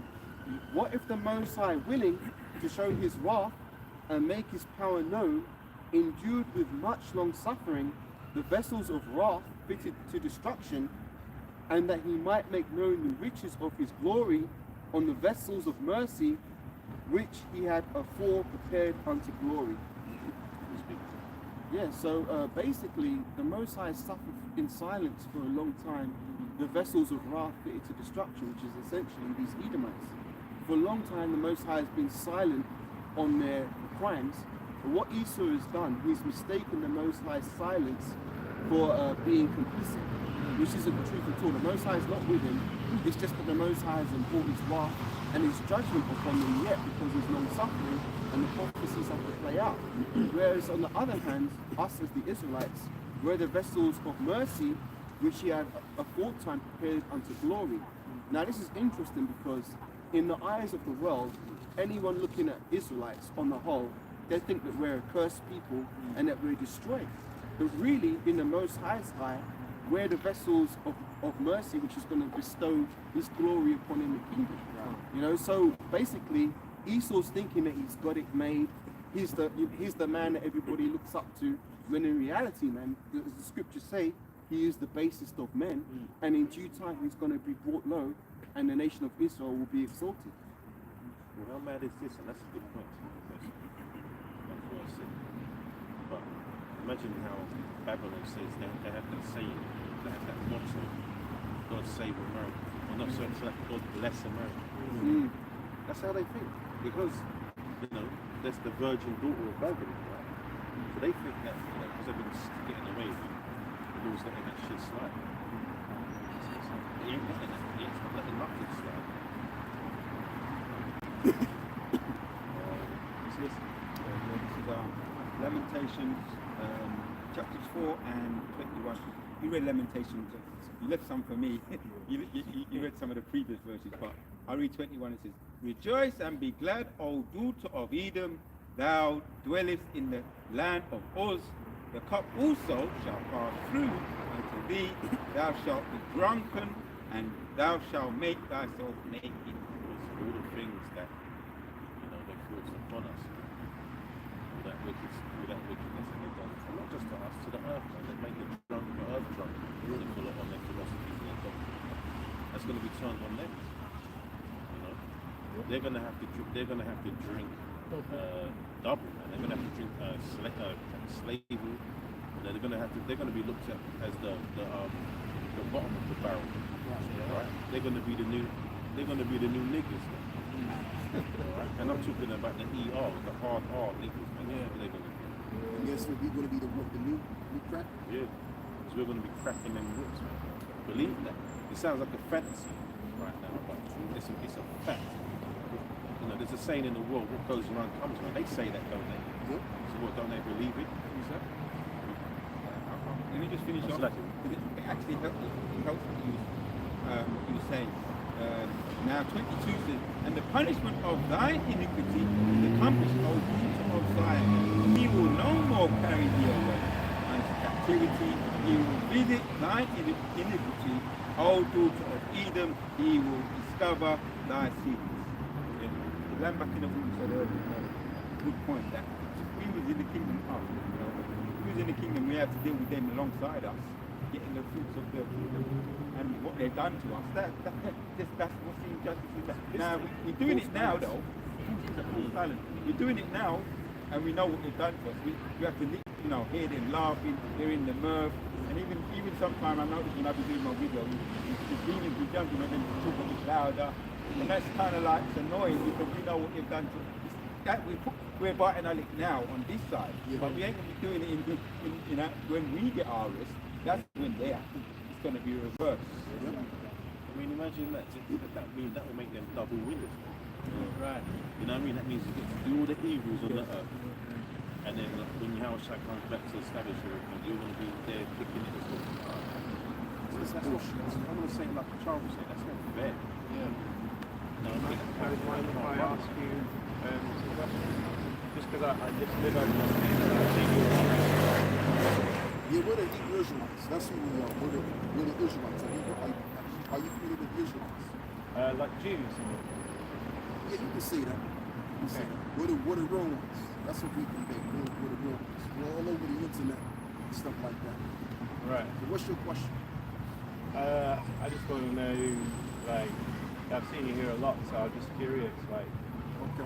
Well, I'll tell you what, why this- you gather here, particularly, and so what Yeah, I you mean, believe, we've been all over the place, really, man, but we just happen to be here. You know, the Spirit of the Lord had us to where we just set up camp over here, you know. But we just teach the Bible and all of that. So let's get some scriptures to tell them what we're all about. Thank you. Yeah. Because you know, the ultimate reason why we're here too, right? Because we're in the end of the world. I mean, I'm pretty sure you're privy to that. You think Pretty the sure end of the you can world? see that. Yeah. Oh yeah, of course. What precept? Go on, brother. Isaiah chapter 14. This world, actually, not the. I'm not saying when I say the word, I'm not talking about the whole entire planet Earth. I'm talking about this exact empire that we're in right now. Go on, brother. Read that. So it's putting that into there. So Isaiah chapter 14 and 1 says, "For the Lord will have mercy on Jacob and Israel and set them Oh yeah, this second Israel 6 in their and 9. own land, and the strangers shall be joined with them, and they shall cleave to the house of Jacob." Jacob is Yeah, so the Lord, basically what the Lord is going to do, the Lord is going to gather His people, take them from the, you know, the slave conditions that we're in right now. Because right now, I mean, as well as you know, everybody knows in the West that we were enslaved, and we're still in the working class sector. You know, most so-called black people, you know, in the West, just in general, you know, so-called Latinos, Native American Indians, all of these people, they have the rough, you know, they've experienced a rough life because we basically sinned against our power, right? So now we're in a time period now where that's going to change, okay? But I want you to read this, 2nd Ezra 6. I want to get this because this is the point that I really want to convey to you. Second Ezra 6, starting at verse 7. Yeah. Then answered I and said, what shall be the parting asunder of the times? Yeah. Or when shall be the end of the first, and the beginning of it that followeth? Right. And he said unto me, from Abraham unto Isaac, when Jacob and Esau were born of him, Jacob's hand held first the heel of Esau, Right. for Esau is the end of the world, and Jacob is the beginning of it that followeth. Right, and Jacob is the beginning of it that followed. So you have two brothers that were born in the womb. You have Jacob and Esau, right? Esau was born first. Now, who is Esau? Are you familiar with Genesis 25 in the Bible? Okay, well, let's read it. Somebody get Genesis 25 and verse 21. But go on, read it. This is Genesis chapter 25, starting at verse 20, and Isaac, who was the son of Abraham, was 40 years old when he took Rebekah to wife, the daughter of Bethuel the Syrian of Padanaram, the sister to Laban the Syrian. And Isaac entreated the Lord for his wife because she was barren, and the Lord was entreated of him, and Rebekah his wife conceived. Yeah, it's the term Lord in this case. Now, of course, it's the Most High, but when it says the Lord, it's referring to a prophet, because the prophets were basically ambassadors of the Lord Himself. And the children struggled together within her, and she said, if it be so, why am I thus? And she went to inquire of the Lord, and the Lord said unto her, 2 nations are in thy womb, and 2 manner of people shall be separated from thy bowels, and the one people shall be stronger than the other people, and the elder shall serve the younger. Yeah, so basically, you know, they weren't really twins, but they were born together as twins, right? So one looked different from the other, as it's explained. Go on. And when her days to be delivered were fulfilled, behold, there were twins in her womb. Yeah. And the first came out red all over, like a hairy garment. Yeah, so there it is. The first came out red all over like a hairy garment. So his name was known as Esau. So basically, Esau is the progenitor of your people, your race to be exact, right? And Jacob is the progenitor of our race. Go on. Yeah, go on. Yeah, and also Esau is red. Yeah. We know this. It Right, doesn't. I suppose it's about my race. I'm actually part Europe, so Yeah, a bit of a mix of on what race. side? What side? On my mum's side. Well, you have to go by the father, because the scriptures speak about it. But we're not going to go anywhere else with that. We're gonna convey the point, and we'll get into that. I was going to say, we know Yeah, go on. it doesn't describe Jacob. It only describes Esau. Everybody else doesn't look like Esau. Right. So that's a clue. Alright, shall we go? Go on. And they called his name Esau, and after that came his brother out, and his hand took hold on Esau's heel, Right. And his name was called Jacob. And his name was called Jacob. So Jacob represents our forefathers. All right, because you're saying that your mother's, Jewish, right? Which you know that the term Ish means to pertain to. It means to, like for example, let's say someone's acting childish. You're not calling them a child, but they're acting like a child, so they're not officially a child. Because when you read the Bible, when you go into the scriptures, the people of the tribe of Judah, that's what you get the term Jew from, they would be considered dark-skinned people of Negroid descent. Even the the archaeologists that found this out. Semitic. Huh? Semitic. Yeah, that's Semitic, which we're Semitic, because we come out of Shem. You're Semitic as well, because Esau is also Semitic too as well. All right, but basically there was this lie that went out for so many years that we were just black people, which when you look at the color black, it just means someone that's basically a void of light, or also can be synonymous of death.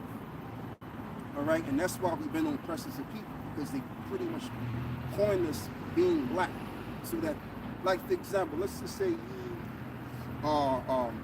you was involved in some sort of a music industry, right? And then all of a sudden you get blackballed, meaning everybody done black you out. No one does business with you. So if we're here being called black, as our enemies have coined us black, that is to say, look, you don't really matter in the grand scheme of things. We ain't doing business with you.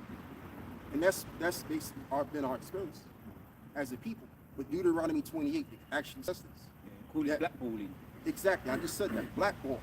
So we've experienced this reality, you know what I'm saying, ever since we were enslaved and under us. And if I could say as well, we're a people that, we know who we are, but the majority of people don't know their heritage. Right. That's why they've had different names, blacks, coloreds, Negroes, and all these other African Americans, African Caribbean, Afro-Caribbean. Those are nations. Continents genetically. But those are nationalities. That's not an actual. It's not the root. How can I say? It's not the root of the genealogy. Yeah. All right. There's a genealogy that we have like everybody else. So we go back to something. Yeah. Yes. Jeremiah 17:4, and thou even thyself shalt discontinue from thine heritage that I gave thee, and I will cause thee to serve thine enemies in the land which thou knowest not, for ye have kindled a fire in mine anger, which shall burn forever.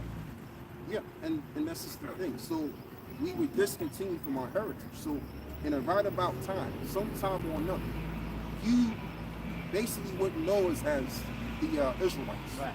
Or the Jews in whatever case, right? But primarily the Israelites. We wouldn't be known as this. As the brother just expounded to you, that we'd be known as black, Afro-Caribbean, etc. But now we're in a time where that information is being brought back to us all over again. Now we're known as the Israelites all over again. Okay? Now if that prophecy was fitting to your people on your mother's side, then somehow, some way, they would have experienced the same thing that we're experiencing at the same time. All right? No one would have known that they're the Israelites. But we've always known, ever since we've been in the West, we've always known your people to be the people. Okay? So they don't fit the prophecy. That's basically the point that I'm making on that. But I want to get back to the point, because what we're really seeing right now is the ending of your world, pretty much. And the beginning of another world which is coming thereafter. That's what we're basically seeing, as Bible prophecy puts it. So this ain't no racial thing or whatever. I'm just telling you the truth from the Bible. That's what we stand by. Go on, brother. Let's read this. Go back in Genesis 25. Yeah, let's continue on with that, and then go back to 2nd Ezra 6 and 9. Yeah. All right. So this is Genesis 25 and 26. And after that came out his brother out, and his hand took hold on Esau's heel. Right, which that was symbolic, that someone out of Jacob would take this man down. Go on. And his name was called Jacob, and Isaac was 80 years old when she bare him. And I think we scored 60, right? And what else did it say? And the boys grew together, and Esau was a cunning hunter, a man of the field, and Jacob was a plain man dwelling in tents. Yeah, so there goes your the character attributes. It's like, for example, right, when you see, let's just say when you see, Caucasians, how they get active in the world, they do the mountain climbing stuff, they do the bungee jumping and all of that, but we're basically just basic people. Like we're people that just like chill out, play cards, you know, talk among one another. That's our character attribute. So that's the attributes that our fathers have, that we carry forth, as well as, you know, it happens usually anyway. You know, you carry your father's traits. But the point that I'm making is this over here. Let's go back to that, because I don't want to deviate from this point. Yeah, 6 and 9. Second Ezra 6 and 9. For Esau is the end of the world, and Jacob is the beginning of it that follow it. Yeah, and this is where we're at right now. We're in the ending of your world, and we're in the beginning of another. Excuse me. We're transitioning to another world, which is coming thereafter, which is going to be our world. What do you know what that world will look like? Oh, it's going to be beautiful. It's going to be absolutely beautiful. But here's the kicker, though. Your people, because of the wrongs your people have done, you have to receive the payment of what you've done. You know, now you may have not owned a slave before. You may have not did all of the odious works of wickedness that your ancestors done, but you benefited somehow, some way. All right, because we had to pay for the wrongs that we did. I think we all benefit from living in.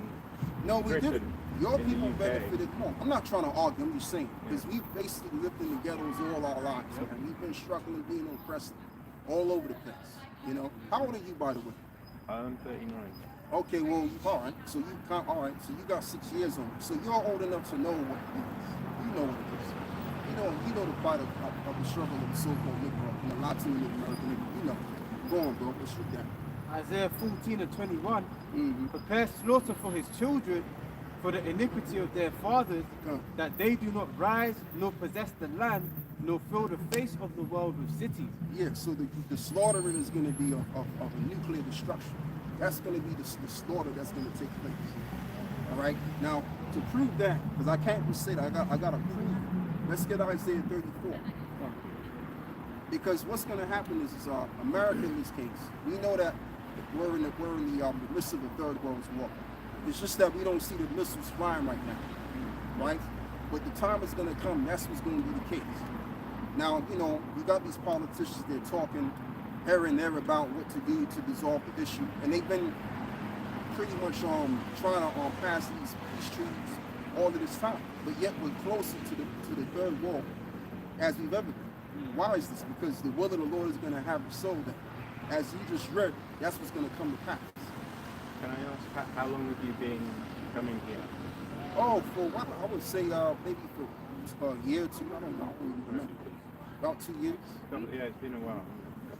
Yeah, but we've been all over the place. Once a week, right? Yeah, once a week.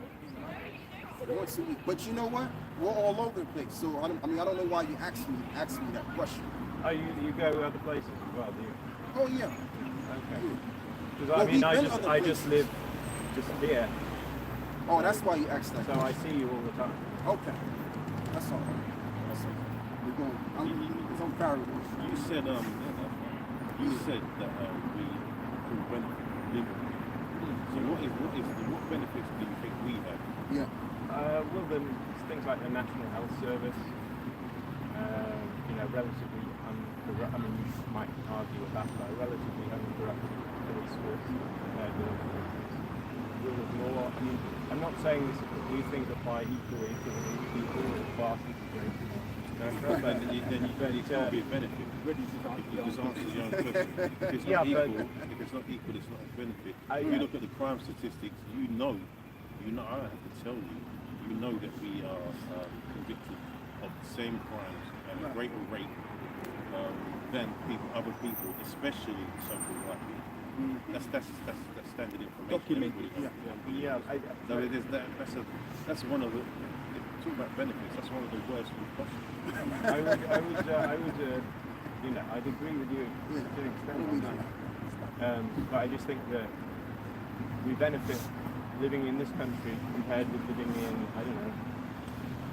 You know, being poor in this country is a lot better off than being poor in India or poor in, Sudan. There's people here in this country that are so poor that they can't feed themselves or their children.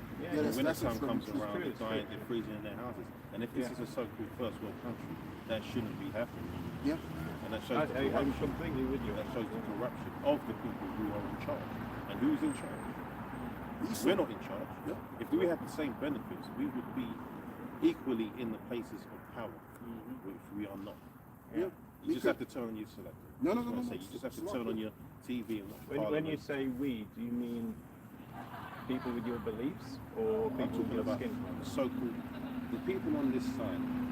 It's not just so-called blacks.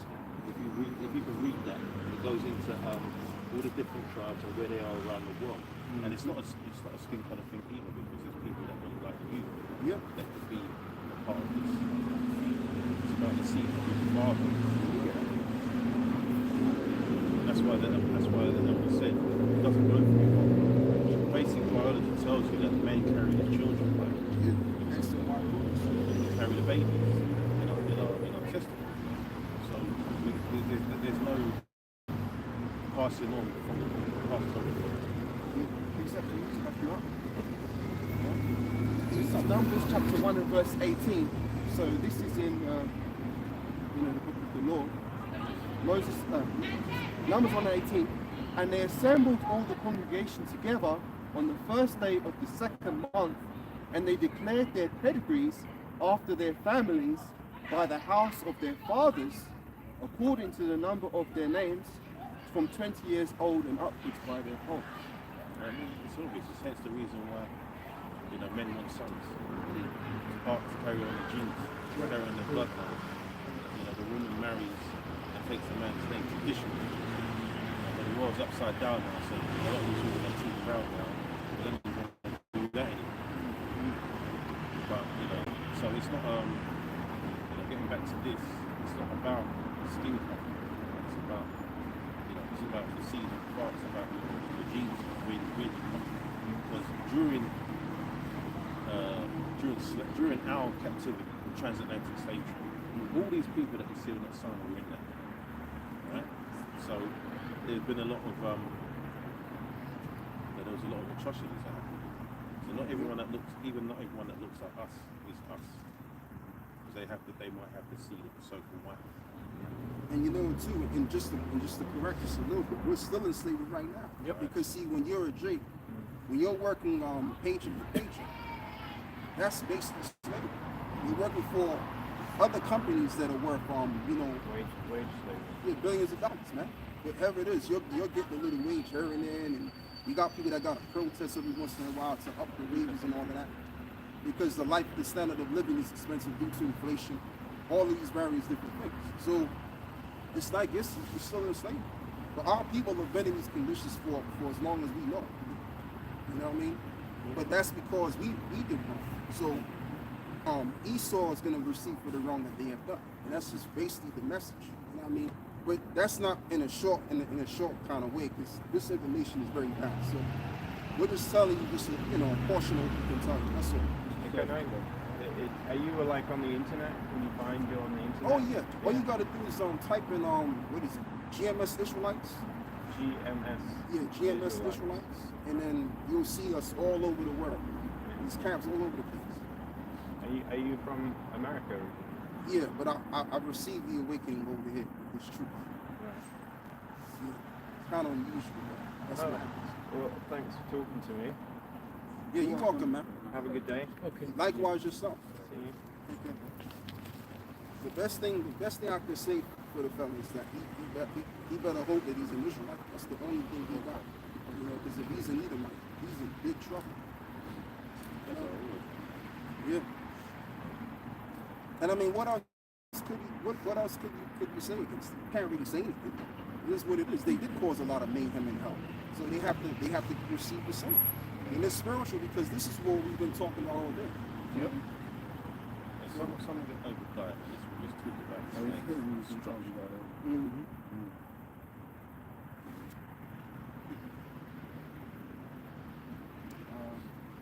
I had Malachi 1 from Declan's World right now. So I have so much to say. You know what he said? We could have went in. Yeah, we could have. Because I was thinking about the wind rush and the thing, but I said to myself, just give him a surface level, If he wants any more, he can come back. Sometimes, you kind of miss that engagement. It's all for edification. Yeah, that's right.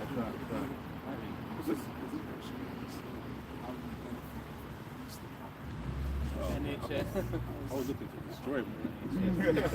You really did anyway. He bucked up on it. He really did. But he couldn't. we have to just come with the straight facts, man. And just say it in a way with undeniable. Just logic, just pure logic. And he's 39, he knows, man. Alright, this is Malachi 1, verse 1. The burden of the word of the Lord to Israel by Malachi. I have loved you, saith the Lord, yet ye say, wherein hast thou loved us? Was not Esau Jacob's brother, saith the Lord? Yet I loved Jacob, and I hated Esau, and laid his mountains and his heritage waste for the dragons of the wilderness. Whereas Edom saith, we are impoverished, but we will return and build the desolate places. Thus saith Yahweh of hosts, they shall build, but I will throw down, and they shall call them the border of wickedness, and the people against whom Yahweh have indignation forever. We'll come back. We're in that second coming right now. Yep. This is really because some brothers built the Neo-Roman Empire. Their ways are identical. It's mirrored of the old game. Two-party system. The buildings, the Congress and the Parliament, it's all the same. The running circles with the entertainment industry. So there's nothing different there. To me, that last pretty good.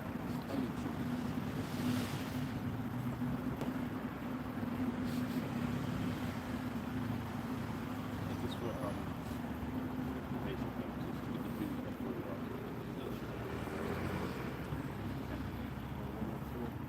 someone else can begin. Okay. Malachi 1 and verse 4. Whereas Edom saith, we are impoverished, but we will return and build the desolate places. Thus saith Yahweh of hosts, they shall build, but I will throw down, and they shall call them the border of wickedness, and the people against whom Yahweh hath indignation forever. The border of wickedness. It's wickedness incarnate. They are literally the physical embodiment of Satan. And it says what? Indignation, you got that? Indignation.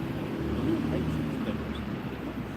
It says, the meaning says to denounce, express indignation, be indignant, to have indignation, be indignant, be angrily indignant, be defiant, to be abhorrent, to express indignation in speech, denounce, curse, to show anger.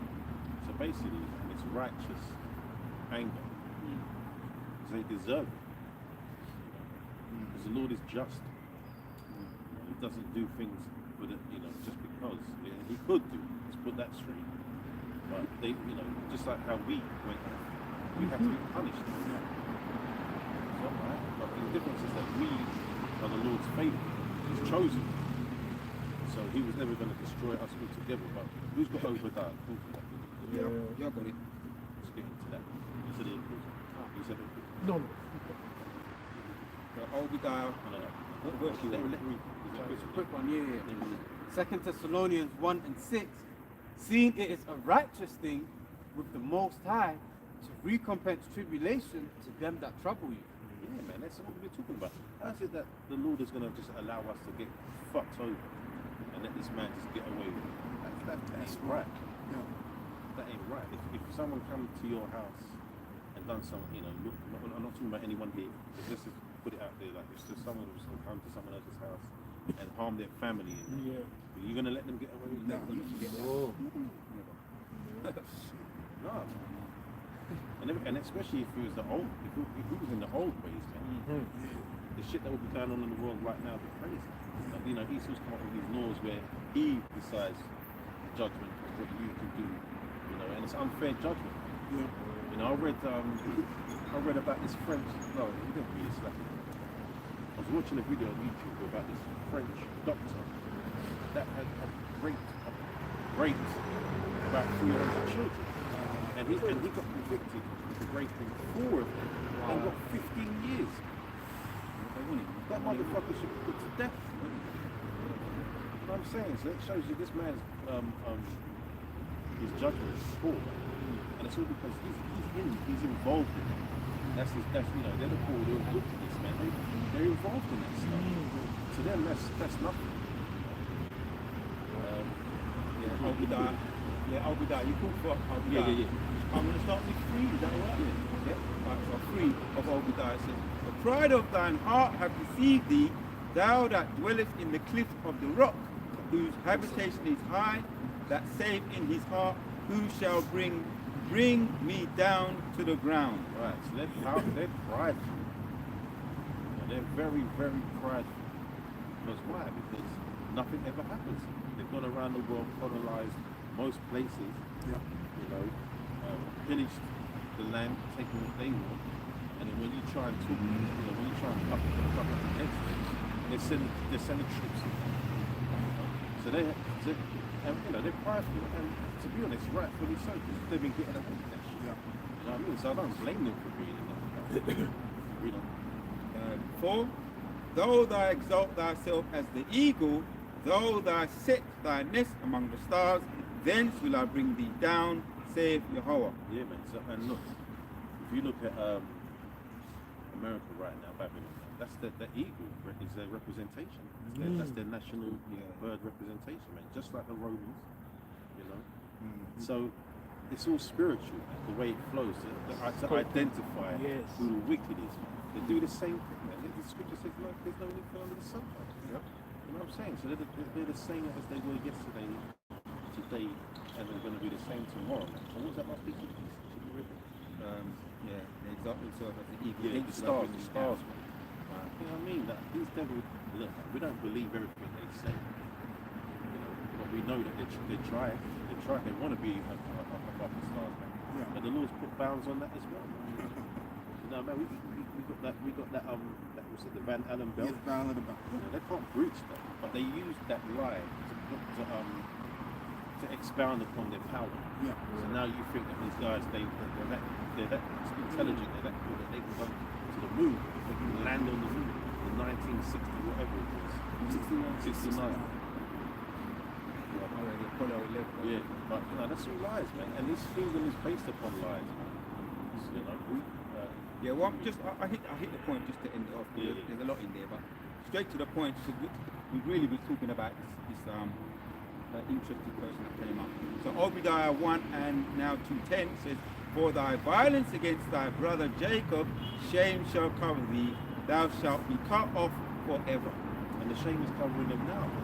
That's why they want to turn around and say, talk about reverse racism and black supremacy. These things don't exist, man, because we're not in a position of any power.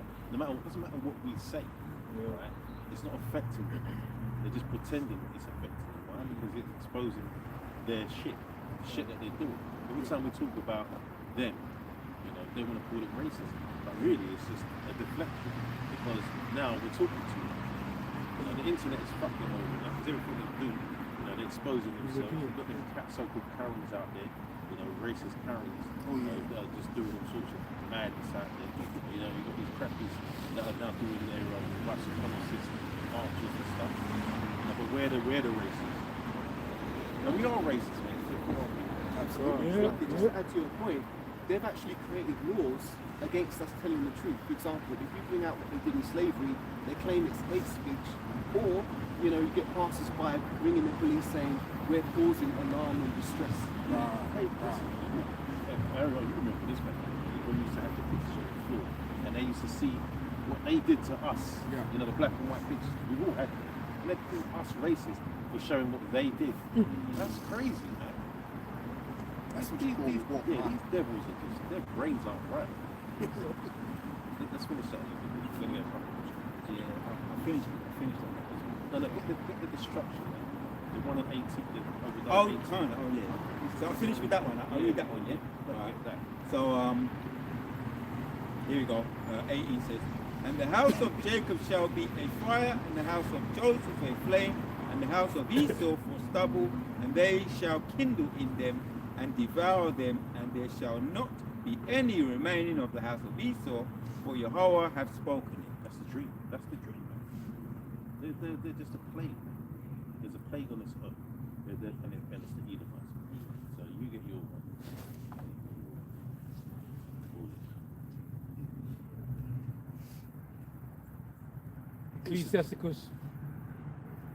Ecclesiasticus 12 verse 11. Though he humble himself and go crouching, yet take good heed and beware of him. And thou shalt be unto him as thou hadst wiped a looking glass, and thou shalt know that his rust hath not been altogether wiped away. You can't trust these devils. Because they're here to, basically, they are the Lord's whipping stick. Yeah, that switch, you know, the branch of the tree. Yeah, that's what they are. They're here to put us, you know, to bind us up until the Lord says that it's enough. Enough is enough. They're just being used, man. So they have the power that they have is false. It's not really real. It's going to be taken away from you. Any power that can be taken away from you is not real. Yeah. That's why the scriptures, we read it. Ours is going to be a kingdom, Yes. forever. You don't forget it, but eternally, man. We're going to, and it won't be removed. Yes. Yeah. So that's true power. Yeah. All right.